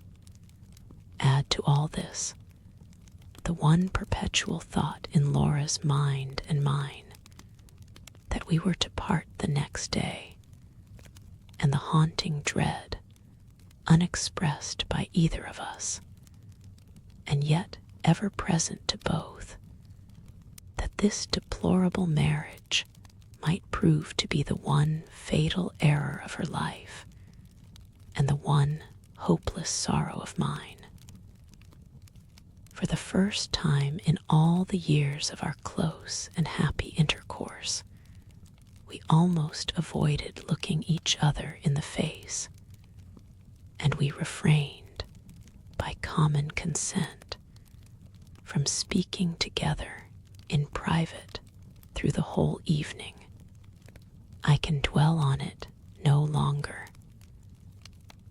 Whatever future sorrows may be in store for me, I shall always look back on this 21st of December as the most comfortless and most miserable day of my life.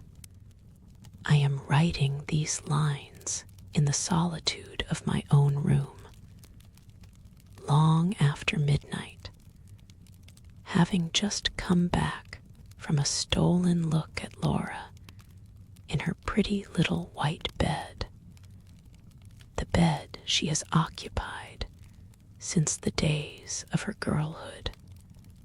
There she lay, unconscious that I was looking at her quiet, more quiet than I had dared to hope, but not sleeping. The glimmer of the nightlight showed me that her eyes were only partially closed. The traces of tears glistened between her eyelids. My little keepsake, only a brooch, lay on the table at her bedside with her prayer book and the miniature portrait of her father, which she takes with her wherever she goes. I waited a moment, looking at her from behind her pillow as she lay beneath me, with one arm and hand resting on the white coverlid, so still, so quietly breathing, that the frill on her nightdress never moved, waited, looking at her, as I have seen her thousands of times, as I shall never see her again, and then stole back to my room. My own love, with all your wealth and all your beauty, how friendless you are. The one man who would give his heart's life to serve you is far away, tossing this stormy night on the awful sea. Who else is left to you? No father, no brother, no living creature, but the helpless, useless woman who writes these sad lines and watches by you for the morning, in sorrow that she cannot compose, in doubt that she cannot conquer. Oh, what a trust is to be placed in that man's hands tomorrow. If ever he forgets it, if ever he injures a hair of her head, the 22nd of December, 7 o'clock, a wild, unsettled morning. She has just risen better and calmer, now that the time has come, than she was yesterday. 10 o'clock, she is dressed. We have kissed each other. We have promised each other not to lose courage. I am away for a moment in my own room. In the whirl and confusion of my thoughts, I can detect that strange fancy of some hindrance happening to stop the marriage still hanging about my mind. Is it hanging about his mind too? I see him from the window, moving hither and thither uneasily among the carriages at the door. How can I write such folly? The marriage is a certainty. In less than half an hour, we start for the church. 11 o'clock. It is all over. They are married. 3 o'clock. They are gone. I am blind with crying. I can write no more. The first epoch of the story closes here. The second epoch. The story continued. B.Y. Marion. Halcombe. Blackwatr Park, Hampshire. June 11th, 1850. 6 months to look back on, 6 long, lonely months since Laura and I last saw each other. How many days have I still to wait? Only one.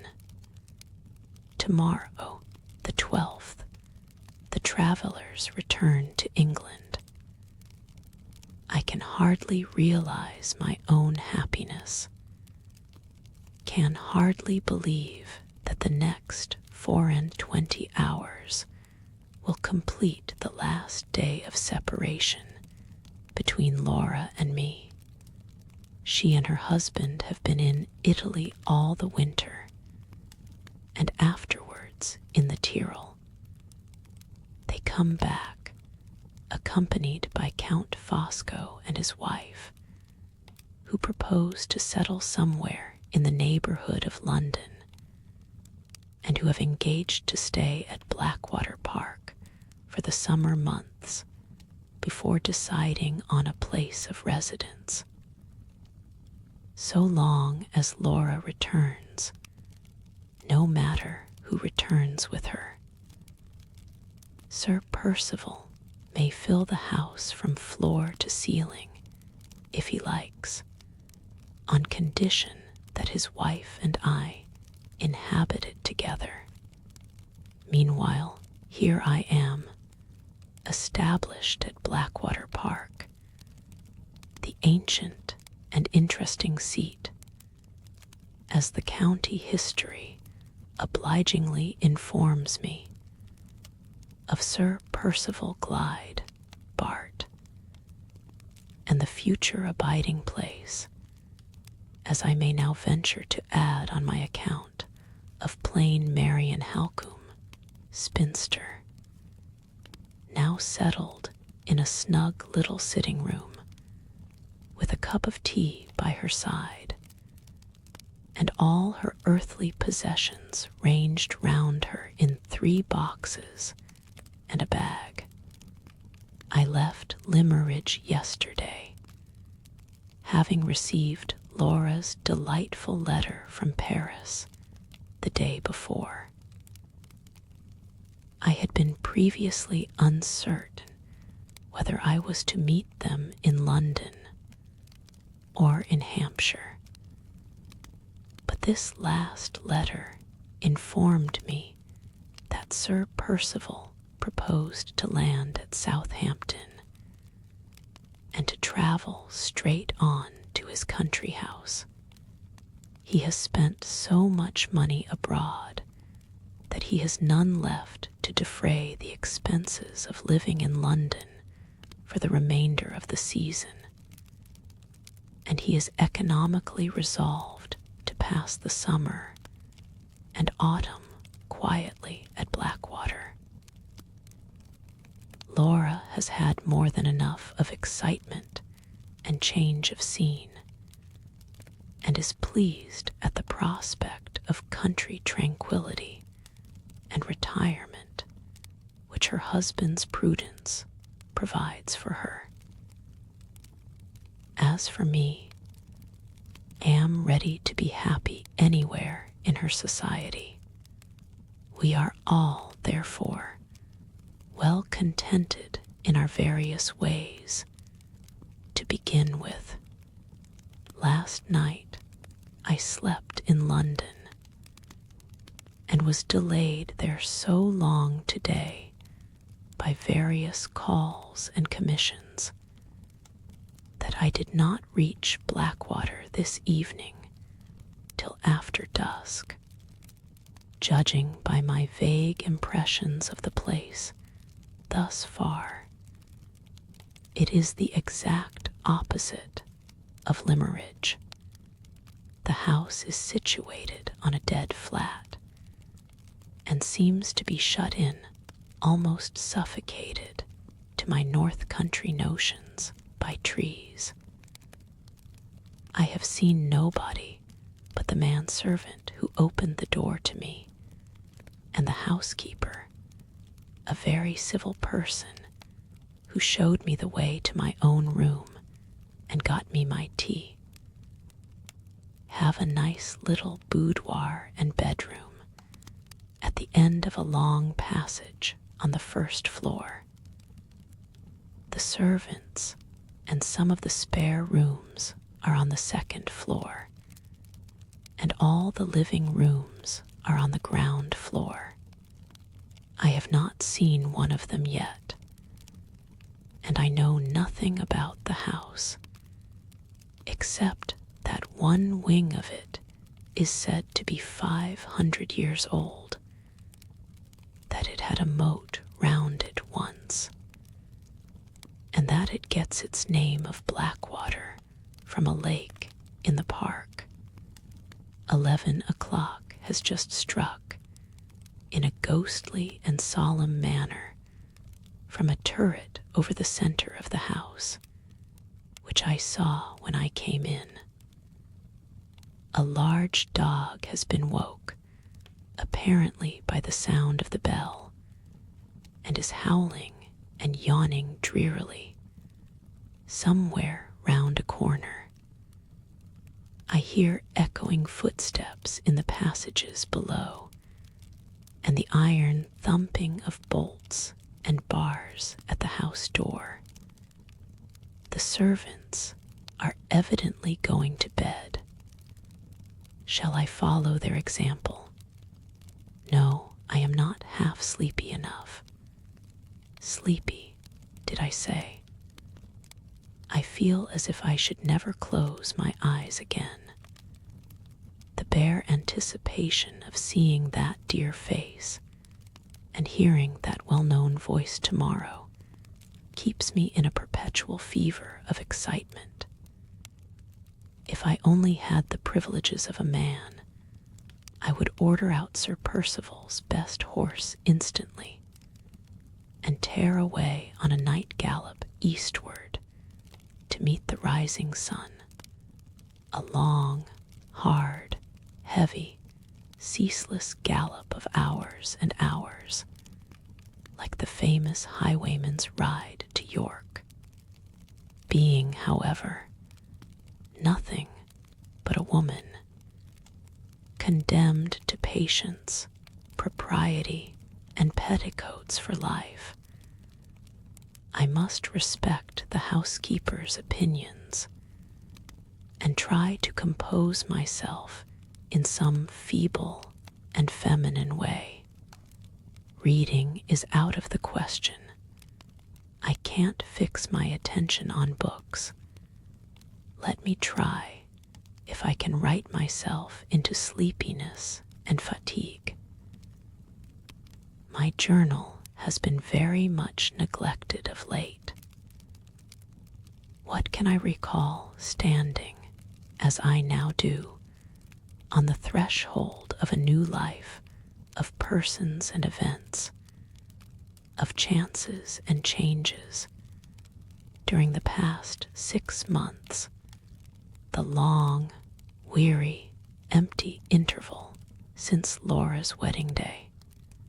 Walter Hartwright is uppermost in my memory, and he passes first in the shadowy procession of my absent friends.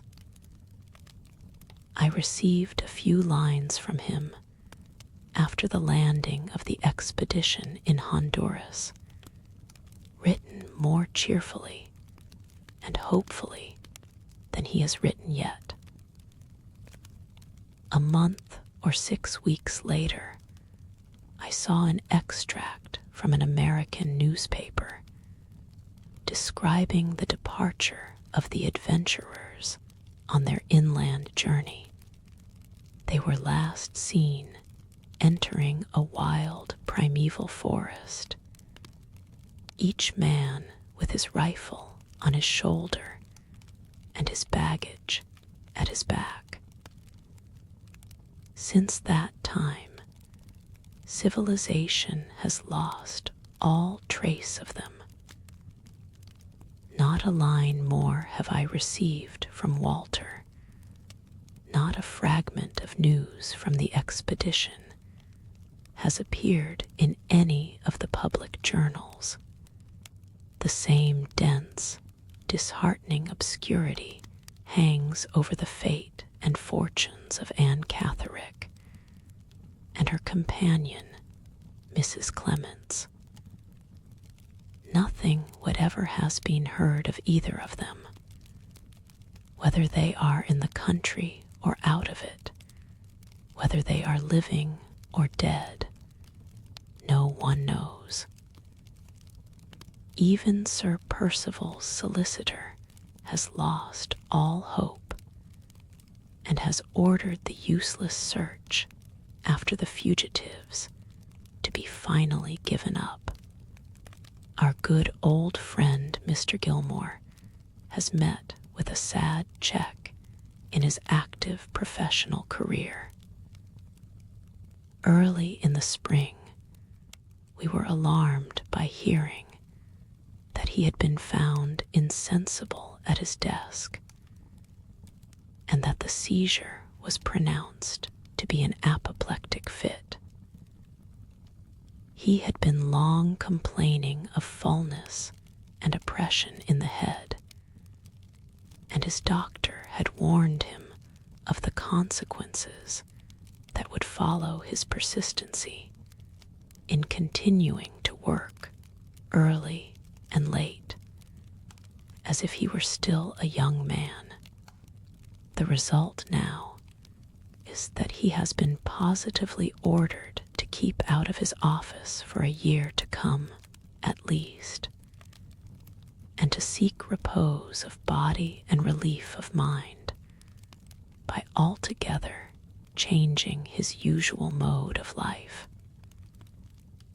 The business is left, accordingly, to be carried on by his partner, and he is himself, at this moment, away in Germany, visiting some relations who are settled there in mercantile pursuits.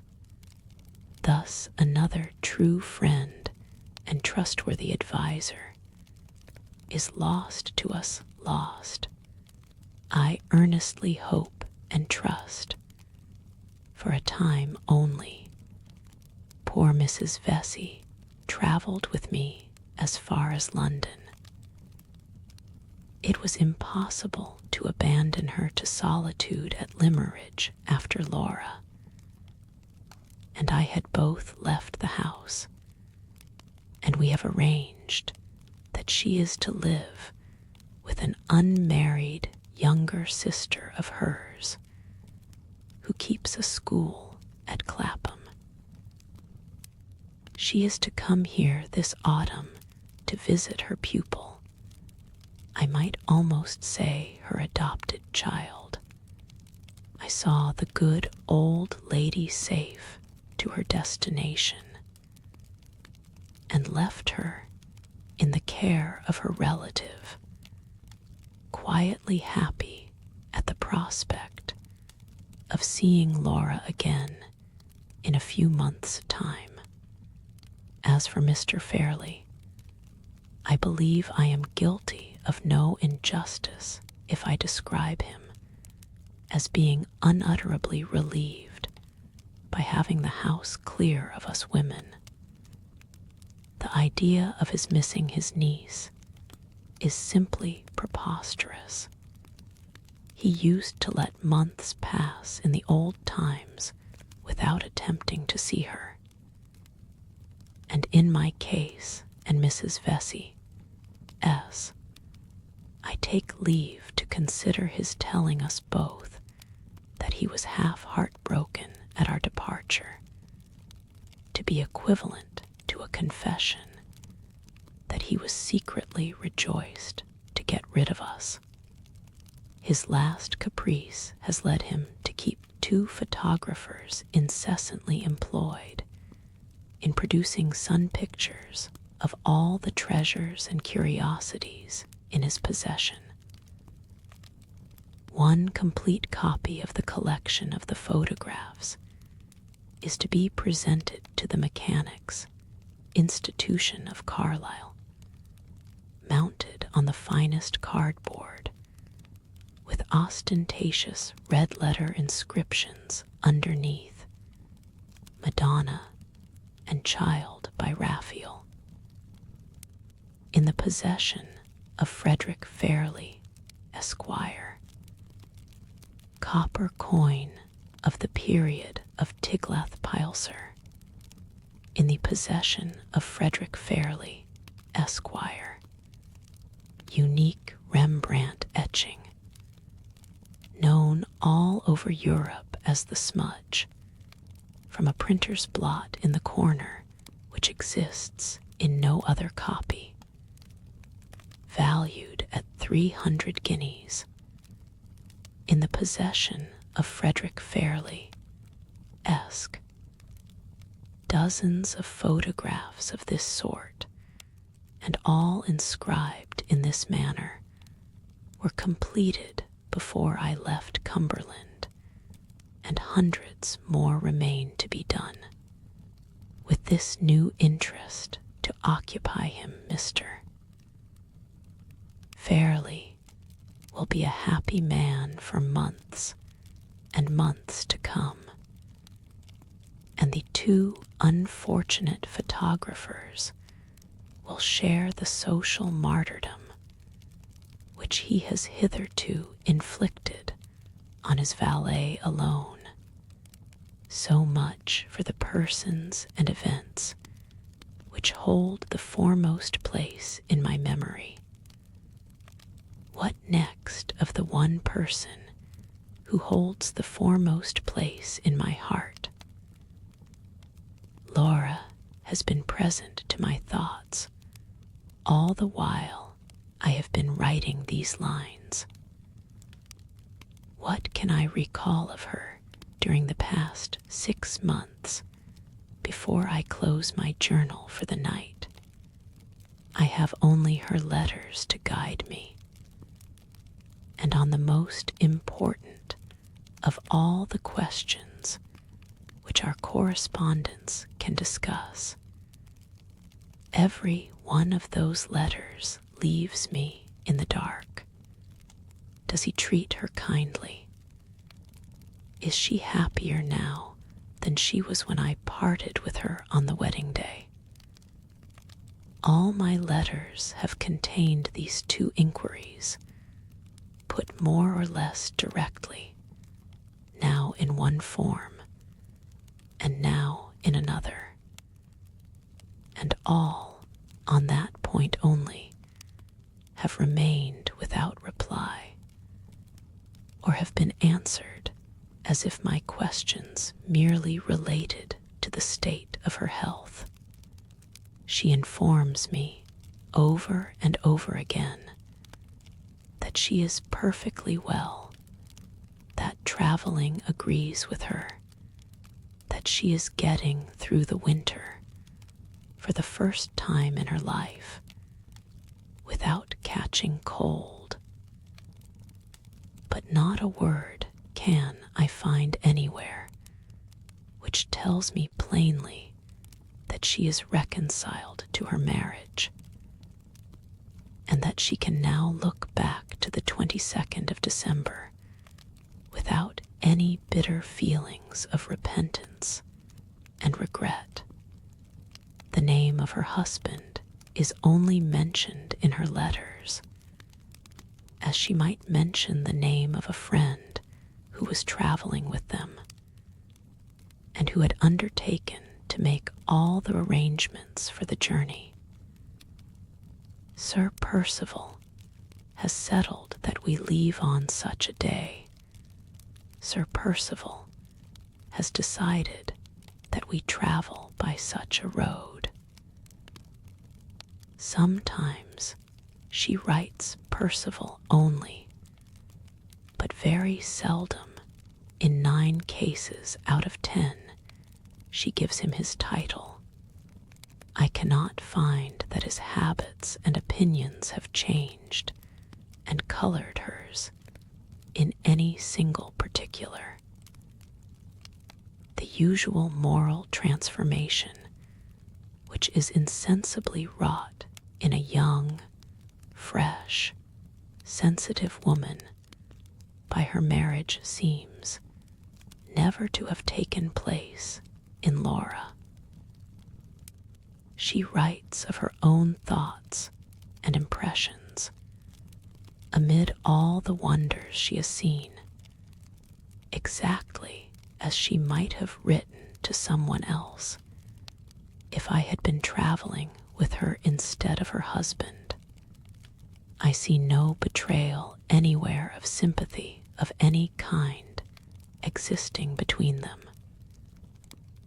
Even when she wanders from the subject of her travels and occupies herself with the prospects that await her in England, her speculations are busied with her future as my sister, and persistently neglect to notice her future as Sir Percival's wife. In all this, there is no undertone of complaint to warn me that she is absolutely unhappy in her married life. The impression I have derived from our correspondence does not, thank God, lead me to any such distressing conclusion as that. I only see a sad torpor, an unchangeable indifference, when I turn my mind from her in the old character of a sister and look at her through the medium of her letters in the new character of a wife. In other words, it is always Laura Fairley who has been writing to me for the last 6 months, and never Lady Glyde. The strange silence which she maintains on the subject of her husband's character and conduct, she preserves with almost equal resolution in the few references which her later letters contain to the name of her husband's bosom friend, Count Fosco. For some unexplained reason, the Count and his wife appear to have changed their plans abruptly at the end of last autumn, and to have gone to Vienna instead of going to Rome, at which latter place Sir Percival had expected to find them when he left England. They only quitted Vienna in the spring and traveled as far as the Tyrol to meet the bride and bridegroom on their homeward journey. Laura writes readily enough about the meeting with Madame Fosco, and assures me that she has found her aunt so much changed for the better, so much quieter, and so much more sensible as a wife than she was as a single woman, that I shall hardly know her again when I see her here. But on the subject of Count Fosco, who interests me infinitely more than his wife, Laura is provokingly circumspect and silent. She only says that he puzzles her, and that she will not tell me what her impression of him is until I have seen him and formed my own opinion first. This, to my mind, looks ill for the Count. Laura has preserved, far more perfectly than most people do in later life, the child's subtle faculty of knowing a friend by instinct. And if I am right in assuming that her first impression of Count Fosco has not been favorable, I for one am in some danger of doubting and distrusting that illustrious foreigner before I have so much as set eyes on him.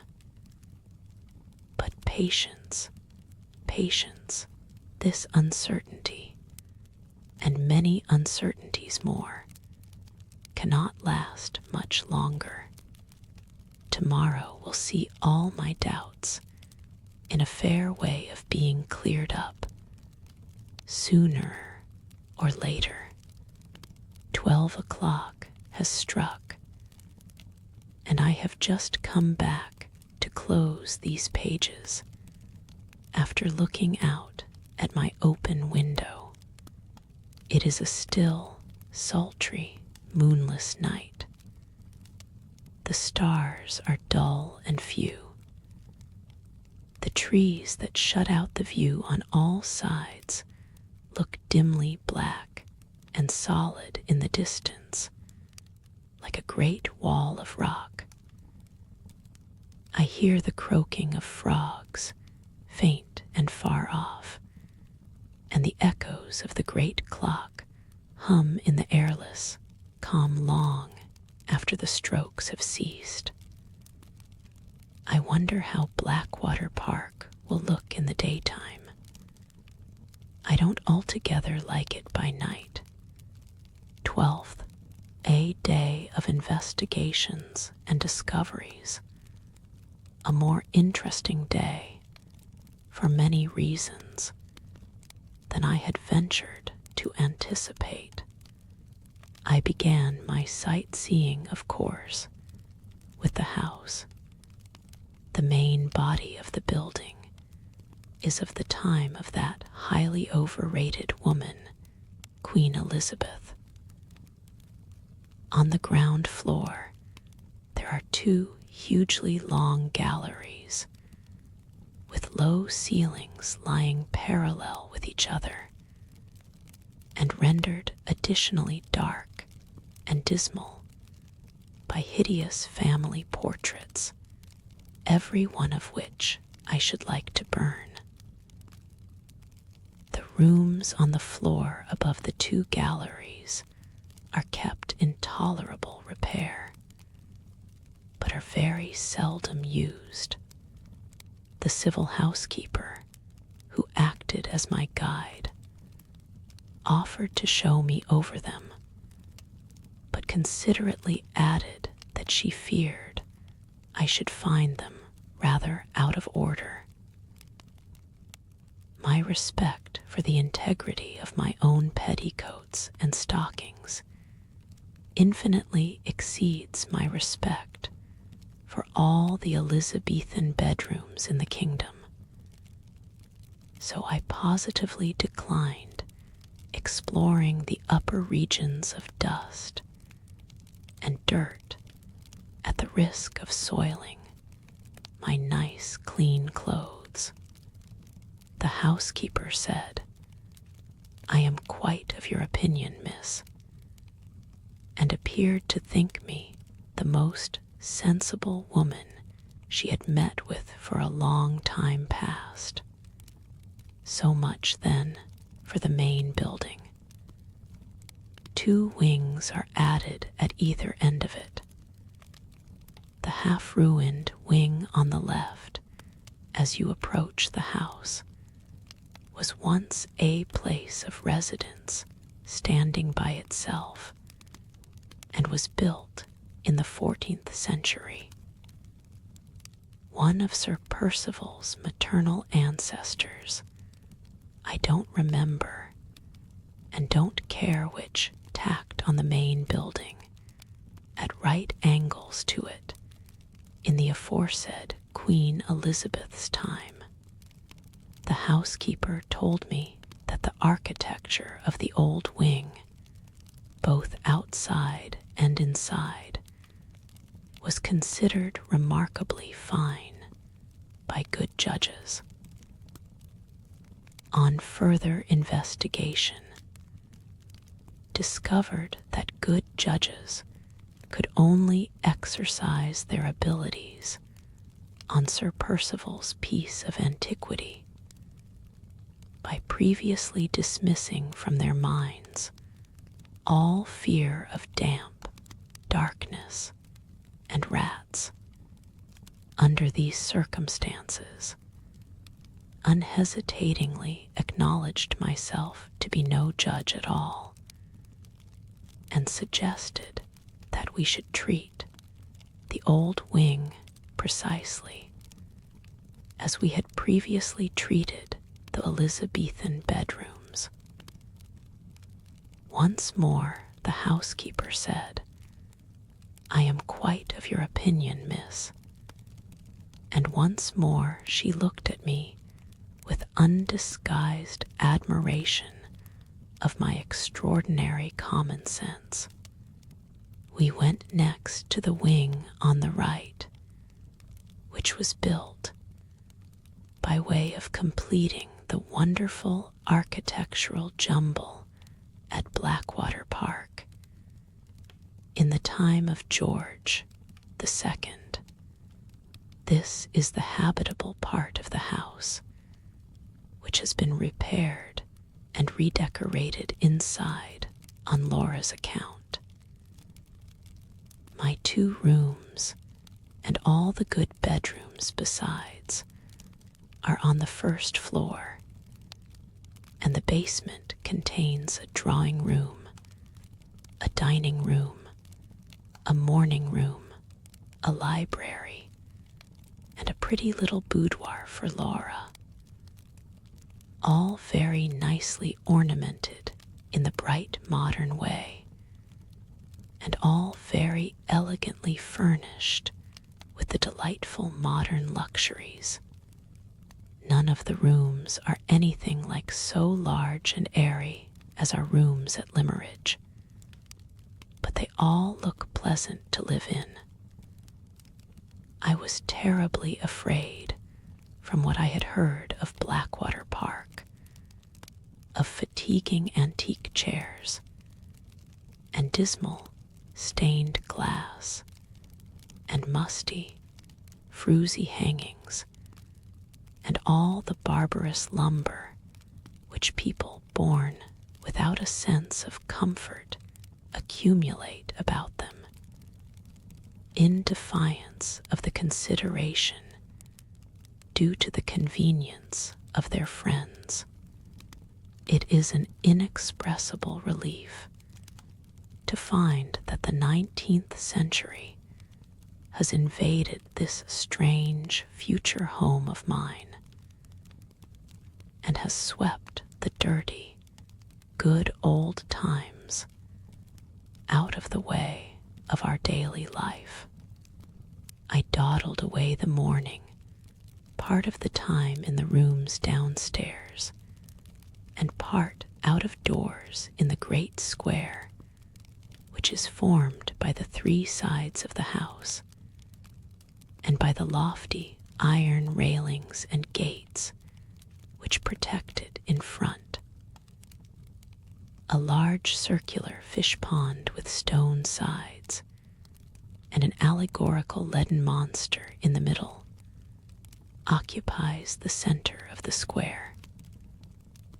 The pond itself is full of gold and silver fish, and is encircled by a broad belt of the softest turf I ever walked on. I loitered here on the shady side pleasantly enough till luncheon time, and after that took my broad straw hat and wandered out alone in the warm, lovely sunlight to explore the grounds. Daylight confirmed the impression which I had felt the night before, of there being too many trees at Blackwater. The house is stifled by them. They are, for the most part, young and planted far too thickly. I suspect there must have been a ruinous cutting down of timber all over the estate before Sir Percival's time, and an angry anxiety on the part of the next possessor to fill up all the gaps as thickly and rapidly as possible. After looking about me in front of the house, I observed a flower garden on my left hand, and walked towards it to see what I could discover in that direction. On a nearer view, the garden proved to be small and poor and ill kept. I left it behind me, opened a little gate in a ring fence, and found myself in a plantation of fir trees. A pretty winding path, artificially made, led me on among the trees, and my North Country experience soon informed me that I was approaching sandy, heathy ground. After a walk of more than half a mile, I should think, among the firs, the path took a sharp turn.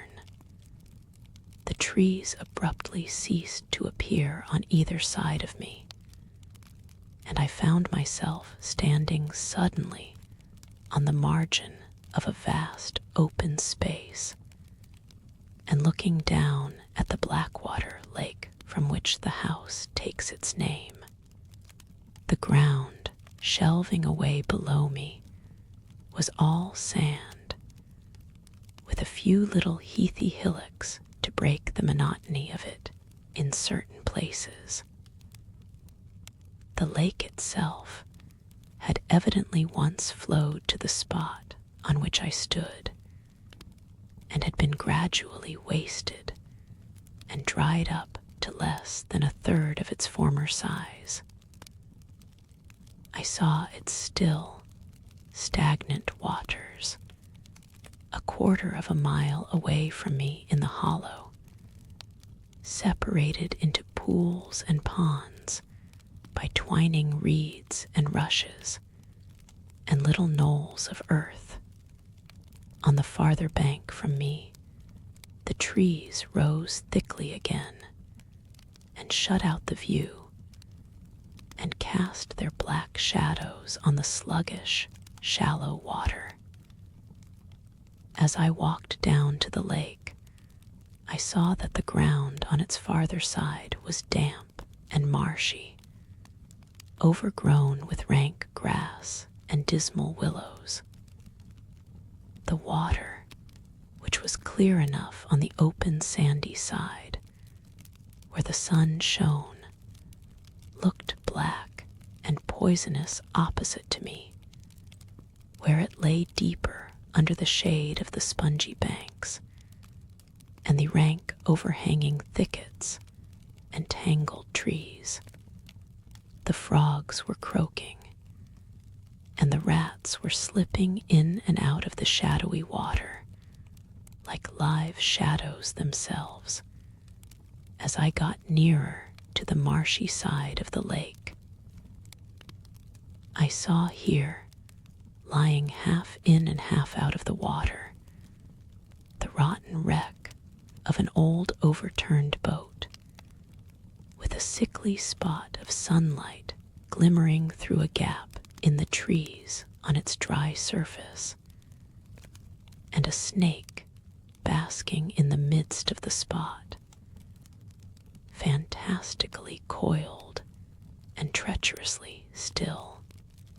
Far and near, the view suggested the same dreary impressions of solitude and decay, and the glorious brightness of the summer sky overhead seemed only to deepen and harden the gloom and barrenness of the wilderness on which it shone.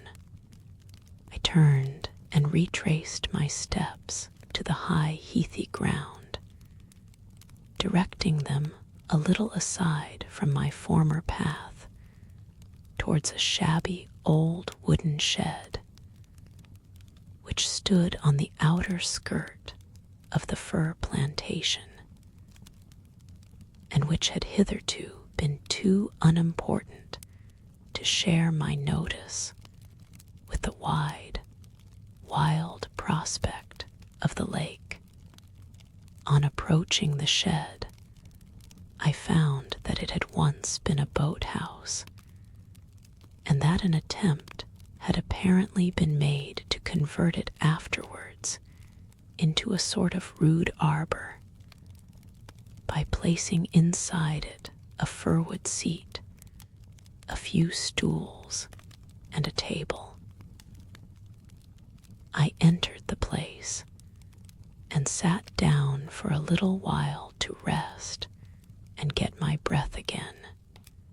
I had not been in the boathouse more than a minute when it struck me that the sound of my own quick breathing was very strangely echoed by something beneath me. I listened intently for a moment and heard a low, thick, sobbing breath that seemed to come from the ground under the seat which I was occupying. My nerves are not easily shaken by trifles, but on this occasion I started to my feet in a fright, called out, received no answer, summoned back my recreant courage, and looked under the seat. There, crouched up in the farthest corner, lay the forlorn cause of my terror, in the shape of a poor little dog, a black and white spaniel. The creature moaned feebly when I looked at it and called to it, but never stirred. I moved away the seat and looked closer. The poor little dog's eyes were glazing fast, and there were spots of blood on its glossy white side. The misery of a weak, helpless, dumb creature is surely one of the saddest of all the mournful sights which this world can show. I lifted the poor dog in my arms as gently as I could, and contrived a sort of makeshift hammock for him to lie in. By gathering up the front of my dress all round him. In this way, I took the creature as painlessly as possible and as fast as possible back to the house. Finding no one in the hall, I went up at once to my own sitting room, made a bed for the dog with one of my old shawls, and rang the bell.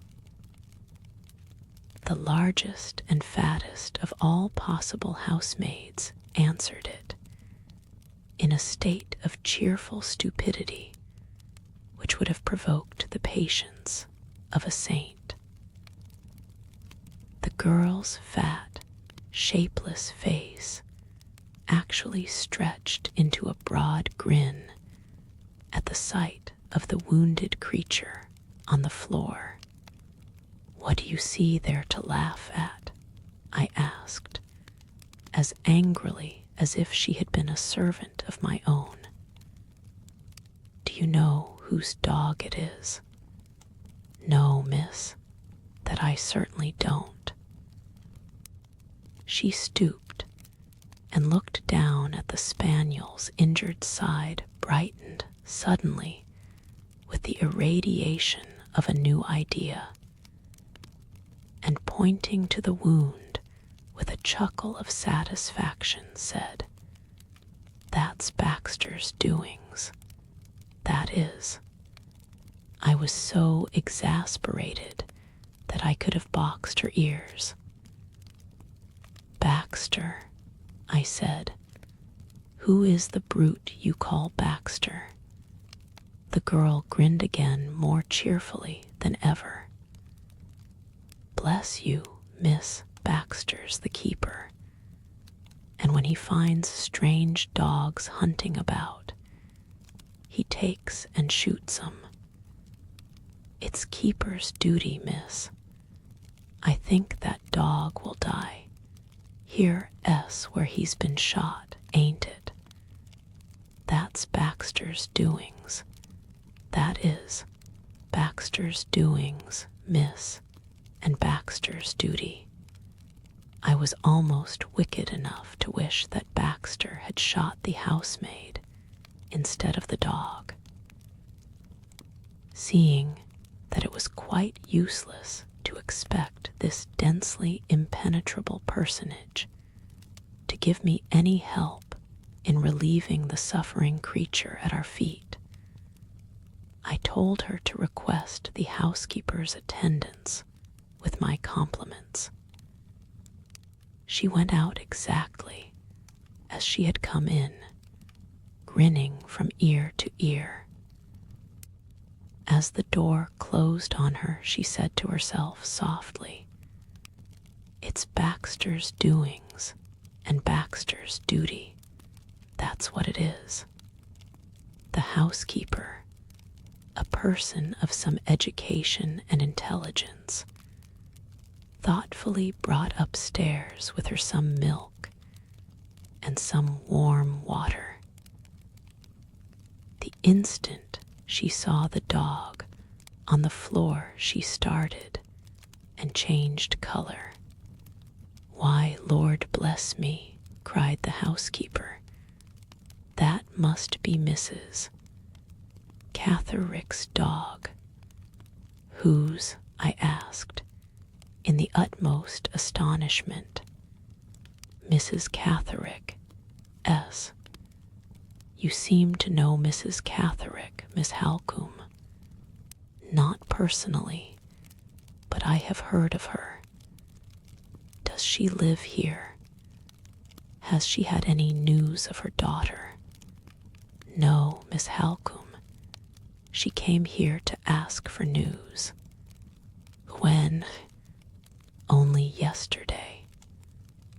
She said someone had reported that a stranger answering to the description of her daughter had been seen in our neighborhood.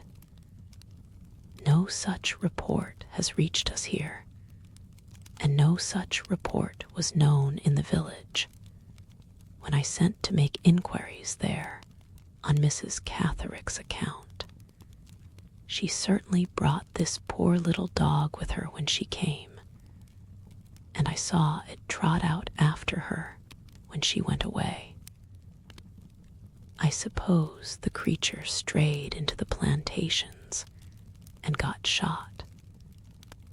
Where did you find it, Miss Halcombe?" "In the old shed that looks out on the lake." "Ah, yes, that is the plantation side, and the poor thing dragged itself, I suppose, to the nearest shelter, as dogs will, to die.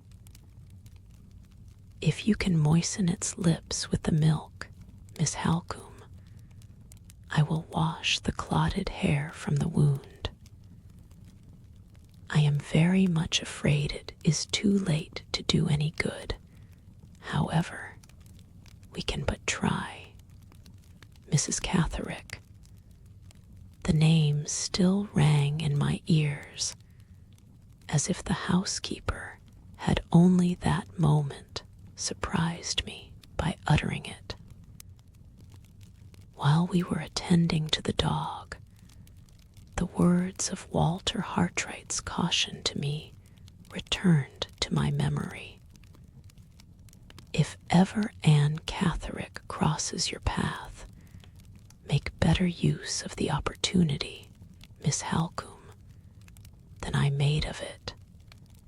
The finding of the wounded spaniel had led me already to the discovery of Mrs. Catherick's visit to Blackwater Park, and that event might lead in its turn to something more.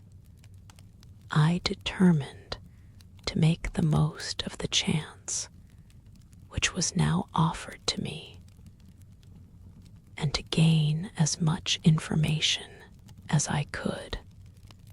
"Did you say that Mrs. Catherick lived anywhere in this neighborhood?" asked. "Oh dear, no," said the housekeeper. "She lives at Welmingham, quite at the other end of the county, 25 miles off at least. I suppose you have known Mrs. Catherick for some years." "On the contrary, Miss Halcombe, I never saw her before she came here yesterday. I had heard of her, of course, because I had heard of Sir Percival's kindness in putting her daughter under medical care. Mrs. Catherick is rather a strange person in her manners, extremely respectable looking.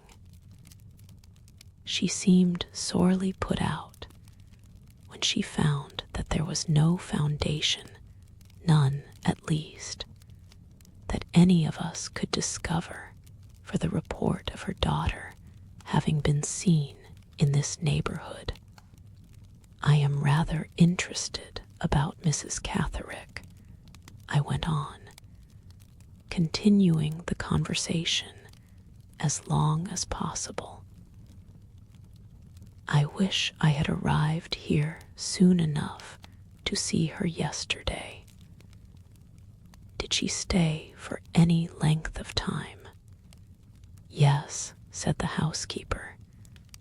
"She stayed for some time, and I think she would have remained longer if I had not been called away to speak to a strange gentleman, a gentleman who came to ask when Sir Percival was expected back."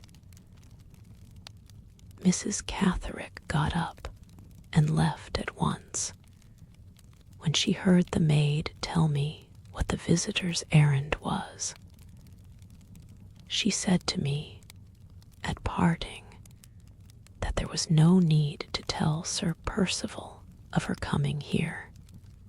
I thought that rather an odd remark to make, especially to a person in my responsible situation.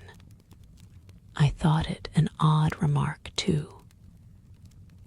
Sir Percival had certainly led me to believe, at Limmeridge, that the most perfect confidence existed between himself and Mrs. Catterick.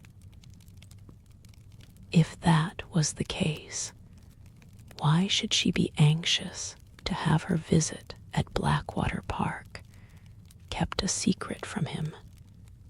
"Probably," I said, seeing that the housekeeper expected me to give my opinion on Mrs. Catterick's parting words. Probably she thought the announcement of her visit might vex Sir Percival to no purpose, by reminding him that her lost daughter was not found yet. "Did she talk much on that subject?" "Very little," replied the housekeeper. "She talked principally of Sir Percival, and asked a great many questions about where he had been traveling, and what sort of lady his new wife was. She seemed to be more soured and put out than distressed by failing to find any traces of her daughter in these parts. 'I give her up,' were the last words she said that I can remember. 'I give her up, ma'am, for lost.' And from that she passed at once to her questions about Lady Glyde, wanting to know if she was a handsome, amiable lady, comely and healthy and young. Ah, dear, I thought how it would end. Look, Miss Halcombe, the poor thing is out of its misery at last. The dog was dead. It had given a faint, sobbing cry. It had suffered an instant's convulsion of the limbs, just as those last words, comely and healthy and young, dropped from the housekeeper's lips. The change had happened with startling suddenness. In one moment, the creature lay lifeless under our hands. 8 o'clock. I have just returned from dining downstairs in solitary state. The sunset is burning redly on the wilderness of trees that I see from my window, and I am poring over my journal again to calm my impatience for the return of the travelers. They ought to have arrived, by my calculations, before this. How still and lonely the house is in the drowsy evening quiet. Oh me, how many minutes more before I hear the carriage wheels and run downstairs to find myself in Laura's arms. The poor little dog. I wish my first day at Blackwater Park had not been associated with death, though it is only the death of a stray animal. Welmingham, I see, on looking back through these private pages of mine, that Welmingham is the name of the place where Mrs. Catherick lives. Her note is still in my possession. The note in answer to that letter about her unhappy daughter, which Sir Percival obliged me to write. One of these days, when I can find a safe opportunity, I will take the note with me by way of introduction and try what I can make of Mrs. Catherick at a personal interview. I don't understand her wishing to conceal her visit to this place from Sir Percival's knowledge, and I don't feel half so sure, as the housekeeper seems to do, that her daughter Anne is not in the neighborhood after all. What would Walter Hartwright have said in this emergency? Poor, dear Hartwright. I am beginning to feel the want of his honest advice and his willing help already. Surely I heard something. Was it a bustle of footsteps below stairs? Yes, I hear the horses' feet. I hear the rolling wheels. Aye, June 15th. The confusion of their arrival has had time to subside. 2 days have elapsed since the return of the travelers, and that interval has sufficed to put the new machinery of our lives at Blackwater Park in fair working order. I may now return to my journal with some little chance of being able to continue the entries in it as collectedly as usual. I think I must begin by putting down an odd remark which has suggested itself to me since Laura came back.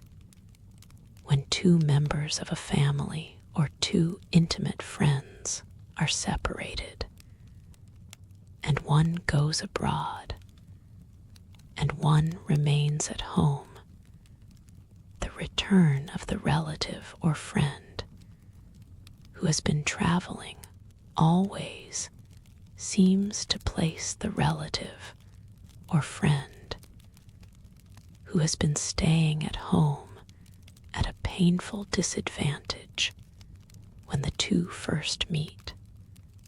The sudden encounter of the new thoughts and new habits eagerly gained in the one case, with the old thoughts and old habits passively preserved in the other, seems at first to part the sympathies of the most loving relatives and the fondest friends, and to set a sudden strangeness, unexpected by both and uncontrollable by both, between them on either side. After the first happiness of my meeting with Laura was over, after we had sat down together hand in hand to recover breath enough and calmness enough to talk, I felt this strangeness instantly, and I could see that she felt it too. It has partially worn away, now that we have fallen back into most of our old habits, and it will probably disappear before long. But it has certainly had an influence over the first impressions that I have formed of her. Now that we are living together again, for which reason only I have thought fit to mention it here. She has found me unaltered, but I have found her changed in person, and in one respect changed in character. I cannot absolutely say that she is less beautiful than she used to be. I can only say that she is less beautiful to me. Others who do not look at her with my eyes and my recollections would probably think her improved. There is more color and more decision and roundness of outline in her face than there used to be, and her figure seems more firmly set and more sure and easy in all its movements than it was in her maiden days. But I miss something when I look at her, something that once belonged to the happy, innocent life of Laura Fairley, and that I cannot find in Lady Glyde. There was in the old times a freshness, a softness, an ever-varying, and yet ever-remaining tenderness of beauty in her face, the charm of which it is not possible to express in words, or, as poor Hartright used often to say, in painting either. This is gone. I thought I saw the faint reflection of it for a moment when she turned pale under the agitation of our sudden meeting on the evening of her return, but it has never reappeared since. None of her letters had prepared me for a personal change in her. On the contrary, they had led me to expect that her marriage had left her, in appearance at least, quite unaltered.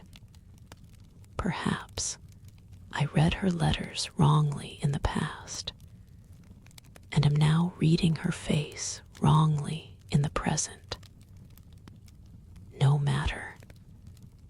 Whether her beauty has gained or whether it has lost in the last 6 months, the separation either way has made her own dear self more precious to me than ever, and that is one good result of her marriage, at any rate. The second change, the change that I have observed in her character, has not surprised me, because I was prepared for it in this case by the tone of her letters. Now that she is at home again, I find her just as unwilling to enter into any details on the subject of her married life, as I had previously found her all through the time of our separation, when we could only communicate with each other by writing. At the first approach I made to the forbidden topic, she put her hand on my lips with a look and gesture which touchingly, almost painfully, recalled to my memory the days of her girlhood the happy bygone time when there were no secrets between us. Whenever you and I are together, Marian, she said, we shall both be happier and easier with one another if we accept my married life for what it is, and say and think as little about it as possible. I would tell you everything, darling, about myself, she went on, nervously buckling and unbuckling the ribbon round my waist. If my confidences could only end there. But they could not. They would lead me into confidences about my husband too. And now I am married. I think I had better avoid them for his sake, and for your sake, and for mine.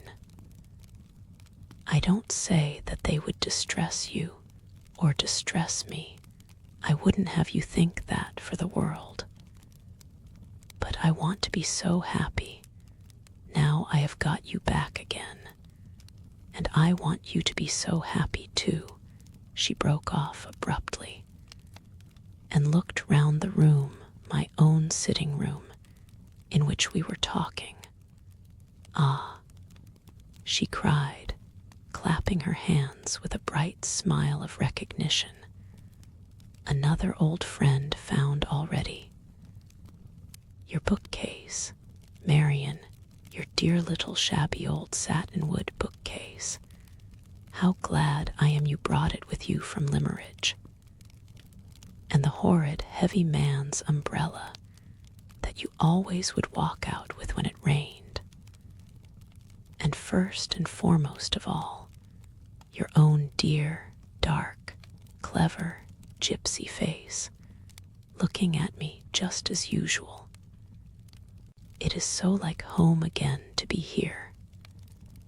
How can we make it more like home still? I will put my father's portrait in your room instead of in mine.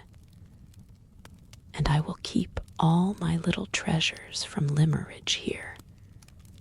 And we will pass hours and hours every day with these 4 friendly walls round us. Oh, Marian, she said, suddenly seating herself on a footstool at my knees and looking up earnestly in my face, promise you will never marry and leave me. It is selfish to say so, but you are so much better off as a single woman, unless you are very fond of your husband. But you won't be very fond of anybody but me, will you? She stopped again, crossed my hands on my lap, and laid her face on them.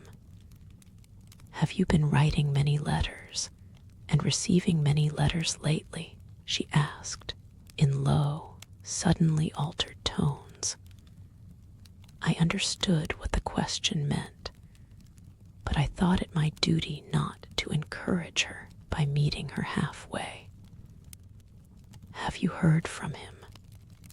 She went on, coaxing me to forgive the more direct appeal on which she now ventured, by kissing my hands, upon which her face still rested. Is he well and happy, and getting on in his profession? Has he recovered himself and forgotten me? She should not have asked those questions.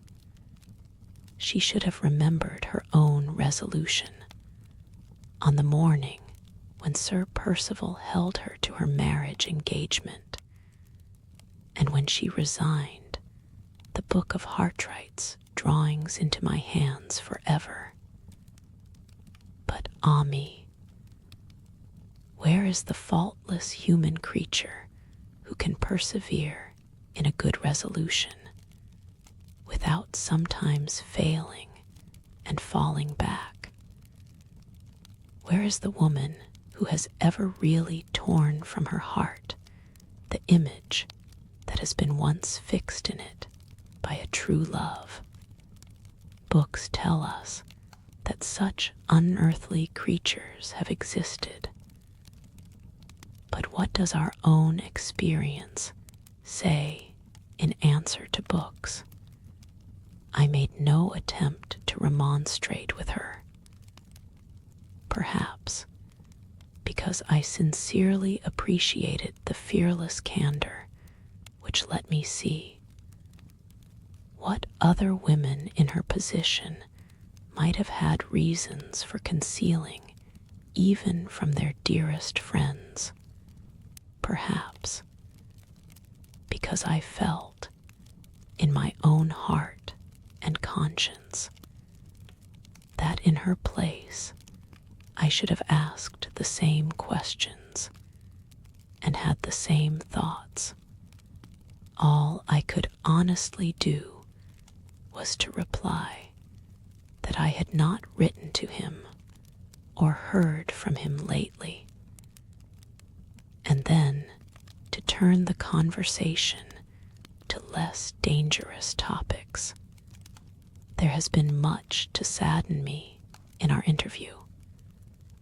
My first confidential interview with her since her return. The change which her marriage has produced in our relations towards each other, by placing a forbidden subject between us for the first time in our lives. The melancholy conviction of the dearth of all warmth of feeling, of all close sympathy between her husband and herself, which her own unwilling words now force on my mind. The distressing discovery that the influence of that ill-fated attachment still remains, no matter how innocently, how harmlessly, rooted as deeply as ever in her heart. All these are disclosures to sadden any woman who loves her as dearly and feels for her as acutely as I do. There is only one consolation to set against them, a consolation that ought to comfort me, and that does comfort me. All the graces and gentleness of her character, all the frank affection of her nature, all the sweet, simple, womanly charms which used to make her the darling and delight of everyone who approached her, have come back to me with herself. Of my other impressions, I am sometimes a little inclined to doubt. Of this last, best, happiest of all impressions, I grow more and more certain every hour in the day. Let me turn now from her to her traveling companions. Her husband must engage my attention first. What have I observed in Sir Percival since his return to improve my opinion of him? I can hardly say. Small vexations and annoyances seem to have beset him since he came back, and no man under those circumstances is ever presented at his best. He looks, as I think, thinner than he was when he left England. His wearisome cough and his comfortless restlessness have certainly increased.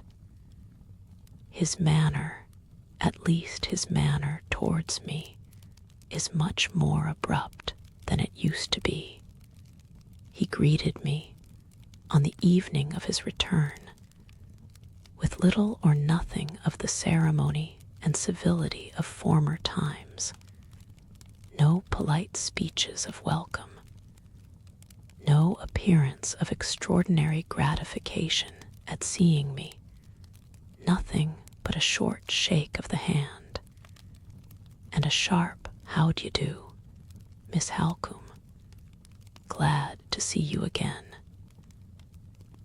He seemed to accept me as one of the necessary fixtures of Blackwater Park, to be satisfied at finding me established in my proper place, and then to pass me over altogether. Most men show something of their disposition in their own houses, which they have concealed elsewhere, and Sir Percival has already displayed a mania for order and regularity, which is quite a new revelation of him, so far as my previous knowledge of his character is concerned. If I take a book from the library and leave it on the table, he follows me and puts it back again. If I rise from a chair and let it remain where I have been sitting, he carefully restores it to its proper place against the wall. He picks up stray flower blossoms from the carpet and mutters to himself as discontentedly as if they were hot cinders burning holes in it. And he storms at the servants if there is a crease in the tablecloth or a knife missing from its place at the dinner table, as fiercely as if they had personally insulted him.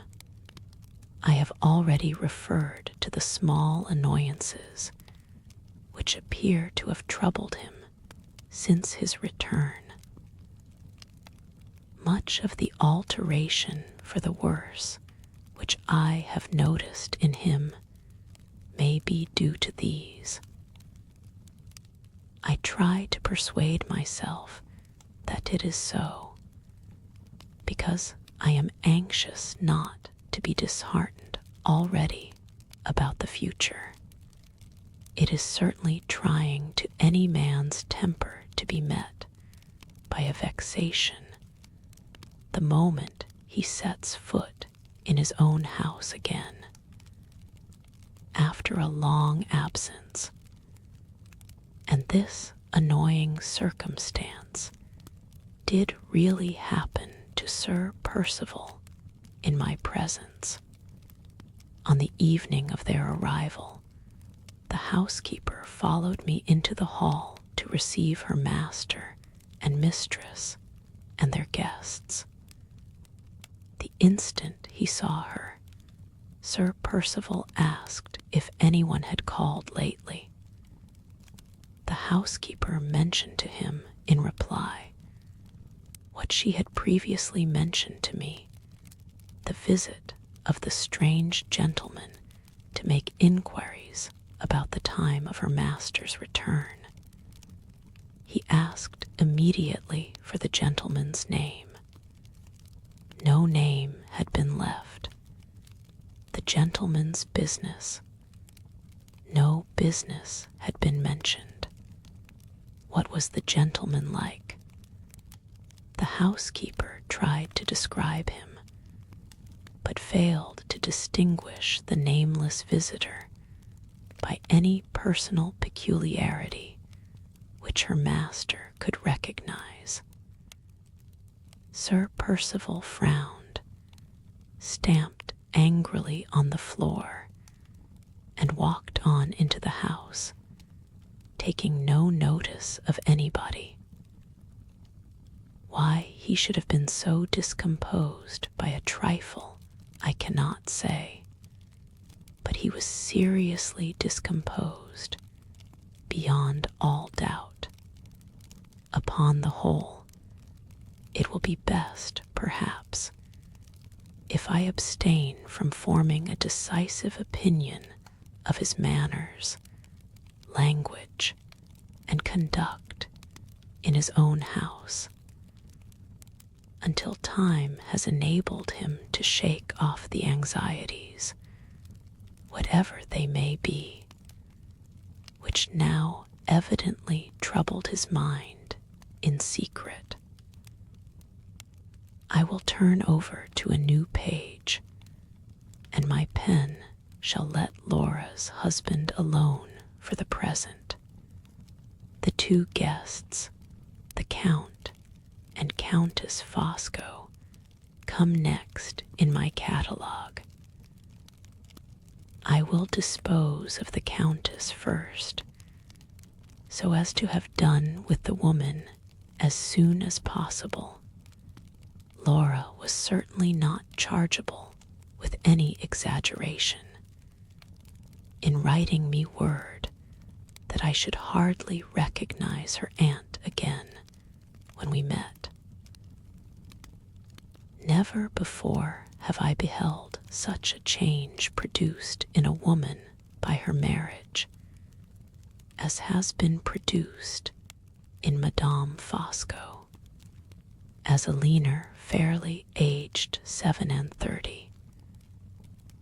She was always talking pretentious nonsense, and always worrying the unfortunate men with every small exaction which a vain and foolish woman can impose on long-suffering male humanity. As Madame Fosco, aged 43, she sits for hours together without saying a word, frozen up in the strangest manner in herself.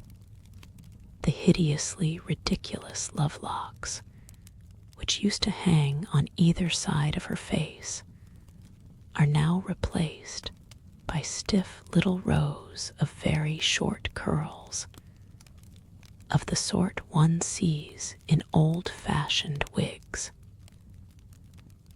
A plain, matronly cap covers her head and makes her look, for the first time in her life since I remember her, like a decent woman.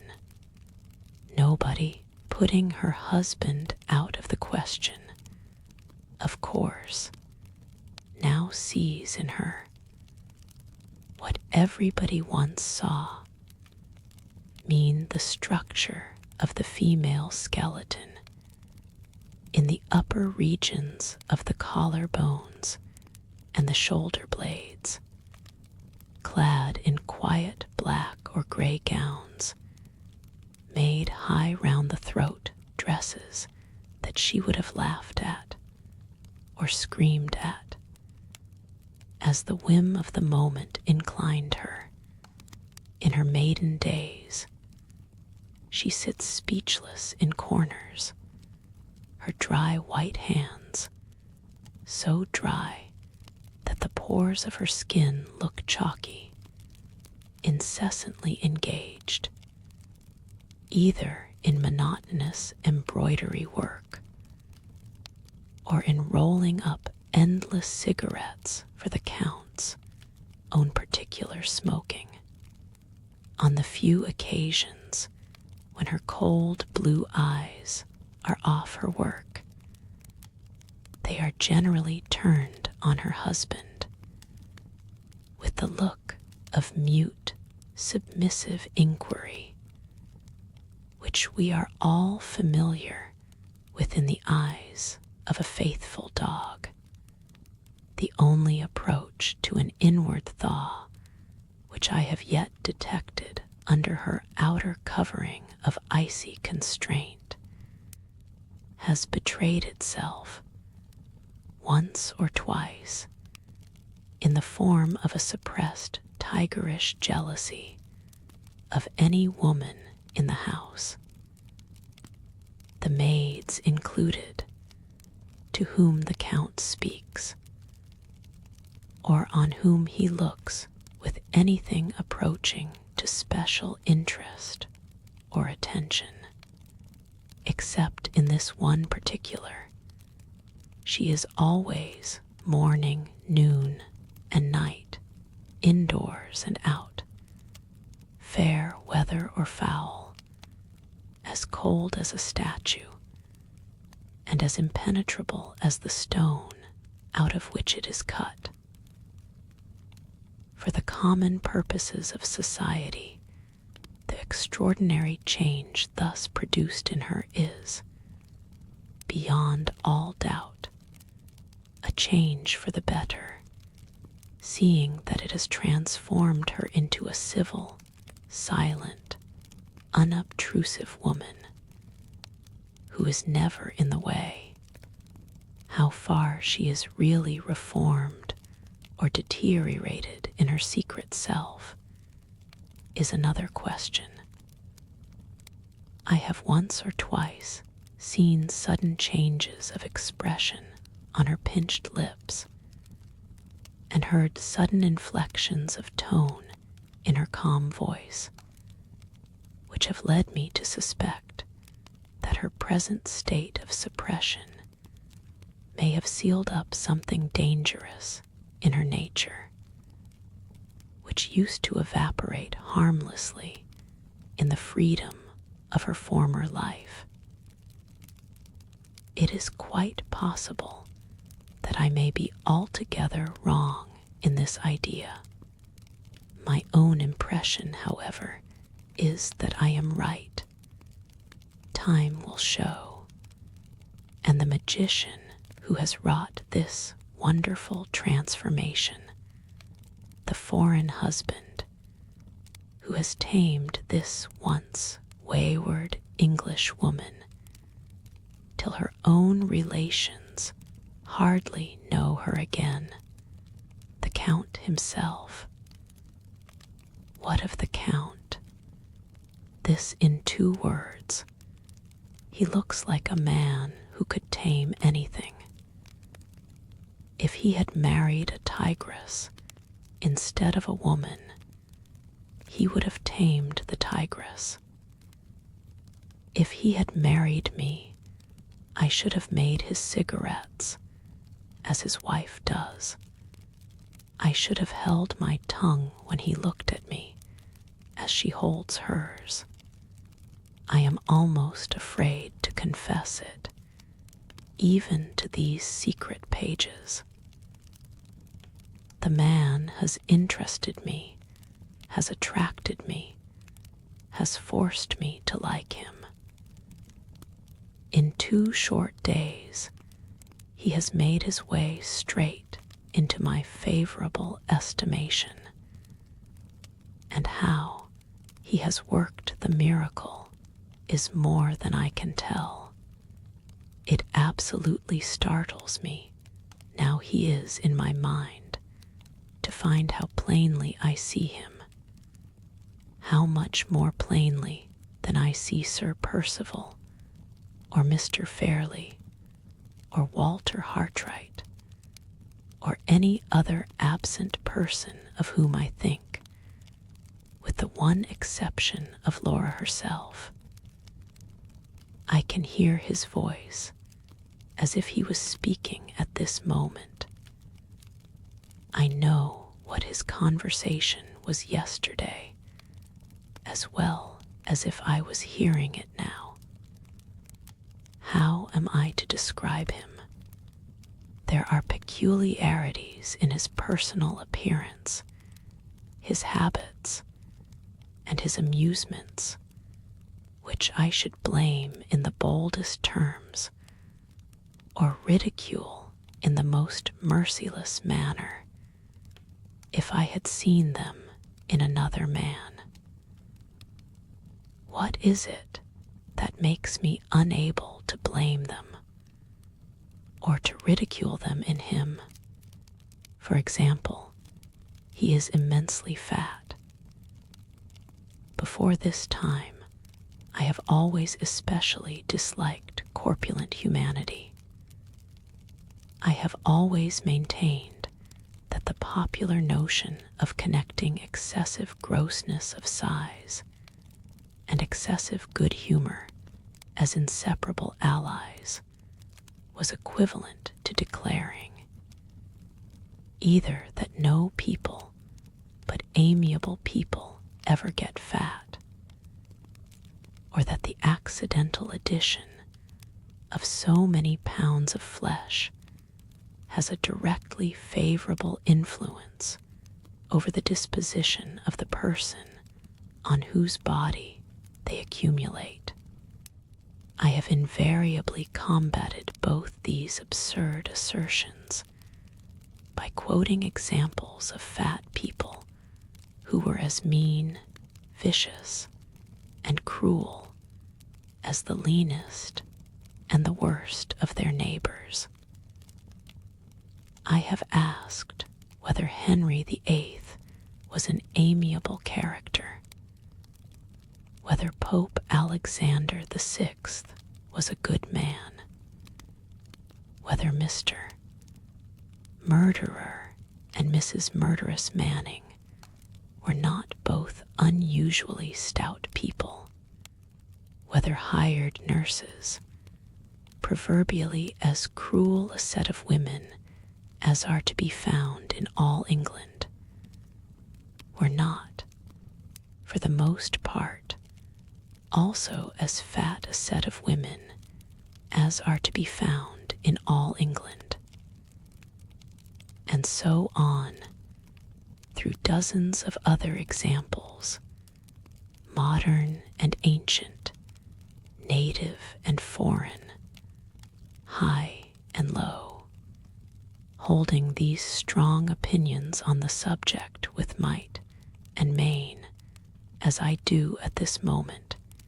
Here, nevertheless, is Count Fosco, as fat as Henry VIII himself, established in my favor at one day's notice, without let or hindrance from his own odious corpulence. Marvelous, indeed, is it his face that has recommended him. It may be his face. He is a most remarkable likeness, on a large scale, of the great Napoleon. His features have Napoleon's magnificent regularity. His expression recalls the grandly calm, immovable power of the great soldier's face. This striking resemblance certainly impressed me to begin with, but there is something in him besides the resemblance which has impressed me more. I think the influence I am now trying to find is in his eyes. They are the most unfathomable gray eyes I ever saw, and they have at times a cold, clear, beautiful, irresistible glitter in them, which forces me to look at him, and yet causes me sensations when I do look, which I would rather not feel. Other parts of his face and head have their strange peculiarities. His complexion, for instance, has a singular sallow fairness, so much at variance with the dark brown color of his hair that I suspect the hair of being a wig, and his face, closely shaven all over, is smoother and freer from all marks and wrinkles than mine, though according to Sir Percival's account of him, he is close on 60 years of age. But these are not the prominent personal characteristics which distinguish him, to my mind, from all the other men I have ever seen. The marked peculiarity which which singles him out from the rank and file of humanity, lies entirely, so far as I can tell at present, in the extraordinary expression and extraordinary power of his eyes. His manner and his command of our language may also have assisted him in some degree to establish himself in my good opinion. He has that quiet deference, that look of pleased, attentive interest in listening to a woman, and that secret gentleness in his voice in speaking to a woman which, say what we may, we can none of us resist. Here, too, his unusual command of the English language necessarily helps him. I had often heard of the extraordinary aptitude which many Italians show in mastering our strong, hard, northern speech. But until I saw Count Fosco, I had never supposed it possible that any foreigner could have spoken English as he speaks it. There are times when it is almost impossible to detect by his accent that he is not a countryman of our own. And as for fluency, there are very few born Englishmen who can talk with as few stoppages and repetitions as the Count. He may construct his sentences more or less in the foreign way, but I have never yet heard him use a wrong expression or hesitate for a moment in his choice of a word. All the smallest characteristics of this strange man have something strikingly original and perplexingly contradictory in them. Fat as he is and old as he is, his movements are astonishingly light and easy. He is as noiseless in a room as any of us women, and more than that, with all his look of unmistakable mental firmness and power, he is as nervously sensitive as the weakest of us. He starts at chance noises as inveterately as Laura herself. He winced and shuddered yesterday when Sir Percival beat one of the spaniels, so that I felt ashamed of my own want of tenderness and sensibility by comparison with the Count. The relation of this last incident reminds me of one of his most curious peculiarities, which I have not yet mentioned, his extraordinary fondness for pet animals.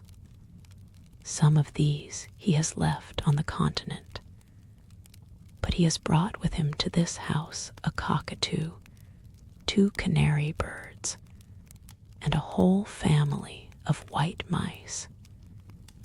He attends to all the necessities of these strange favorites himself, and he has taught the creatures to be surprisingly fond of him and familiar with him. The cockatoo, a most vicious and treacherous bird towards everyone else, absolutely seems to love him. When he lets it out of its cage, it hops onto his knee and claws its way up his great big body and rubs its top knot against his sallow double chin in the most caressing manner imaginable. He has only to set the doors of the canaries' cages open and to call them, and the pretty little cleverly trained creatures perch fearlessly on his hand, mount his fat, outstretched fingers one by one when he tells them to go upstairs, and sing together as if they would burst their throats with delight when they get to the top finger. His white mice live in a little pagoda of gaily painted wirework, designed and made by himself. They are almost as tame as the canaries, and they are perpetually let out like the canaries. They crawl all over him, popping in and out of his waistcoat, and sitting in couples, white as snow, on his capacious shoulders. He seems to be even fonder of his mice than of his other pets, smiles at them, and kisses them, and calls them by all sorts of endearing names. If it be possible to suppose an Englishman with any taste for such childish interests and amusements as these, that Englishman would certainly feel rather ashamed of them, and would be anxious to apologize for them in the company of grown-up people. But the Count, apparently, sees nothing ridiculous in the amazing contrast between his colossal self and his frail little pets. He would blandly kiss his white mice and twitter to his canary birds amid an assembly of English fox hunters, and would only pity them as barbarians when they were all laughing their loudest at him. It seems hardly credible while I am writing it down, but it is certainly true that this same man, who has all the fondness of an old maid for his cockatoo, and all the small dexterities of an organ boy in managing his white mice, can talk, when anything happens to rouse him, with a daring independence of thought, a knowledge of books in every language, and an experience of society in half the capitals of Europe, which would make him the prominent personage of any assembly in the civilized world. This trainer of canary birds, this architect of a pagoda for white mice, is, as Sir Percival himself has told me, one of the first experimental chemists living, and has discovered, among other wonderful inventions, a means of petrifying the body after death, so as to preserve it as hard as marble to the end of time. This fat, indolent, elderly man, whose nerves are so finely strung that he starts at chance noises, and winces when he sees a house spaniel get a whipping, went into the stable yard on the morning after his arrival, and put his hand on the head of a chained bloodhound, a beast so savage that the very groom who feeds him keeps out of his reach. His wife and I were present, and I shall not forget the scene that followed, short as it was. "Mind that dog, sir," said the groom. he flies at everybody. He does that, my friend, replied the Count quietly, because everybody is afraid of him. Let us see if he flies at me. And he laid his plump, yellow-white fingers, on which the canary birds had been perching 10 minutes before, upon the formidable brute's head, and looked him straight in the eyes. You big dogs are all cowards, he said, addressing the animal contemptuously, with his face and the dogs within an inch of each other. You would kill a poor cat, you infernal coward. You would fly at a starving beggar, you infernal coward. Anything that you can surprise unawares, anything that is afraid of your big body, and your wicked white teeth, and your slobbering, bloodthirsty mouth, is the thing you like to fly at.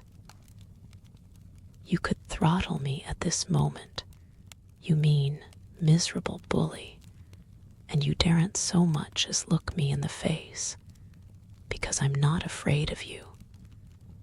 Will you think better of it, and try your teeth in my fat neck? Bah! Not you. He turned away, laughing at the astonishment of the men in the yard, and the dog crept back meekly to his kennel. Ah, my nice waistcoat, he said pathetically. I am sorry I came here. Some of that brute's slobber has got on my pretty clean waistcoat. Those words express another of his incomprehensible oddities.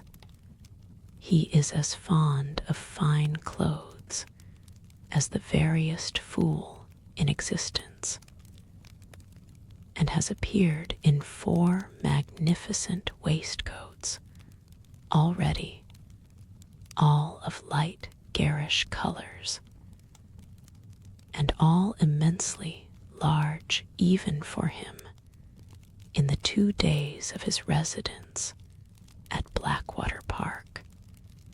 His tact and cleverness in small things are quite as noticeable as the singular inconsistencies in his character, and the childish triviality of his ordinary tastes and pursuits.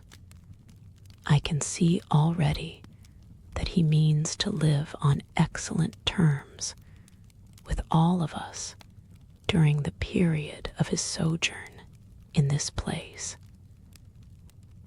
He has evidently discovered that Laura secretly dislikes him. She confessed as much to me when I pressed her on the subject. But he has also found out that she is extravagantly fond of flowers.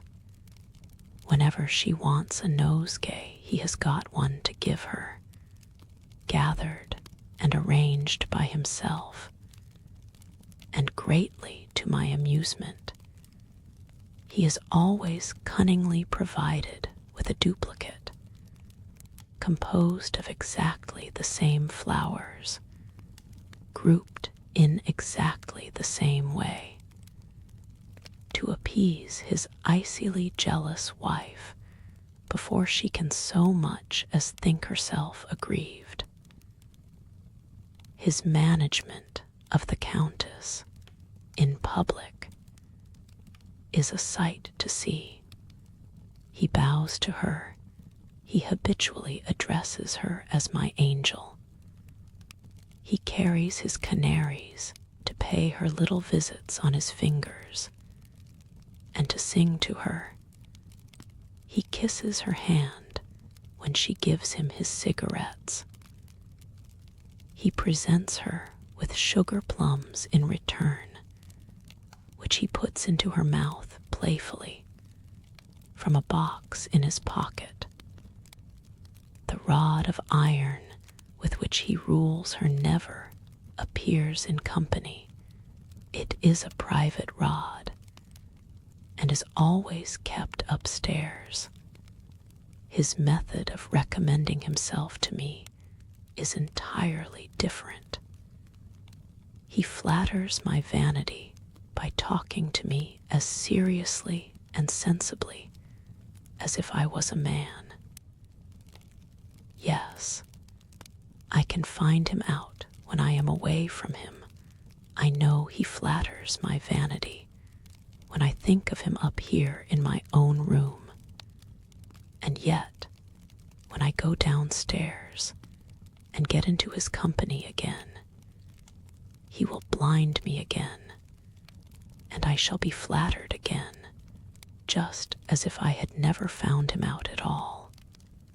He can manage me as he manages his wife and Laura, as he managed the bloodhound in the stable yard, as he manages Sir Percival himself, every hour in the day. My good Percival, how I like your rough English humor, my good Percival. How I enjoy your solid English sense. He puts the rudest remarks Sir Percival can make on his effeminate tastes and amusements quietly away from him in that manner, always calling the baronet by his Christian name, smiling at him with the calmest superiority, patting him on the shoulder, and bearing with him benignantly, as a good-humored father bears with a wayward son. The interest which I really cannot help feeling in this strangely original man has led me to question Sir Percival about his past life. Sir Percival either knows little or will tell me little about it. He and the Count first met many years ago at Rome, under the dangerous circumstances to which I have alluded elsewhere. Since that time, they have been perpetually together in London, in Paris, and in Vienna, but never in Italy again, the Count having, oddly enough, not crossed the frontiers of his native country for years past. Perhaps he has been made the victim of some political persecution. At all events, he seems to be patriotically anxious not to lose sight of any of his own countrymen who may happen to be in England. On the evening of his arrival, he asked how far we were from the nearest town, and whether we knew of any Italian gentleman who might happen to be settled there. He is certainly in correspondence with people on the continent, for his letters have all sorts of odd stamps on them, and I saw one for him this morning, waiting in his place at the breakfast table, with a huge, official-looking seal on it. Perhaps he is in correspondence with his government. And yet, that is hardly to be reconciled either with my other idea that he may be a political exile. How much I seem to have written about Count Fosco. And what does it all amount to? As poor, dear Mr. Gilmore would ask, in his impenetrable businesslike way, I can only repeat that I do assuredly feel, even on this short acquaintance, a strange, half willing, half unwilling liking for the Count. He seems to have established over me the same sort of ascendancy which he has evidently gained over Sir Percival, free and even rude as he may occasionally be in his manner towards his fat friend. Sir Percival is nevertheless afraid, as I can plainly see, of giving any serious offense to the Count. I wonder whether I am afraid too. I certainly never saw a man in all my experience whom I should be so sorry to have for an enemy. Is this because I like him, or because I am afraid of him? Kai sa, as Count Fosco might say in his own language. Who knows? June 16th. Something to chronicle today besides my own ideas and impressions. A visitor has arrived, quite unknown to Laura and to me, and apparently quite unexpected by Sir Percival. We were all at lunch, in the room with the new French windows that open into the veranda, and the Count, who devours pastry as I have never yet seen it devoured by any human beings but girls at boarding schools, had just amused us by asking gravely for his fourth tart when the servant entered to announce the visitor. Mr. Merriman has just come, Sir Percival, and wishes to see you immediately. Sir Percival started and looked at the man with an expression of angry alarm. Mr. Merriman, he repeated, as if he thought his own ears must have deceived him. Yes, Sir Percival, Mr. Merriman, from London. Where is he? In the library, Sir Percival. He left the table the instant the last answer was given, and hurried out of the room without saying a word to any of us. Who is Mr. Merriman? Asked Laura, appealing to me. I have not the least idea, was all I could say in reply. The Count had finished his fourth tart and had gone to a side table to look after his vicious cockatoo. He turned round to us with the bird perched on his shoulder. Mr. Merriman is Sir Percival's solicitor, he said quietly. Sir Percival's solicitor. It was a perfectly straightforward answer to Laura's question, and yet, under the circumstances, it was not satisfactory. If Mr. Merriman had been specially sent for by his client, there would have been nothing very wonderful in his leaving town to obey the summons.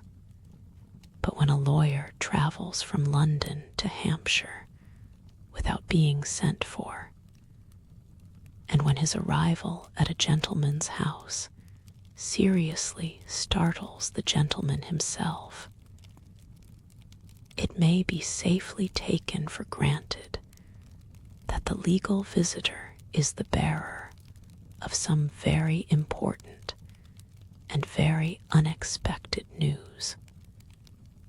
News which may be either very good or very bad, but which cannot, in either case, be of the common, everyday kind.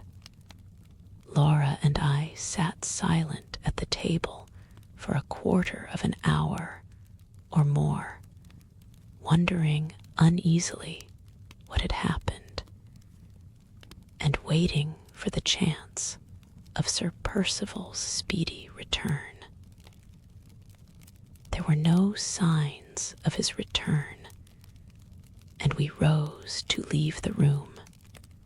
The Count, attentive as usual, advanced from the corner in which he had been feeding his cockatoo, with the bird still perched on his shoulder, and opened the door for us. Laura and Madame Fosco went out first. Just as I was on the point of following them, he made a sign with his hand and spoke to me before I passed him in the oddest manner. Yes, he said, quietly answering the unexpressed idea at that moment in my mind, as if I had plainly confided it to him in so many words. Yes, Miss Halcombe, something has happened. I was on the point of answering. I never said so, but the vicious cockatoo ruffled his clipped wings and gave a screech that set all my nerves on edge in an instant, and made me only too glad to get out of the room. I joined Laura at the foot of the stairs.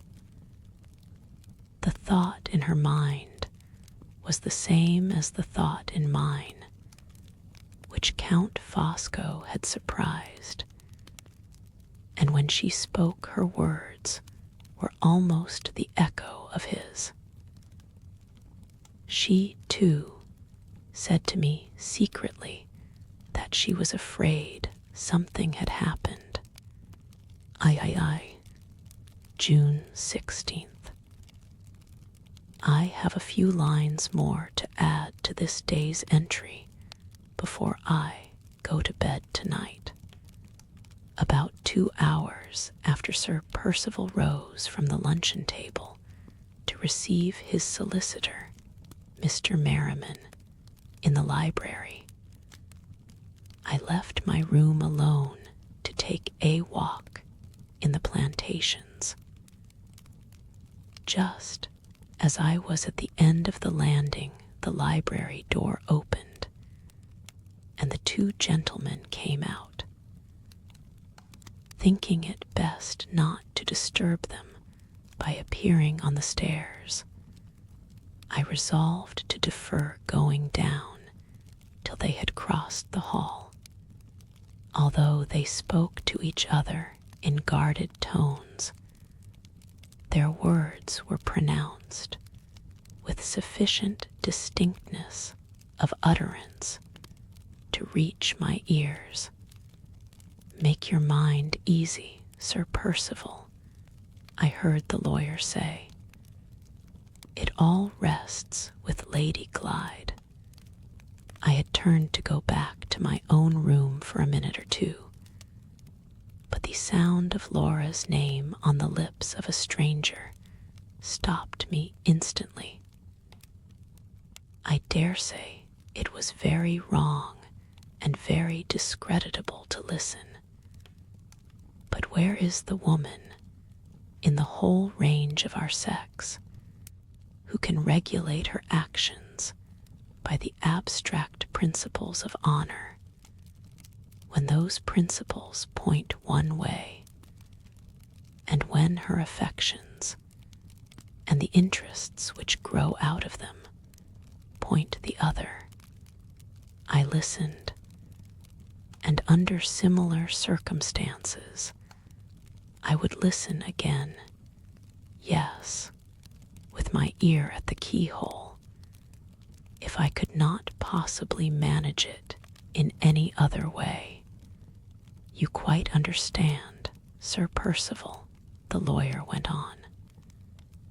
Lady Glyde is to sign her name in the presence of a witness, or of two witnesses, if you wish to be particularly careful, and is then to put her finger on the seal and say, "I deliver this as my act and deed."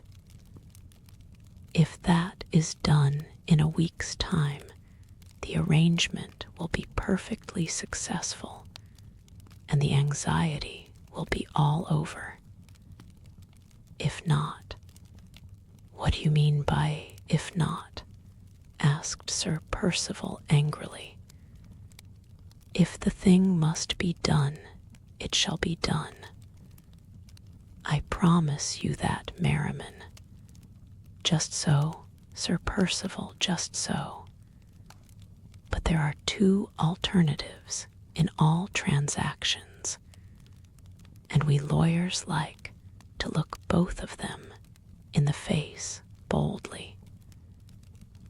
If through any extraordinary circumstance the arrangement should not be made, I think I may be able to get the parties to accept bills at 3 months. But how the money is to be raised when the bills fall due— damn the bills. The money is only to be got in one way, and in that way, I tell you again, it shall be got. Take a glass of wine, Merriman, before you go. Much obliged, Sir Percival. I have not a moment to lose if I am to catch the up train. You will let me know as soon as the arrangement is complete, and you will not forget the caution I recommended." "Of course I won't. There's the dog cart at the door for you. My groom will get you to the station in no time. Benjamin, drive like mad. Jump in. If Mr. Merriman misses the train, you lose your place. Hold fast, Merriman, and if you are upset, trust to the devil to save his own." With that parting benediction, the baronet turned about and walked back to the library. I had not heard much, but the little that had reached my ears was enough to make me feel uneasy. The something that had happened was but too plainly a serious money embarrassment, and Sir Percival's relief from it depended upon Laura. The prospect of seeing her involved in her husband's secret difficulties filled me with dismay, exaggerated, no doubt, by my ignorance of business and my settled distrust of Sir Percival. Instead of going out, as I proposed, I went back immediately to Laura's room to tell her what I had heard. She received my bad news so composedly as to surprise me. She evidently knows more of her husband's character and her husband's embarrassments than I have suspected up to this time. "I feared as much," she said, "when I heard of that strange gentleman who called and declined to leave his name." "Who do you think the gentleman was then?" I asked. "Some person who has heavy claims on Sir Percival," she answered, "and who has been the cause of Mr. Merriman's visit here today. Do you know anything about those claims?" "No, I know no particulars." You will sign nothing, Laura, without first looking at it. Certainly not, Marian. Whatever I can harmlessly and honestly do to help him, I will do for the sake of making your life and mine, love, as easy and as happy as possible. But I will do nothing ignorantly, which we might, one day, have reason to feel ashamed of. Let us say no more about it now. You have got your hat on. Suppose we go and dream away the afternoon in the grounds. On leaving the house, we directed our steps to the nearest shade. As we passed an open space among the trees in front of the house, there was Count Fosco, slowly walking backwards and forwards on the grass, sunning himself in the full blaze of the hot June afternoon. He had a broad straw hat on, with a violet-colored ribbon round it, a blue blouse with profuse white fancy work over the bosom covered his prodigious body and was girt about the place where his waist might once have been with a broad scarlet leather belt, nankeen trousers displaying more white fancy work over the ankles, and purple morocco slippers adorned his lower extremities. He was singing Figaro's famous song in The Barber of Seville, with that crisply fluent vocalization which is never heard from any other than an Italian throat, accompanying himself on the concertina, which he played with ecstatic throwings up of his arms and graceful twistings and turnings of his head, like a fat St. Cecilia masquerading in male attire. Figaro qua, Figaro la, Figaro su, Figaro giu, sang the Count, jauntily tossing up the concertina at arm's length and bowing to us on one side of the instrument with the airy grace and elegance of Figaro himself at 20 years of age. Take my word for it, Laura. That man knows something of Sir Percival's embarrassments, I said, as we returned the Count's salutation from a safe distance. What makes you think that? She asked. How should he have known otherwise that Mr. Merriman was Sir Percival's solicitor? I rejoined. Besides, when I followed you out of the luncheon-room, he told me, without a single word of inquiry on my part, that something had happened. Depend upon it, he knows more than we do. Don't ask him any questions if he does. Don't take him into our confidence. You seem to dislike him, Laura, in a very determined manner. What has he said or done to justify you? Nothing, Marian. On the contrary, he was all kindness and attention on our journey home, and he several times checked Sir Percival's outbreaks of temper in the most considerate manner towards me. Perhaps I dislike him because he has so much more power over my husband than I have. Perhaps it hurts my pride to be under any obligations reasons to his interference. All I know is that I do dislike him. The rest of the day and evening passed quietly enough. The Count and I played at chess. For the first 2 games, he politely allowed me to conquer him. And then, when he saw that I had found him out, begged my pardon, and at the 3rd game checkmated me in 10 minutes. Sir Percival never once referred, all through the evening, to the lawyer's visit. But either that event, or something else, had produced a singular alteration for the better in him.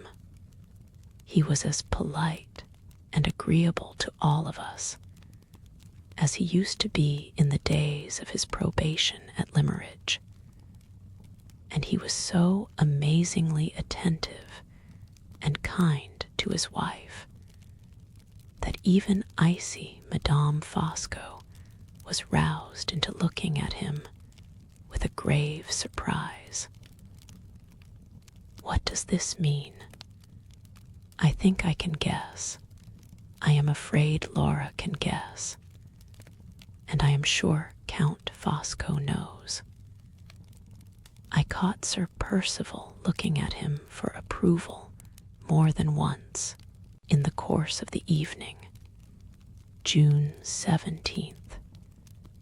A day of events.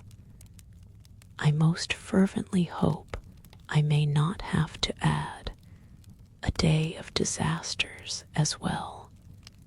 Sir Percival was as silent at breakfast as he had been the evening before on the subject of the mysterious arrangement, as the lawyer called it, which is hanging over our heads.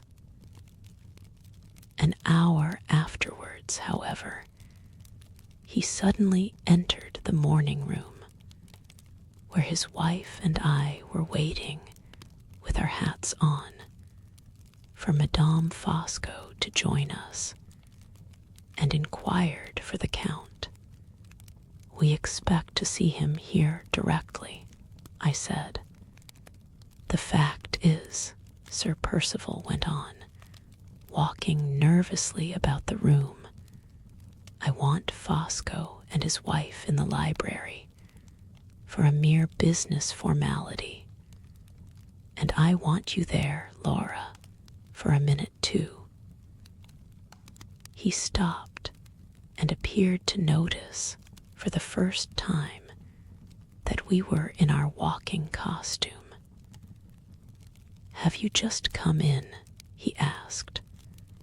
"Or were you just going out?" "We were all thinking of going to the lake this morning," said Laura. "But if you have any other arrangement to propose—" "No, no," he answered hastily. "My arrangement can wait. After lunch will do as well for it as after breakfast. All going to the lake, eh? A good idea. Let's have an idle morning. I'll be one of the party." There was no mistaking his manner, even if it had been possible to mistake the uncharacteristic readiness which his words expressed, to submit his own plans and projects to the convenience of others. He was evidently relieved at finding any excuse for delaying the business formality in the library, to which his own words had referred.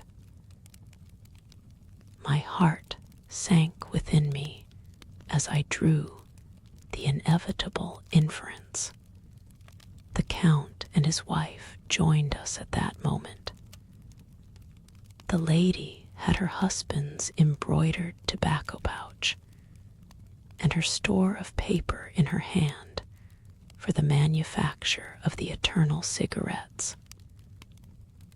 The gentleman, dressed, as usual, in his blouse and straw hat, carried the gay little pagoda cage with his darling white mice in it, and smiled on them and on us with a bland amiability which it was impossible to resist. "With your kind permission," said the Count, "I will take my small family here, my poor little harmless pretty mousies, out for an airing along with us. There are dogs about the house, and shall I leave my forlorn white children at the mercies of the dogs?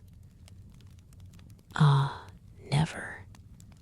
He chirruped paternally at his small white children through the bars of the pagoda, and we all left the house for the lake. In the plantation, Sir Percival strayed away from us. It seems to be part of his restless disposition always to separate himself from his companions on these occasions, and always to occupy himself, when he is alone, in cutting new walking sticks for his own use. The mere act of cutting and lopping at hazard appears to please him. He has filled the house with walking sticks of his own making, not one of which he ever takes up for a second time. When they have been once used, his interest in them is all exhausted, and he thinks of nothing but going on and making more. At the old boathouse, he joined us again. I will put down the conversation that ensued when we were all settled in our places exactly as it passed. It is an important conversation, so far as I am concerned, for it has seriously disposed me to distrust the influence which Count Fosco has exercised over my thoughts and feelings, and to resist it for the future as resolutely as I can. The boathouse was large enough to hold us all, but Sir Percival remained outside trimming the last new stick with his pocket-axe. We three women found plenty of room on the large seat. Laura took her work, and Madame Fosco began her cigarettes. I, as usual, had nothing to do. My hands always were, and always will be, as awkward as a man's. The Count good-humoredly took a stool many sizes too small for him, and balanced himself on it with his back against the side of the shed, which creaked and groaned under his weight. He put the pagoda cage on his lap and let out the mice to crawl over him as usual. They are pretty, innocent-looking little creatures, but the sight of them creeping about a man's body is for some reason not pleasant to me. It excites a strange, responsive creeping in my own nerves, and suggests hideous ideas of men dying in prison, with the crawling creatures of the dungeon preying on them, undisturbed.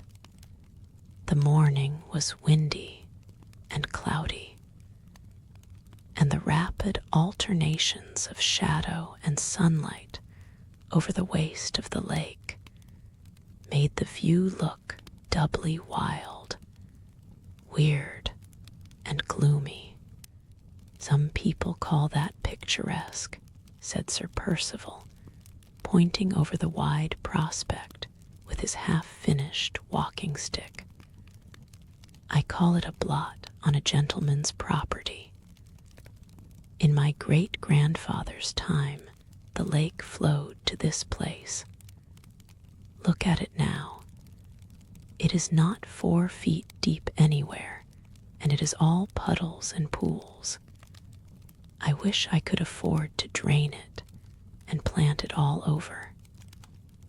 My bailiff, a superstitious idiot, says he is quite sure the lake has a curse on it, like the Dead Sea. What do you think, Fosco? It looks just the place for a murder, doesn't it?" "My good Percival," remonstrated the Count, "what is your solid English sense thinking of? The water is too shallow to hide the body, and there is sand everywhere to print off the murderer's footsteps.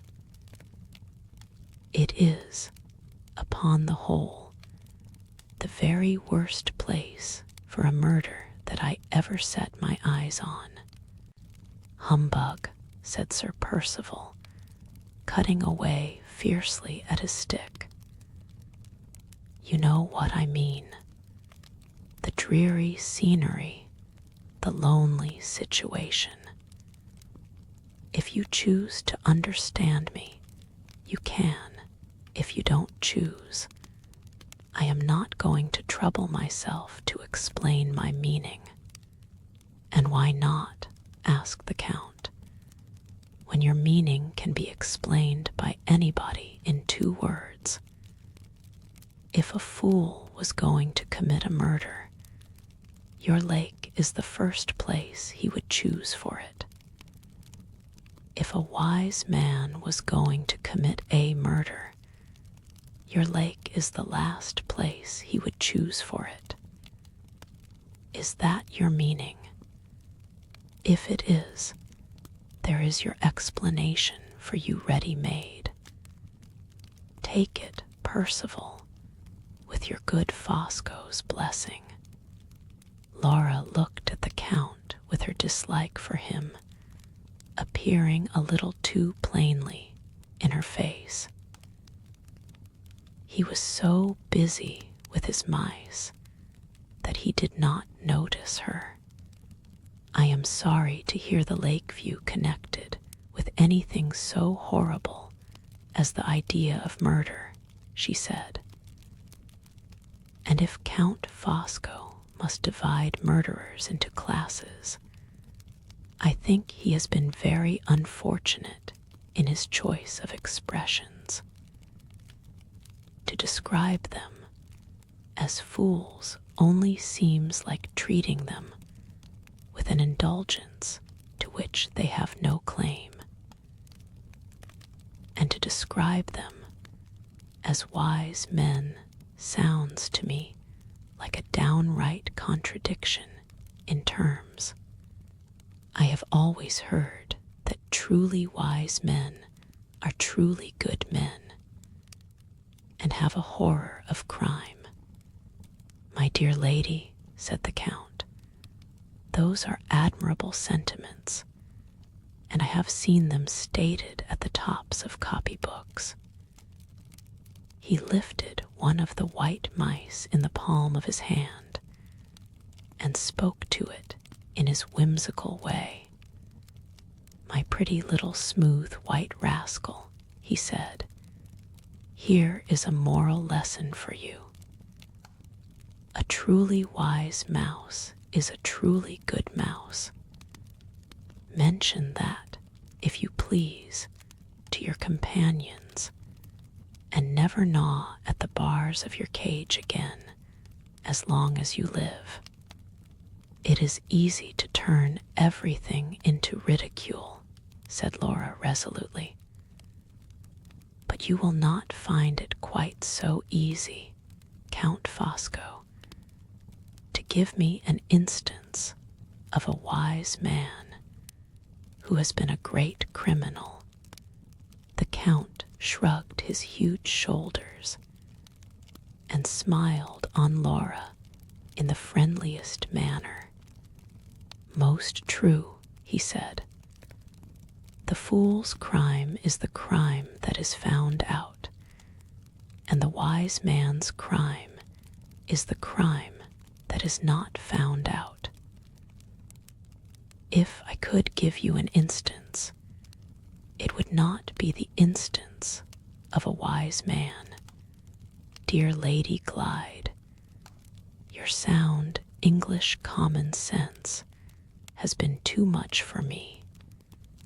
It is checkmate for me this time, Miss Halcombe. Ha! Stand to your guns, Laura, sneered Sir Percival, who had been listening in his place at the door. Tell him next that crimes cause their own detection. There's another bit of copybook morality for you, Fosco. Crimes cause their own detection. What infernal humbug! I believe it to be true, said Laura quietly. Sir Percival burst out laughing, so violently, so outrageously, that he quite startled us all, the Count, more than any of us. I believe it too, I said, coming to Laura's rescue. Sir Percival, who had been unaccountably amused at his wife's remark, was just as unaccountably irritated by mine. He struck the new stick savagely on the sand and walked away from us. Poor dear Percival, cried Count Fosco, looking after him gaily. He is the victim of English spleen. But my dear Miss Halcombe, my dear Lady Glyde, do you really believe that crimes cause their own detection? And you, my angel, he continued, turning to his wife, who had not uttered a word yet, do you think so too? I wait to be instructed, replied the Countess, in tones of freezing reproof, intended for Laura and me. Before I venture on giving my opinion in the presence of well-informed men. Do you indeed? I said. I remember the time, Countess, when you advocated the rights of women, and freedom of female opinion was one of them. What is your view of the subject, Count? Asked Madame Fosco, calmly proceeding with her cigarettes and not taking the least notice of me. The Count stroked one of his white mice reflectively with his chubby little finger before he answered. It is truly wonderful, he said, how easily society can console itself for the worst of its shortcomings with a little bit of claptrap. The machinery it has set up for the detection of crime is miserably ineffective, and yet only invent a moral epigram, saying that it works well, and you blind everybody to its blunders from that moment. Crimes cause their own detection, do they? And murder will out another moral epigram, will it? Ask coroners who sit at inquests in large towns if that is true, Lady Glyde. Ask secretaries of life assurance companies if that is true, Miss Halcombe. Read your own public journals. In the few cases that get into the newspapers, are there not instances of slain bodies found and no murderers ever discovered? Multiply the cases that are reported by the cases that are not reported, and the bodies that are found by the bodies that are not found. And what conclusion do you come to? This: that there are foolish criminals who are discovered and wise criminals who escape. The hiding of a crime or the detection of a crime, what is it? A trial of skill between the police on one side and the individual on the other. When the criminal is a brutal, ignorant fool, the police in 9 cases out of 10 win. When the criminal is a resolute, educated, highly intelligent man, the police in 9 cases out of 10 lose. If the police win, you generally hear all about it. If the police lose, you generally hear nothing. And on this tottering foundation, you build up your comfortable moral maxim that crime causes its own detection. Yes, all the crime you know of. And what of the rest?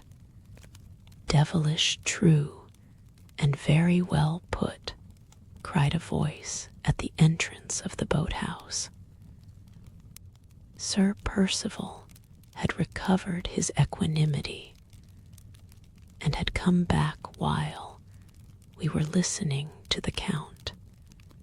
Some of it may be true, I said, and all of it may be very well put. But I don't see why Count Fosco should celebrate the victory of the criminal over society with so much exultation, or why you, Sir Percival, should applaud him so loudly for doing it. Do you hear that, Fosco? Asked Sir Percival. Take my advice and make your peace with your audience. Tell them virtue's a fine thing they like that, I can promise you. The Count laughed inwardly and silently, and 2 of the white mice in his waistcoat, alarmed by the internal convulsion going on beneath them, darted out in a violent hurry and scrambled into their cage again. The ladies, my good Percival, shall tell me about virtue, he said. They are better authorities than I am, for they know what virtue is, and I don't. You hear him, said Sir Percival. Isn't it awful? It is true, said the Count quietly. I am a citizen of the world, and I have met, in my time, with so many different sorts of virtue, that I am puzzled in my old age to say which is the right sort and which is the wrong. Here in England there is one virtue, and there in China there is another virtue, and John Englishman says my virtue is the genuine virtue, and John Chinaman says my virtue is the genuine virtue, and I say yes to one or no to the other, and am just as much bewildered about it in the case of John with the top boots as I am in the case of John with the pigtail. Ah, nice little mousie. Come, kiss me. What is your own private notion of a virtuous man, my pretty? A man who keeps you warm and gives you plenty to eat. And a good notion, too, for it is intelligible at the least. Stay a minute, Count, I interposed. Accepting your illustration, surely we have one unquestionable virtue in England which is wanting in China. The Chinese authorities kill thousands of innocent people on the most frivolous pretexts. We in England are free from all guilt of that kind. We commit no such dreadful crime. We abhor reckless bloodshed with all our hearts. Quite right, Marian, said Laura. Well thought of and well expressed. Pray allow the Count to proceed, said Madame Fosco, with stern civility. You will find, young ladies, that he never speaks without having excellent reasons for all that he says. Thank you, my angel, replied the Count. Have a bonbon. He took out of his pocket a pretty little inlaid box and placed it open on the table. Chocolat a la Vanille, cried the impenetrable man, cheerfully rattling the sweetmeats in the box and bowing all round. Offered by Fosco as an act of homage to the charming society. Be good enough to go on, Count, said his wife, with a spiteful reference to myself. Oblige me by answering Miss Halcombe. Miss Halcombe is unanswerable, replied the polite Italian. That is to say, so far as she goes. Yes, I agree with her. John Bull does abhor the crimes of John Chinaman. He is the quickest old gentleman at finding out faults that are his neighbors, and the slowest old gentleman at finding out the faults that are his own, who exists on the face of creation. Is he so very much better in this way than the people whom he condemns in their way? English society, Miss Halcombe, is as often the accomplice as it is the enemy of crime. Yes, yes, crime is in this country what crime is in other countries, a good friend to a man, and to those about him as often as it is an enemy. A great rascal provides for his wife and family. The worse he is, the more he makes them the objects for your sympathy. He often provides also for himself. A profligate spendthrift who is always borrowing money will get more from his friends than the rigidly honest man who only borrows of them once, under pressure of the direst want. In the one case, the friends will not be at all surprised, and they will give. In the other case, they will be very much surprised, and they will hesitate.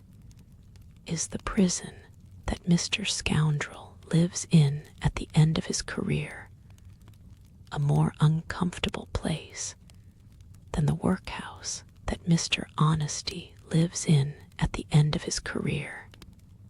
When John Howard Philanthropist wants to relieve misery, he goes to find it in prisons, where crime is wretched, not in huts and hovels, where virtue is wretched too. Who is the English poet who has won the most universal sympathy, who makes the easiest of all subjects for pathetic writing and pathetic painting? That nice young person who began life with a forgery and ended it by a suicide, your dear, romantic, interesting Chatterton. Which gets on best, do you think of two poor starving dressmakers? The woman who resists temptation and is honest, or the woman who falls under temptation and steals? You all know that the stealing is the making of that second woman's fortune. It advertises her from length to breadth of good-humored, charitable England, and she is relieved as the breaker of a commandment when she would have been left to starve as the keeper of it. Come here, my jolly little mouse. Hey, presto, pass. I transform you for the time being into a respectable lady. Stop there in the palm of my great big hand, my dear, and listen. You marry the poor man whom you love, mouse, and one half your friends pity, and the other half blame you. And now, on the contrary, you sell yourself for gold to a man you don't care for, and all your friends rejoice over you, and a minister of public worship sanctions the base horror of the vilest of all human bargains, and smiles and smirks afterwards at your table, if you are polite enough to ask him to breakfast. Hey, presto, pass, be a mouse again, and squeak. If you continue to be a lady much longer, I shall have you telling me that society abhors crime. And then, mouse, I shall doubt if your own eyes and ears are really of any use to you. Ah, I am a bad man, Lady Glyde, am I not? I say what other people only think, and when all the rest of the world is in a conspiracy to accept the mask for the true face, mine is the rash hand that tears off the plump pasteboard and shows the bare bones beneath. I will get up on my big elephant's legs before I do myself any more harm in your amiable estimations. I will get up and take a little airy walk of my own. Dear ladies, as your excellent Sheridan said, I go and leave my character behind me. He got up, put the cage on the table, and paused for a moment to count the mice in it. 1, 2, 3, 4, ha! He cried with a look of horror. Where in the name of heaven is the fifth, the youngest, the whitest, the most amiable of all my Benjamin of mice? Neither Laura nor I were in any favorable disposition to be amused. The Count's glib cynicism had revealed a new aspect of his nature, from which we both recoiled. But it was impossible to resist the comical distress of so very large a man at the loss of so very small a mouse. We laughed in spite of ourselves, and when Madame Fosco rose to set the example of leaving the boathouse empty so that her husband might search it to its remotest corners, we rose also to follow her out. Before we had taken 3 steps, the Count's quick eye discovered the lost mouse under the seat that we had been occupying. He pulled aside the bench, took the little animal up in his hand, and then suddenly stopped on his knees, looking intently at a particular place on the ground just beneath him. When he rose to his feet again, his hand shook so that he could hardly put the mouse back in the cage, and his face was of a faint, livid yellow hue all over. "Percival," he said in a whisper, "Percival, come here." Sir Percival had paid no attention to any of us for the last 10 minutes. He had been entirely absorbed in writing figures on the sand, and then rubbing them out again with the point of his stick. "What's the matter now?" he asked, lounging carelessly into the boathouse. "Do you see nothing there?" said the Count, catching him nervously by the collar with one hand, and pointing with the other to the place near which he had found the mouse.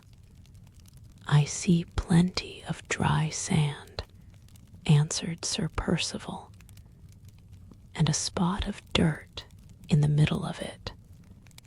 "Not dirt," whispered the Count, fastening the other hand suddenly on Sir Percival's collar and shaking it in his agitation. "Blood." Laura was near enough to hear the last word. Softly, as he whispered it, she turned to me with a look of terror. "Nonsense, my dear," I said. "There is no need to be alarmed. It is only the blood of a poor little stray dog."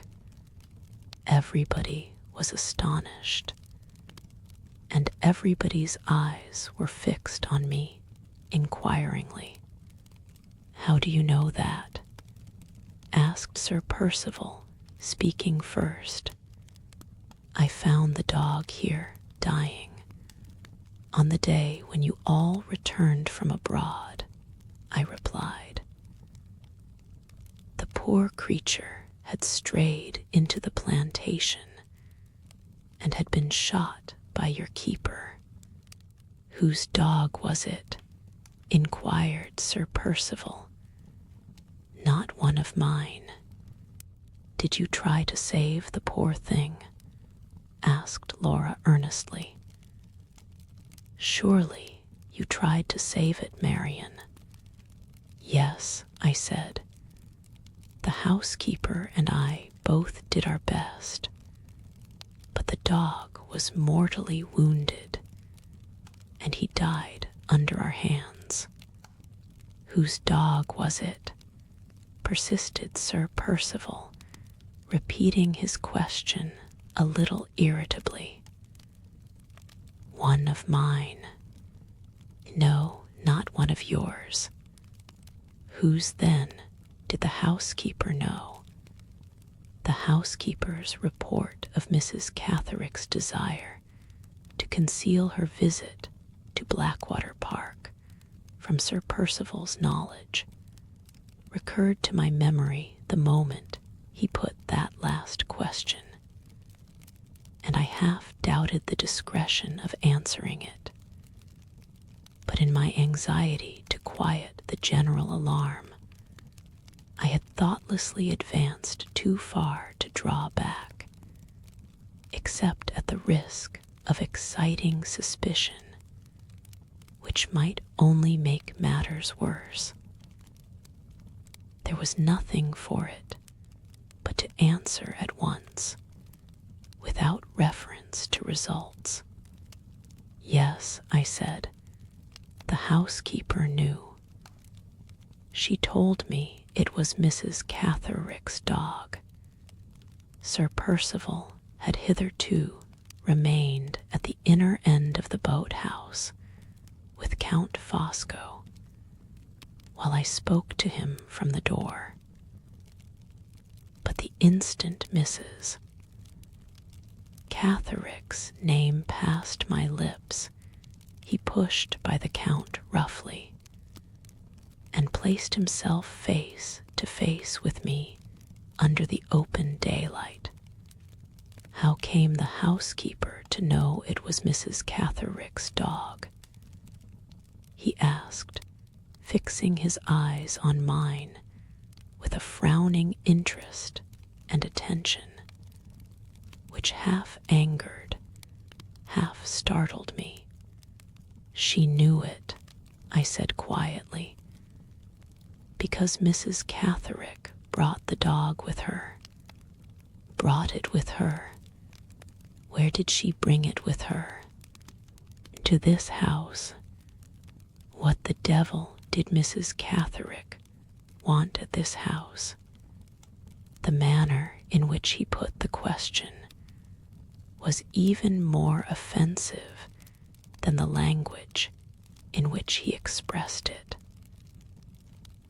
I marked my sense of his want of common politeness by silently turning away from him, just as I moved. The Count's persuasive hand was laid on his shoulder, and the Count's mellifluous voice interposed to quiet him.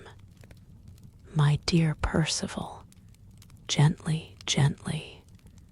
Sir Percival looked round in his angriest manner.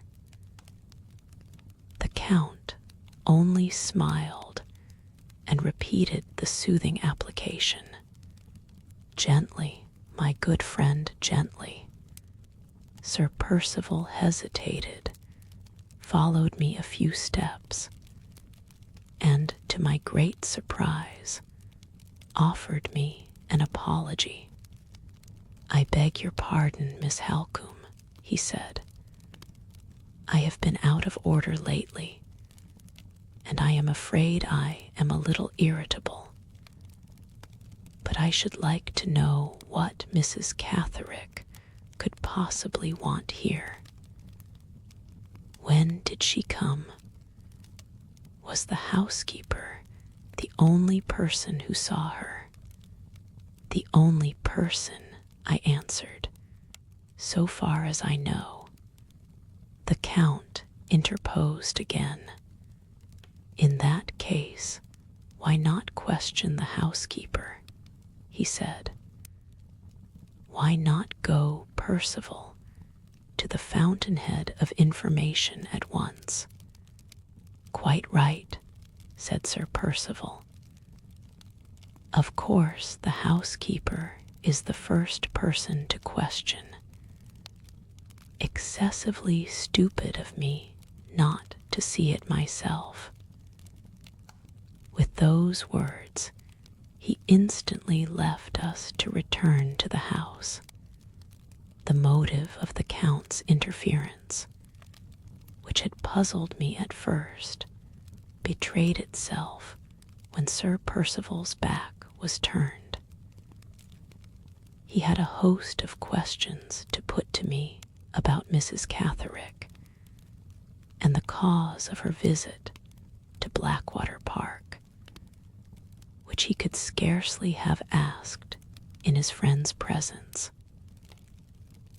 I made my answers as short as I civilly could, for I had already determined to check the least approach to any exchanging of confidences between Count Fosco and myself.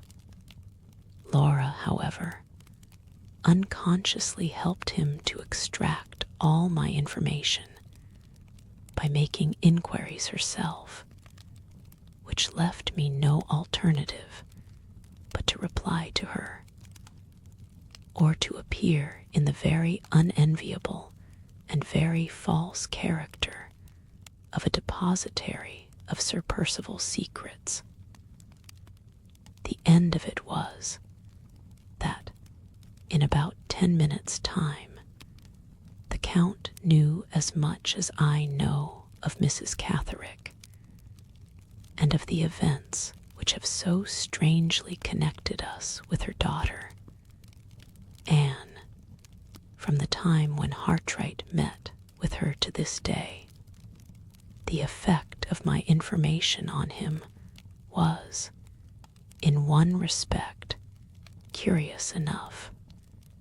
Intimately as he knows Sir Percival, and closely as he appears to be associated with Sir Percival's private affairs in general, he is certainly as far as I am from knowing anything of the true story of Anne Catherick.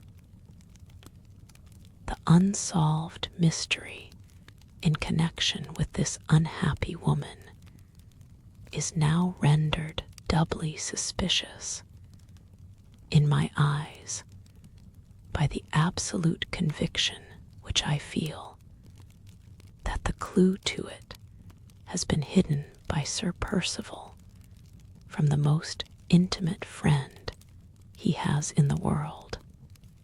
It was impossible to mistake the eager curiosity of the Count's look and manner, while he drank in greedily every word that fell from my lips.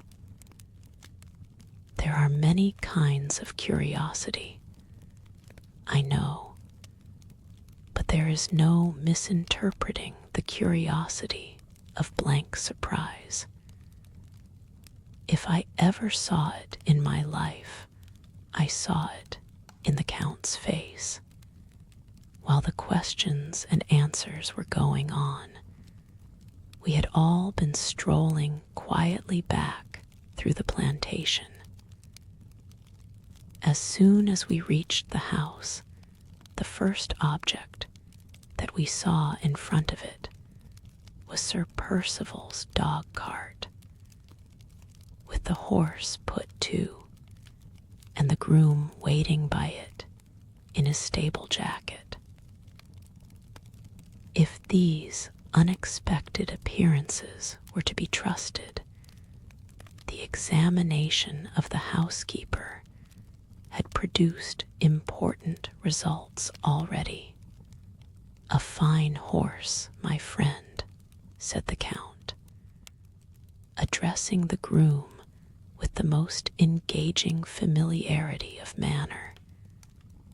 "You are going to drive out." "I am not going, sir," replied the man, looking at his stable jacket, and evidently wondering whether the foreign gentleman took it for his livery. "My master drives himself." "Aha," said the Count.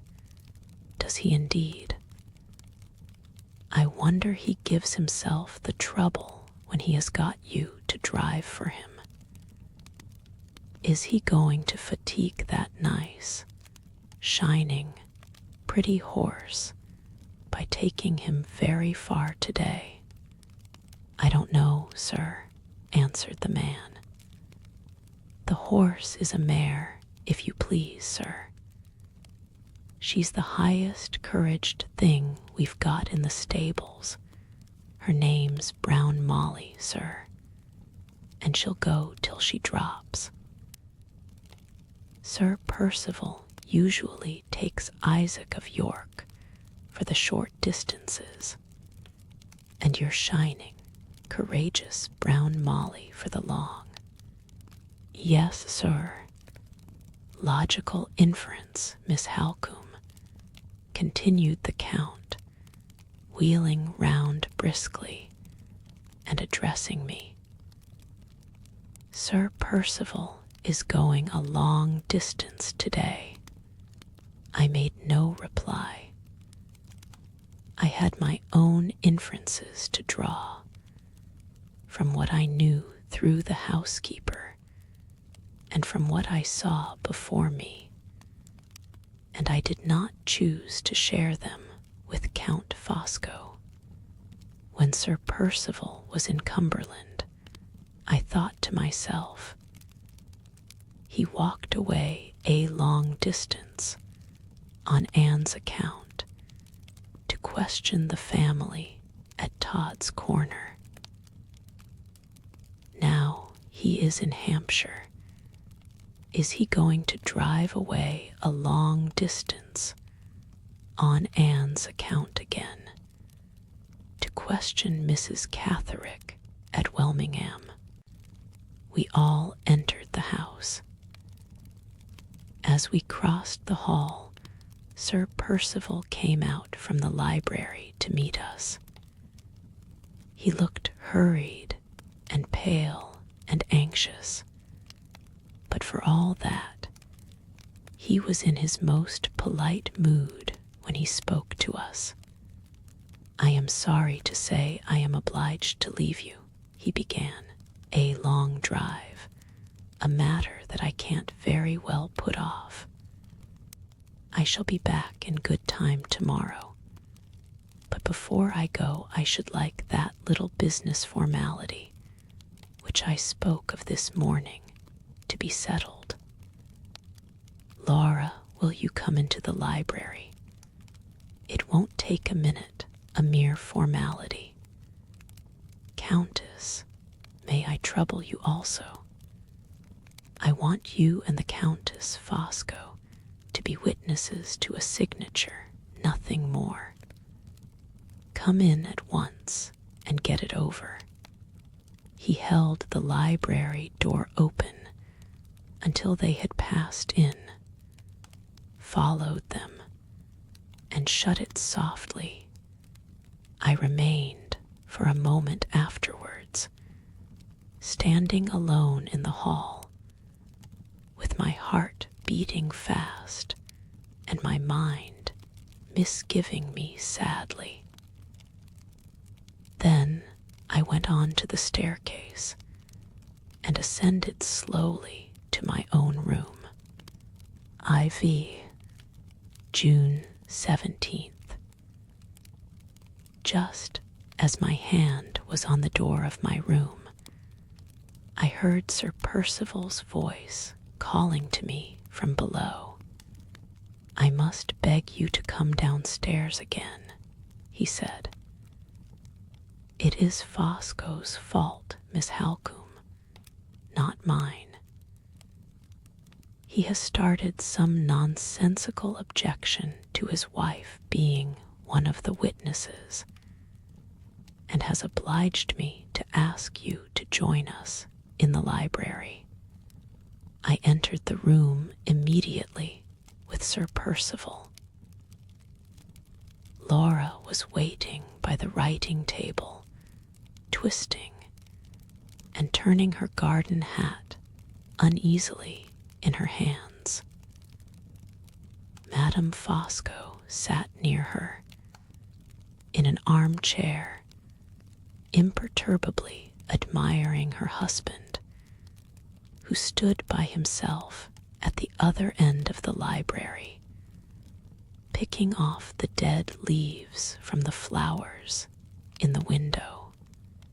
The moment I appeared, the Count advanced to meet me and to offer his explanations.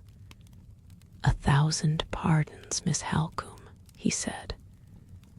You know the character which is given to my countrymen by the English, We Italians are all wily and suspicious by nature in the estimation of the good John Bull. Set me down, if you please, as being no better than the rest of my race. I am a wily Italian and a suspicious Italian. You have thought so yourself, dear lady, have you not? Well, it is part of my wiliness and part of my suspicion to object to Madame Fosco being a witness to Lady Glyde's signature, when I am also a witness myself. There is not the shadow of a reason for his objection, interposed Sir Percival. I have explained to him that the law of England allows Madame Fosco to witness a signature as well as her husband. I admit it, resumed the Count.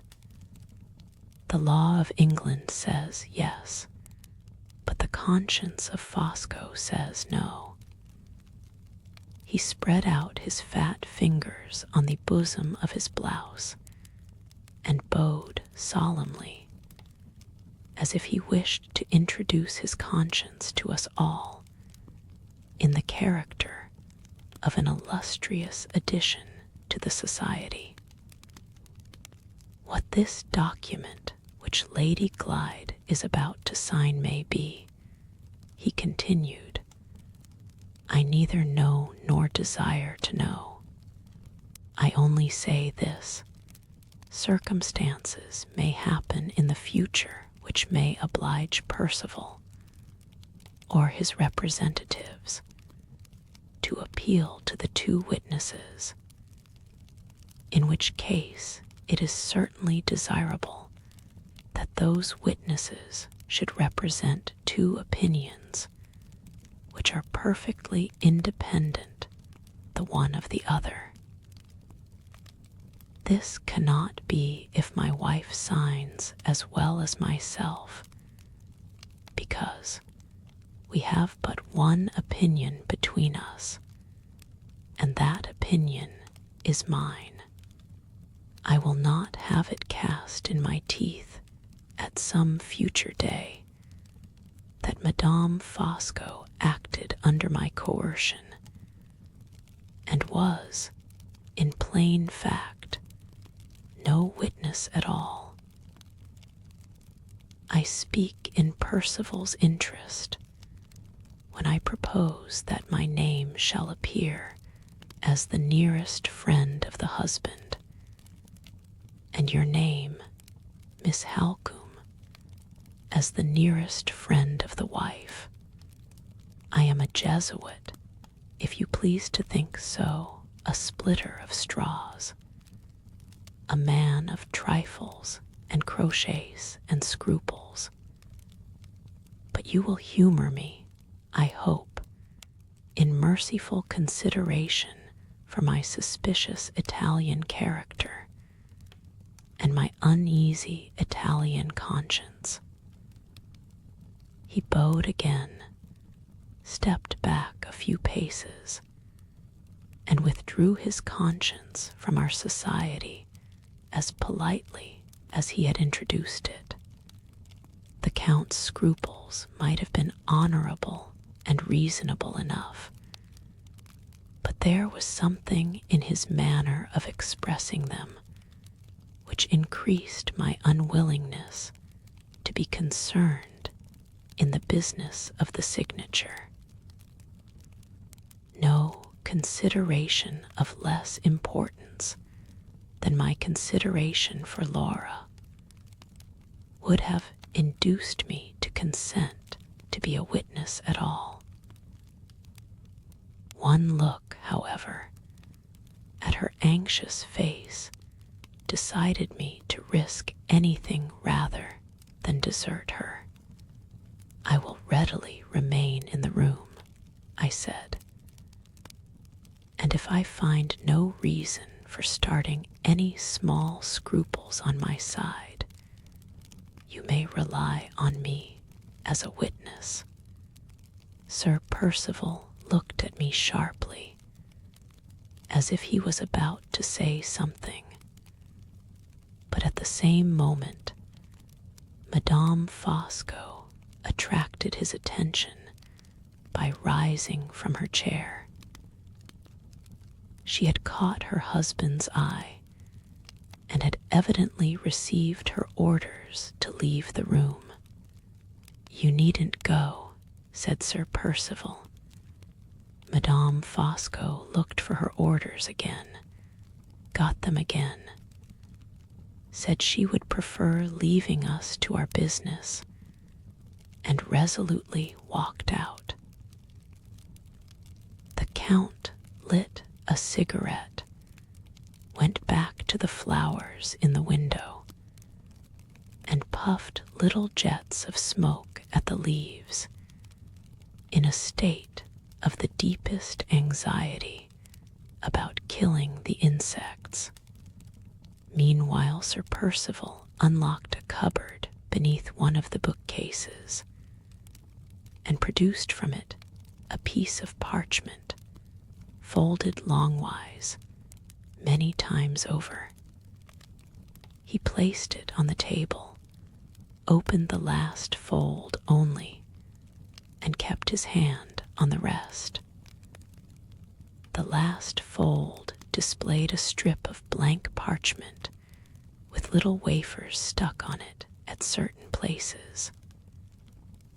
Every line of the writing was hidden in the part which he still held folded up under his hand. Laura and I looked at each other. Her face was pale, but it showed no indecision and no fear. Sir Percival dipped a pen in ink and handed it to his wife. "Sign your name there," he said, pointing to the place. "You and Fosco are to sign afterwards, Miss Halcombe, opposite those two wafers. Come here, Fosco. Witnessing a signature is not to be done by mooning out of window and smoking into the flowers." The Count threw away his cigarette and joined us at the table, with his hands carelessly thrust into the scarlet belt of his blouse, and his eyes steadily fixed on Sir Percival's face. Laura, who was on the other side of her husband, with the pen in her hand, looked at him too. He stood between them, holding the folded parchment down firmly on the table, and glancing across at me as I sat opposite to him, with such a sinister mixture of suspicion and embarrassment on his face that he looked more like a prisoner at the bar than a gentleman in his own house. "Sign there," he repeated, turning suddenly on Laura and pointing once more to the place on the parchment. "What is it I am to sign?" she asked quietly.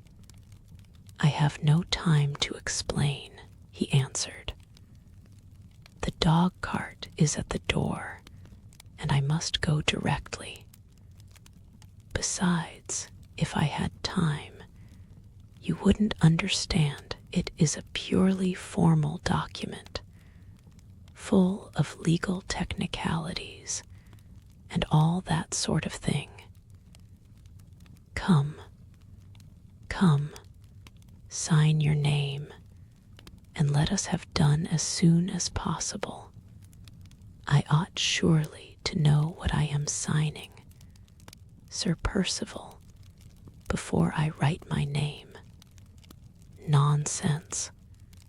What have women to do with business? I tell you again, you can't understand it. At any rate, let me try to understand it.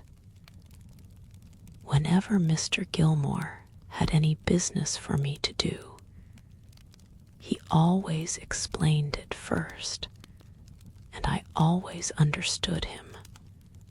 I dare say he did. He was your servant and was obliged to explain. I am your husband and am not obliged. How much longer do you mean to keep me here?